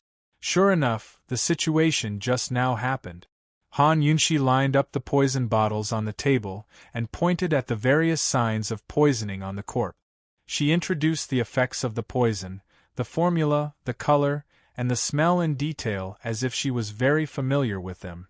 Long Feiyi listened attentively, but Tang Li was already dumbfounded. Such a scene, let alone a woman, even a grown man like him would find it terrifying. However, Han Yunxi was actually focused, serious. There was a magical power that made people unable to take their eyes off her. Tang Li had always looked down on women. Now, he finally knew how much he had underestimated this woman. He also finally understood that this woman wasn't someone he could offend casually. Just think about it. A woman who could casually take out several bottles of deadly poison and turn a living person into slag in an instant. How terrifying was she? These poisons are all corrosive, but they all leave behind powder, even hair. Moreover, the toxicity doesn't spread. Wherever the poison is applied, it will only corrode that area. However, this bottle of yours didn't leave a single trace. A drop of it has extremely strong expansion and directly destroyed a corpse. The effects of the poison are actually completely different. With different effects, the formula will definitely be different. Therefore, the two can't be compared. Long Feiyi listened while nodding thoughtfully. Han Yunxi hesitated for a moment, but still frankly told him the truth. Your Highness, if you didn't say it, I really wouldn't have noticed that this thing was poisonous. I know nothing about it. If you're in a hurry to get an answer, I can't do it. This was the first time Han Yunxi had encountered a completely unknown poison. She especially wanted to stay and study it carefully. However, the greater the ability, the greater the responsibility. She could tell that this thing wasn't simple for Long Feiyi, so she had to make things clear. Unexpectedly, Long Feiyi suddenly smiled faintly. Haha, I'll leave it with you. This duke isn't in a hurry. Han Yunxi was a little surprised. It wasn't because of Long Feiyi's words, but because of his smile. If she didn't remember wrongly, this should be the first time she saw such a genuine smile from him. The most she had seen before was a sneer at the corner of his mouth. 1,000-year-old black ice, melting in an instant, spring returning to the earth, all living things recovering. Was it this beautiful, this gentle? So, this big ice mountain also knew how to smile. When they were leaving, they saw the poison men's corpses at the door. Han Yunxi asked Long Feiyi if these people were the subordinates of Northern Li's Duke of Kong. Long Feiyi nodded. This person is too dangerous. What is he trying to do? Han Yunxi asked seriously. Poison cultivation was divided into poison men, poison corpses, and poison goo. Although poison men were the lowest level of cultivation, to be able to cultivate so many of them was not a simple matter. Han Yunxi couldn't even cultivate one now because she had the medicine in her hands, but she didn't know how to cultivate poison. Han Yunxi had a faint feeling of unease. Northern Li's Duke of Kong was plotting something extremely big. Han Yunxi's worries were also what Long Feiyi was thinking. Turning back to look at the mountain stronghold that was littered with corpses, Long Feiyi raised his sword and left a mark on the door that symbolized his identity. He said coldly, "This time, this duke doesn't believe that we can't force him out." This place was very close to Medicine City and could be considered the Duke of Kang's base of operations there. Moreover, That female poison master was the Duke of Kang's right-hand woman. Long Fei Yi had used a single night to slaughter the entire stronghold. He didn't believe that the Duke of Kang would be able to hold himself back and not retaliate. Daring to plant a spy in Tianning and having designs on the woman under his name, Jun Yixie, this Duke of Kang will make you regret your actions. When she saw the bloodthirsty smile on Long Fei Yi's lips, Han Yunxi couldn't help but shiver. When she thought back to that bright smile, she thought that she must have seen wrongly. This fellow's coldness came from his bones. Where did his gentleness come from? Tang Li followed them all the way to the outskirts of the capital city. Han Yunxi could clearly feel that this fellow didn't treat her with as much disdain as before. At the very least, he didn't make any sarcastic remarks. Tang Li didn't plan on entering the city, but before he left, he actually tossed a bag of things to Han Yunxi. Han Yunxi quickly caught it and felt that it was quite heavy. When she opened it up, she saw that it was a large pile of gold needles. There were many different designs and materials, and they were all of the highest quality. They were much better than the ones Tang Li had tossed onto the stone table. For me. Han Yunxi was very surprised. Your use of the pear blossom rain needles isn't bad. You didn't lose this gentleman's face. This is a reward for you, Tang Li said arrogantly. Although he was arrogant, he was still praising her. The Tang clan's hidden weapons weren't something that just anyone could get their hands on. Even if they were of the same design, the Tang clan's weapons were much more refined and easy to use. Han Yunxi didn't hold back at all. Thank you. If you put poison on the hidden weapons, it can make up for the lack of accuracy. For a short period of time, you can at least protect yourself, Tang Li added. This point happened to coincide with Han Yunxi's thoughts. She was happy and casually invited him, stay in the city for a few days. While you're at it, teach me how to use these things. As soon as these words came out, Long Fei Yi, who was sitting behind her, immediately lowered his head and frowned. Han Yunxi, on the other hand, was slow to realize this and had a happy expression on her face. Tang Li was astonished. Long Fei Yi had said that if Han Yunxi could come back alive, he would teach her how to use needles. It was rare that the high and mighty Duke of Qin would personally teach her. This was something that many women in the world dreamed of. Han Yunxi, aren't you a little too forgetful? When he saw Long Fei Yi's icy face again, Tang Li couldn't help but shiver. He immediately turned his horse around and waved his hand before leaving. He thought that Chu Shifeng's suspicions had a bit of truth. Long Fei Yi really did take a fancy to this woman. Han Yunxi only felt baffled when Tang Li left without answering. She put away her bag of needles and realized that Long Fei Yi hadn't spoken for a long time. That's right, this guy said he'd teach me how to use these needles. Han Yunxi subconsciously turned to look, only to see Long Fei's deep, sea-like eyes staring coldly at her. Your Highness! Han Yunxi felt like she had to explain herself, but she couldn't bring herself to say it. Long Fei Yi didn't say a word, but raised his head to look ahead. He didn't change his carriage, but rode his horse straight into the city. It was currently afternoon, the busiest time in the city. The tall steeds were very attractive to begin with, but the man and woman on their backs were also very handsome. The woman's beauty was enough to topple cities, and her magnificently elegant demeanor. All of a sudden, they attracted a crowd of onlookers. Those who didn't know them all gasped in surprise. They were a match made in heaven, while those who recognized them were stunned. The rumors were true. Han Yunxi really was favored. She was even riding the same horse as the Duke of Qin. Heavens, does this mean His Highness Duke of Qin is officially acknowledging this esteemed Wang Fei? Chapter 195. Han Yunxi was so immersed in her own fear that she didn't notice the strangeness around her.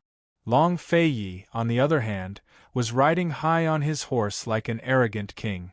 As for whether he noticed the gazes and discussions around him, no one knew. One horse and two people caused a sensation in the entire city. In a nearby inn, Gu and Mu Ling were sitting by the window. Because Gu Qishao had stolen the Xie clan's treasured medicinal tea tree saplings, the Xie clan had issued a ban on all of Medicine City. It wasn't until today that he escaped with the Mu clan's secret help. He'd hardly sat down when he saw the bustling scene on the street. Even though Mu Ling only had eyes for Gu, she still couldn't take her eyes off Long Fei Yi. "Qi brother, who is that man? He looks very scary." "He's the thief who wants to go to your house," Gu casually replied.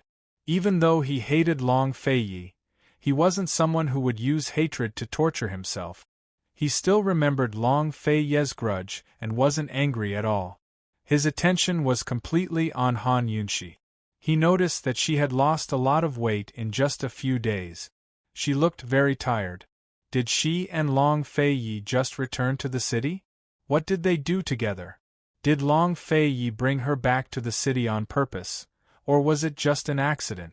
Thinking up to here, Gu's lips curled into a disdainful sneer. Would Long Fei Yi do something without a purpose? He wouldn't believe it even if he was beaten to death. However, he couldn't figure out Long Fei Yi's intentions. Or could it be that Long Fei Yi also had his eyes on Han Yunxi? "Qi brother, just who is he? I don't think he's simple," Mu Ling asked as her gaze followed the people running below. She wanted to see him for a while longer, even if it was just for a little while. This man was frightening at first glance, and even more frightening at second glance. Still, she couldn't help but want to see him for a third time. "Tianning's Duke of Qin," Gu answered carelessly. Unlike Mu Ling his attention was completely on Han Yunxi. Mu Ling was so shocked by the words, "Tianning's Duke of Qin," that she spat out a mouthful of tea.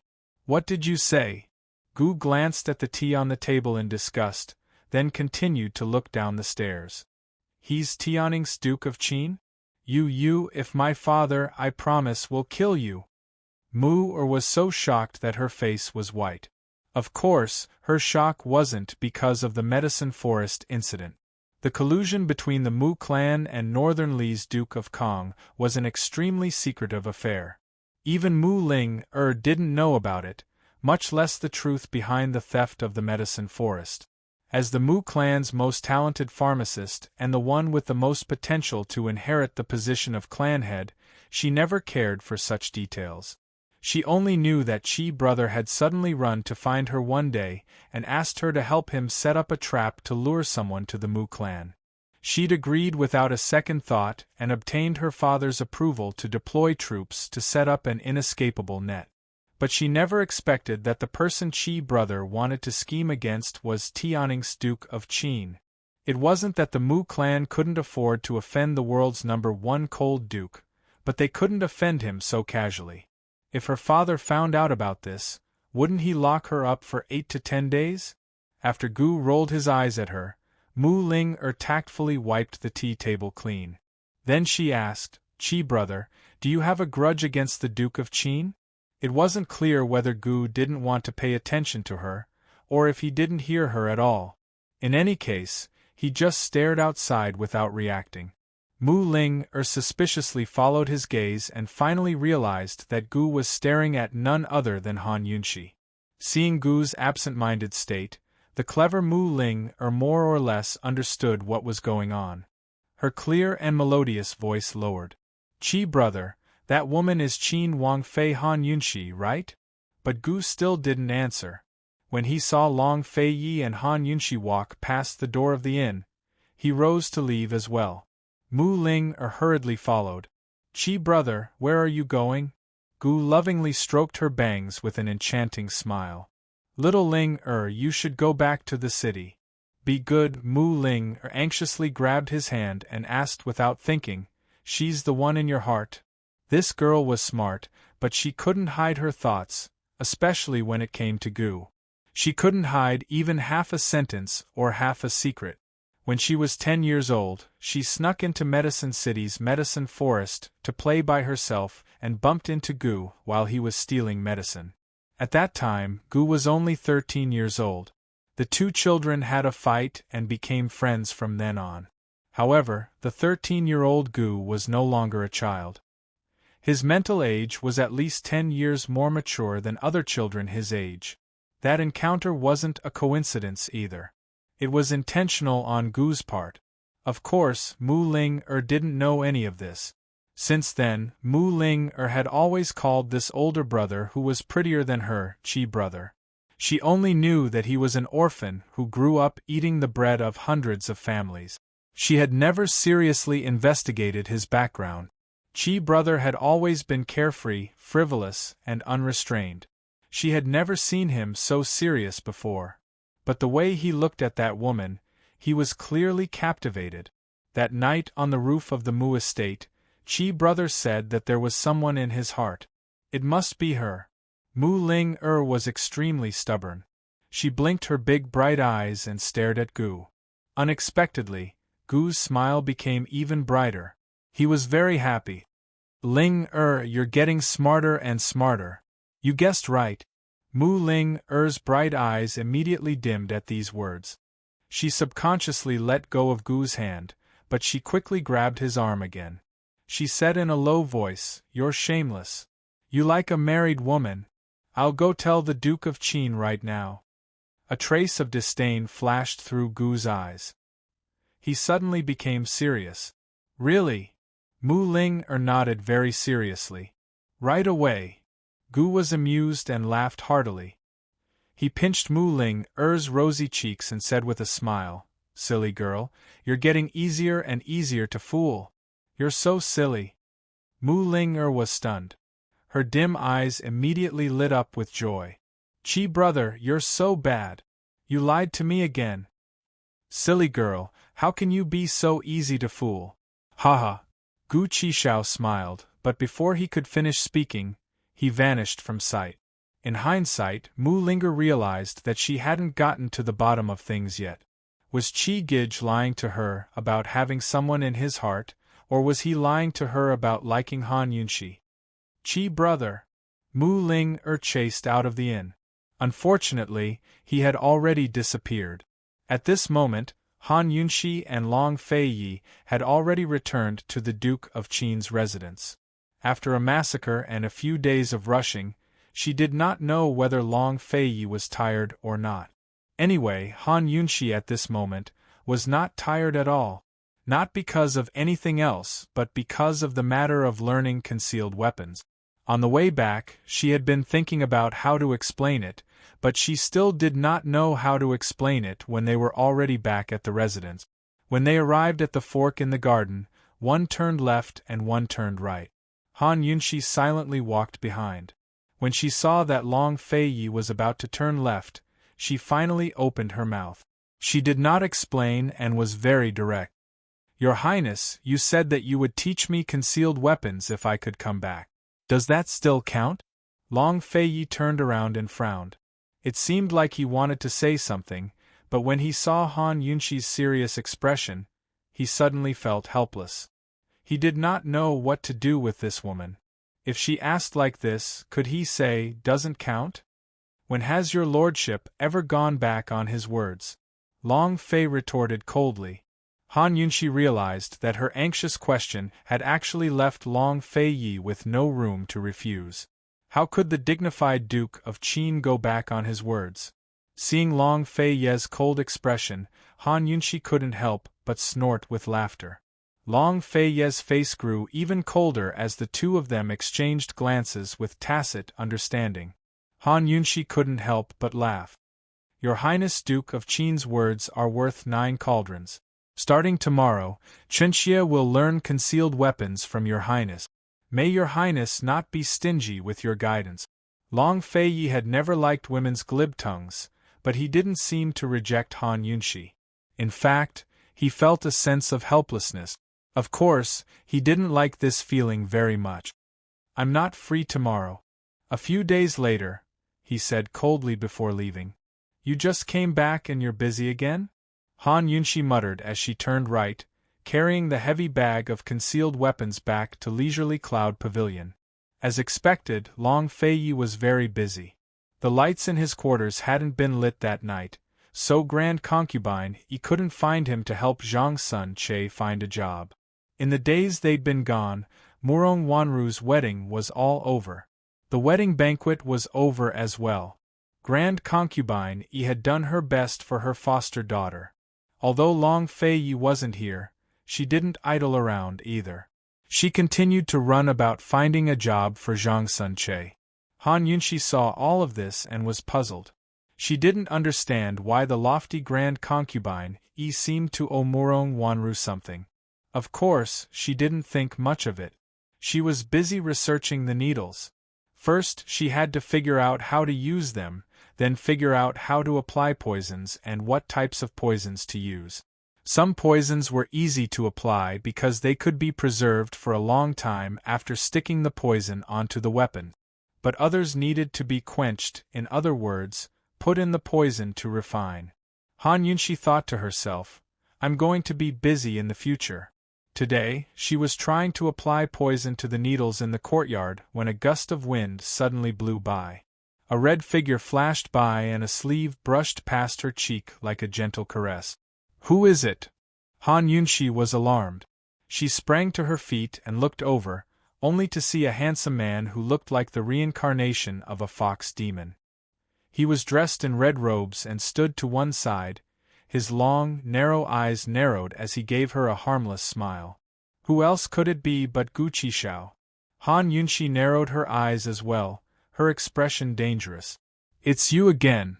Poison lass, it's not like Big Brother killed your husband. Why do you dislike me so much? Gu asked seriously. Coming uninvited, you're hiding evil intentions. Han Yunxi didn't give him any face. She had no enmity with this fellow, but she'd learned from past mistakes that nothing good would come of him trespassing on the Duke of Qin's estate. Can't I come to see you if I have nothing to do? Gu smiled as he walked over. He took out a pile of things from his wide sleeve. There were ginseng, bird's nest, snow clams, and so on. They were all top-quality tonics. He placed the bags on the stone table. There were quite a lot of them. Han Yunxi was dumbfounded. What are you doing? These are for you to nourish your body. We haven't seen each other for so long. Where have you been? You've lost so much weight. Gu said seriously. Han Yunxi was so shocked that the corner of her mouth twitched. She said, being unaccountably solicitous, you're hiding evil intentions. Gu pretended not to hear her. He glanced at the needles on the table, and a complicated look flashed across his eyes. Tang Sek's hidden weapons? Han Yunxi then remembered the things on the table. She was about to keep them when Gu held her hand and stopped her. He asked seriously, Poison lass, what's your relationship with the Tang sect? Han Yunxi had never seen such a serious expression on Gu Qishao's face before. She was a little stunned, but it was at this moment that a pebble suddenly flew in from the side and hit Gu Qishao squarely on the back of his hand, sending blood flying into the air. Who was it? Chapter 196. Just how much strength did one need to use a single pebble to leave Gu Qishao's back a bloody mess? Han Yunxi instinctively turned around and saw that Long Fei Yi had appeared out of nowhere. He was dressed in black and stood at the side like a god. His entire body was emitting a terrifying murderous aura, and his cold face was overflowing with anger. Gu's long and narrow eyes narrowed into a straight line. Not only did he not raise his head, he ignored the injury on the back of his hand and grabbed Han Yunxi's hand. Kidnap her? This was Han Yunxi's first thought. Hence, without thinking, she casually grabbed a golden needle from the table and ruthlessly stabbed the back of Gu's hand. Unfortunately, this needle was the one that Han Yunxi had just poisoned. This stab directly pierced the bloody wound on the back of Gu's hand. God knows what poison Han Yunxi had applied. Gu's face turned pale, and he immediately let go of his hand. No, to be exact, he did not let go of his own accord, but his hand had lost its strength. Seeing this, Han Yunxi then remembered that this poison was the flesh-corroding powder. It would corrode the flesh in a short period of time. Han Yunxi was frightened. She seemed to have gone overboard. When she raised her head, she saw Gu looking at her deeply. That gaze seemed to never have a smile again. Han Yunxi was stunned. She did not do it on purpose. She did not like this guy, but she would not really make an enemy out of him and hurt him. At this moment, Long Fei Ye's figure flashed and closed in. In a flash, Gu turned sideways and hid behind Han Yunxi. He fiercely sent her flying with a palm and pushed Long Fei Yi away. He took the opportunity to turn and escape. When Long Fei Yi hugged Han Yunxi, Gu had already disappeared. Long Fei Yi put down Han Yunxi and immediately chased after her. Han Yunxi squatted down and anxiously shouted, "It hurts! It hurts so much! Men, chase him! If he's dead, I want to see his corpse." The Long Fei Yi stopped without hesitation. Han Yunxi heaved a sigh of relief when Ling Ling gave the order. Long Fei Yi didn't hesitate to stop, but he didn't walk over immediately. Instead, he took one step at a time and glanced at the things on the stone table. His cold eyes suddenly became gloomy. Han Yunxi squatted on the ground and looked at his legs that were slowly approaching her. Her heart was already beating wildly. Gu Qixiao's palm strike had seemed ruthless, but it hadn't hurt her at all. Rather than saying he'd sent her flying, it was more accurate to say he'd sent her straight into Long Fei's arms. Other than being frightened, she was completely fine. She didn't know why she had lied. She only knew that Gu was poisoned, and if he didn't detoxify it in time, the back of his hand would definitely be destroyed. Once Long Fei Yi chased after him, Gu would most likely not have time to deal with the flesh-corroding powder. If Long Fei Yi didn't chase after him personally, with Gu's ability, he should be able to escape successfully. But what about her? Looking at Long Fei Ye's feet that had stopped in front of her, Han Yunxi's heart almost jumped out of her chest. With Long Fei Ye's cold eyes that could see through everything, what could escape him? He should have known about Gu's palm just now, right? And now, she was pretending to be in pain. Could she escape his eyes? Long Fei Yi slowly squatted down and asked mildly, "Where does it hurt?" "My head hurts." Han Yunxi didn't dare to look at him. She sincerely hoped that she was injured. It didn't matter if she was seriously injured, then she wouldn't have to pretend anymore. Unfortunately, she didn't have the chance. "My chest hurts." That was just too frightening. She braced herself to reply. "Is that so?" Long Fei Ye's tone was very gloomy, making it hard for anyone who heard it to breathe. Han Yunxi's head hung even lower, feeling as though she was about to be executed. She didn't know how to answer him. Suddenly, Long Fei Yi lifted her chin up harshly, forcing her to look up and meet his eyes. In an instant, a torrential rage struck Han Yunxi's face like a torrential storm. His icy cold eyes were filled with viciousness as he roared at her, "Answer this duke's question." He could tell at a glance that Gu's slap was to protect this woman and had not hurt her. Moreover, this woman had the guts to face 10 poison humans alone, so how could she possibly be so frightened by the earlier scene to the point of her chest hurting? She was obviously pretending. She was trying to buy time for Gu to escape. Han Yunxi's chin hurt so much that she couldn't speak. Her lack of answers only made Long Fei Yi even angrier. "Just what is your relationship with Gu? Did he teach you the poison arts, or did you teach him the antidote arts? Were you in cahoots with him about the violet wormwood incident to lure your lordship to Medicine City?" Long Fei Yi asked again and again. He'd never trusted any woman in his life, but this woman was the first. She actually betrayed him. Chu Shifeng and Tang Li had both warned him that this woman wasn't simple, but he insisted on trusting his own eyes. But reality proved him wrong. Zhao Mama hurried over to watch from the side. She was so shocked that she forgot to coax His Highness Duke of Qin to calm him down. After serving him for so long, this was the first time she'd seen him so angry. No matter how big a problem was, he could deal with it coldly, but right now he couldn't control his temper at all. Just what was going on? How many times have you guys snuck in and out? What kind of shady business have you done behind your lordship's back? Long Fei Ye's questions grew uglier and uglier. Finally, Han Yunxi lost her temper as well.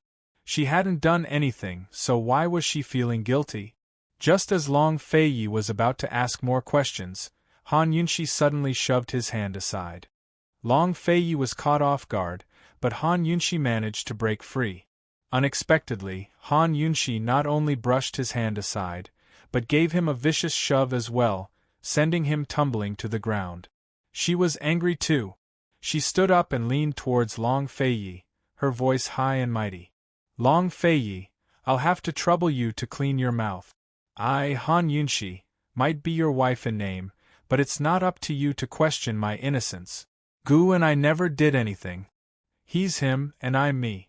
I don't know what he's here for, nor do I know what you mean by luring you to Medicine City.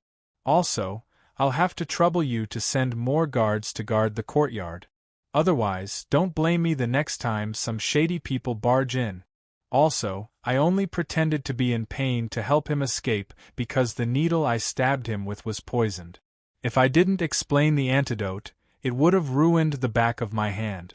In any case, he did save my life, so I didn't want to repay his kindness with enmity. That's all. Han Yunshi finished speaking in one breath, gasping for breath. She didn't realize that she'd actually explained a lot. Of course, she also didn't realize that she'd done such a terrifying thing. One had to know that Zhao Mama had already fainted by the door from fright.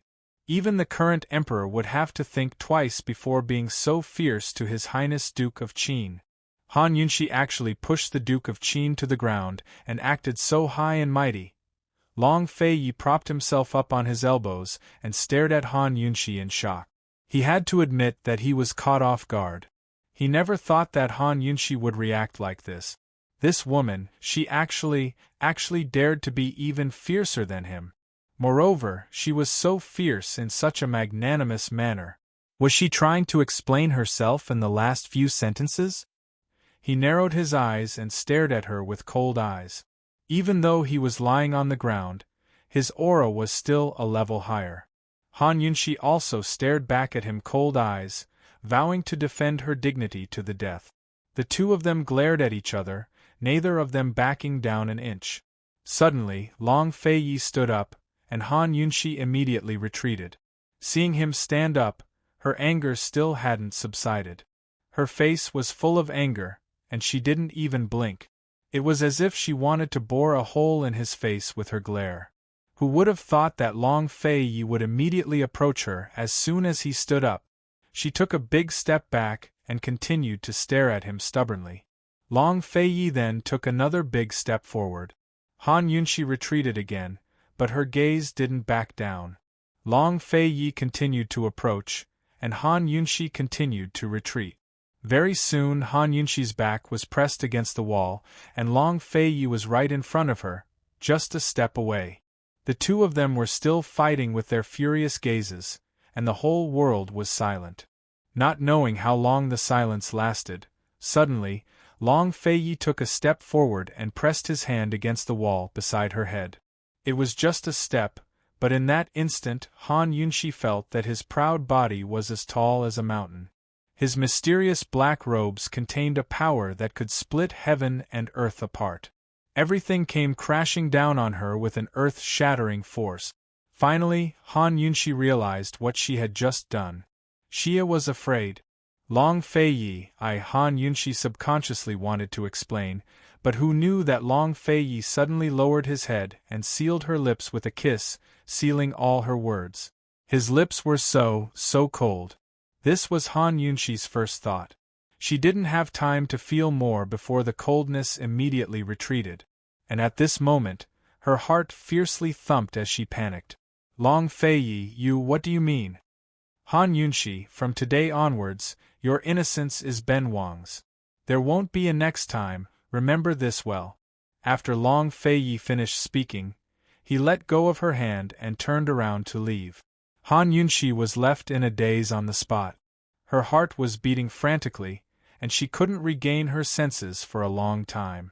Her fingertips gently brushed against her lips, as if she could still feel the remnants of his breath and coldness.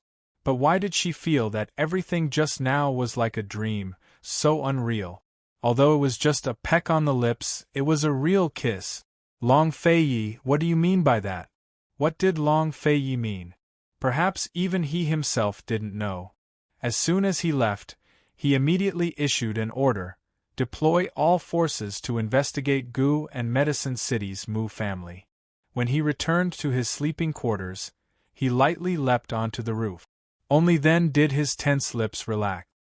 He gently stroked his lips, his eyes flickering with an unfathomable light. His heart had always been as calm as stagnant water, as cold as ice. His life had always proceeded according to plan, but ever since this woman came, there had been one exception after another. Han Yunshi, since Ben Wang has decided to use you, he definitely won't give her any chance to betray him. The next day, Han Yunshi was still absent-minded and out of sorts when Long Feiyi suddenly appeared at the door of her study. She immediately stood up in a panic, but Zhao Mama, who was just about to bring in tea, casually broke the teacup. Zhao Mama didn't see what happened after yesterday, but what happened before was enough to make her unable to forget it for the rest of her life. She didn't dare to make a sound and only pretended that she didn't see anything yesterday as she hurriedly cleaned up the broken pieces. However, Long Feiyi's reaction was the most cold, as if nothing had happened.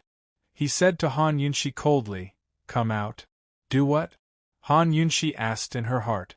The fears her from yesterday had long disappeared. When she saw Long Feiyi leave, she hurriedly followed.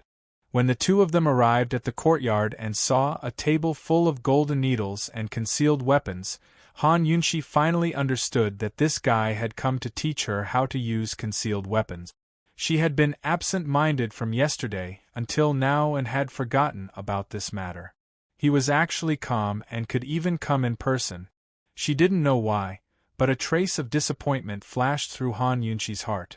Long Fei, was it just your tyrannical declaration of ownership yesterday to restrict my freedom? Was that all?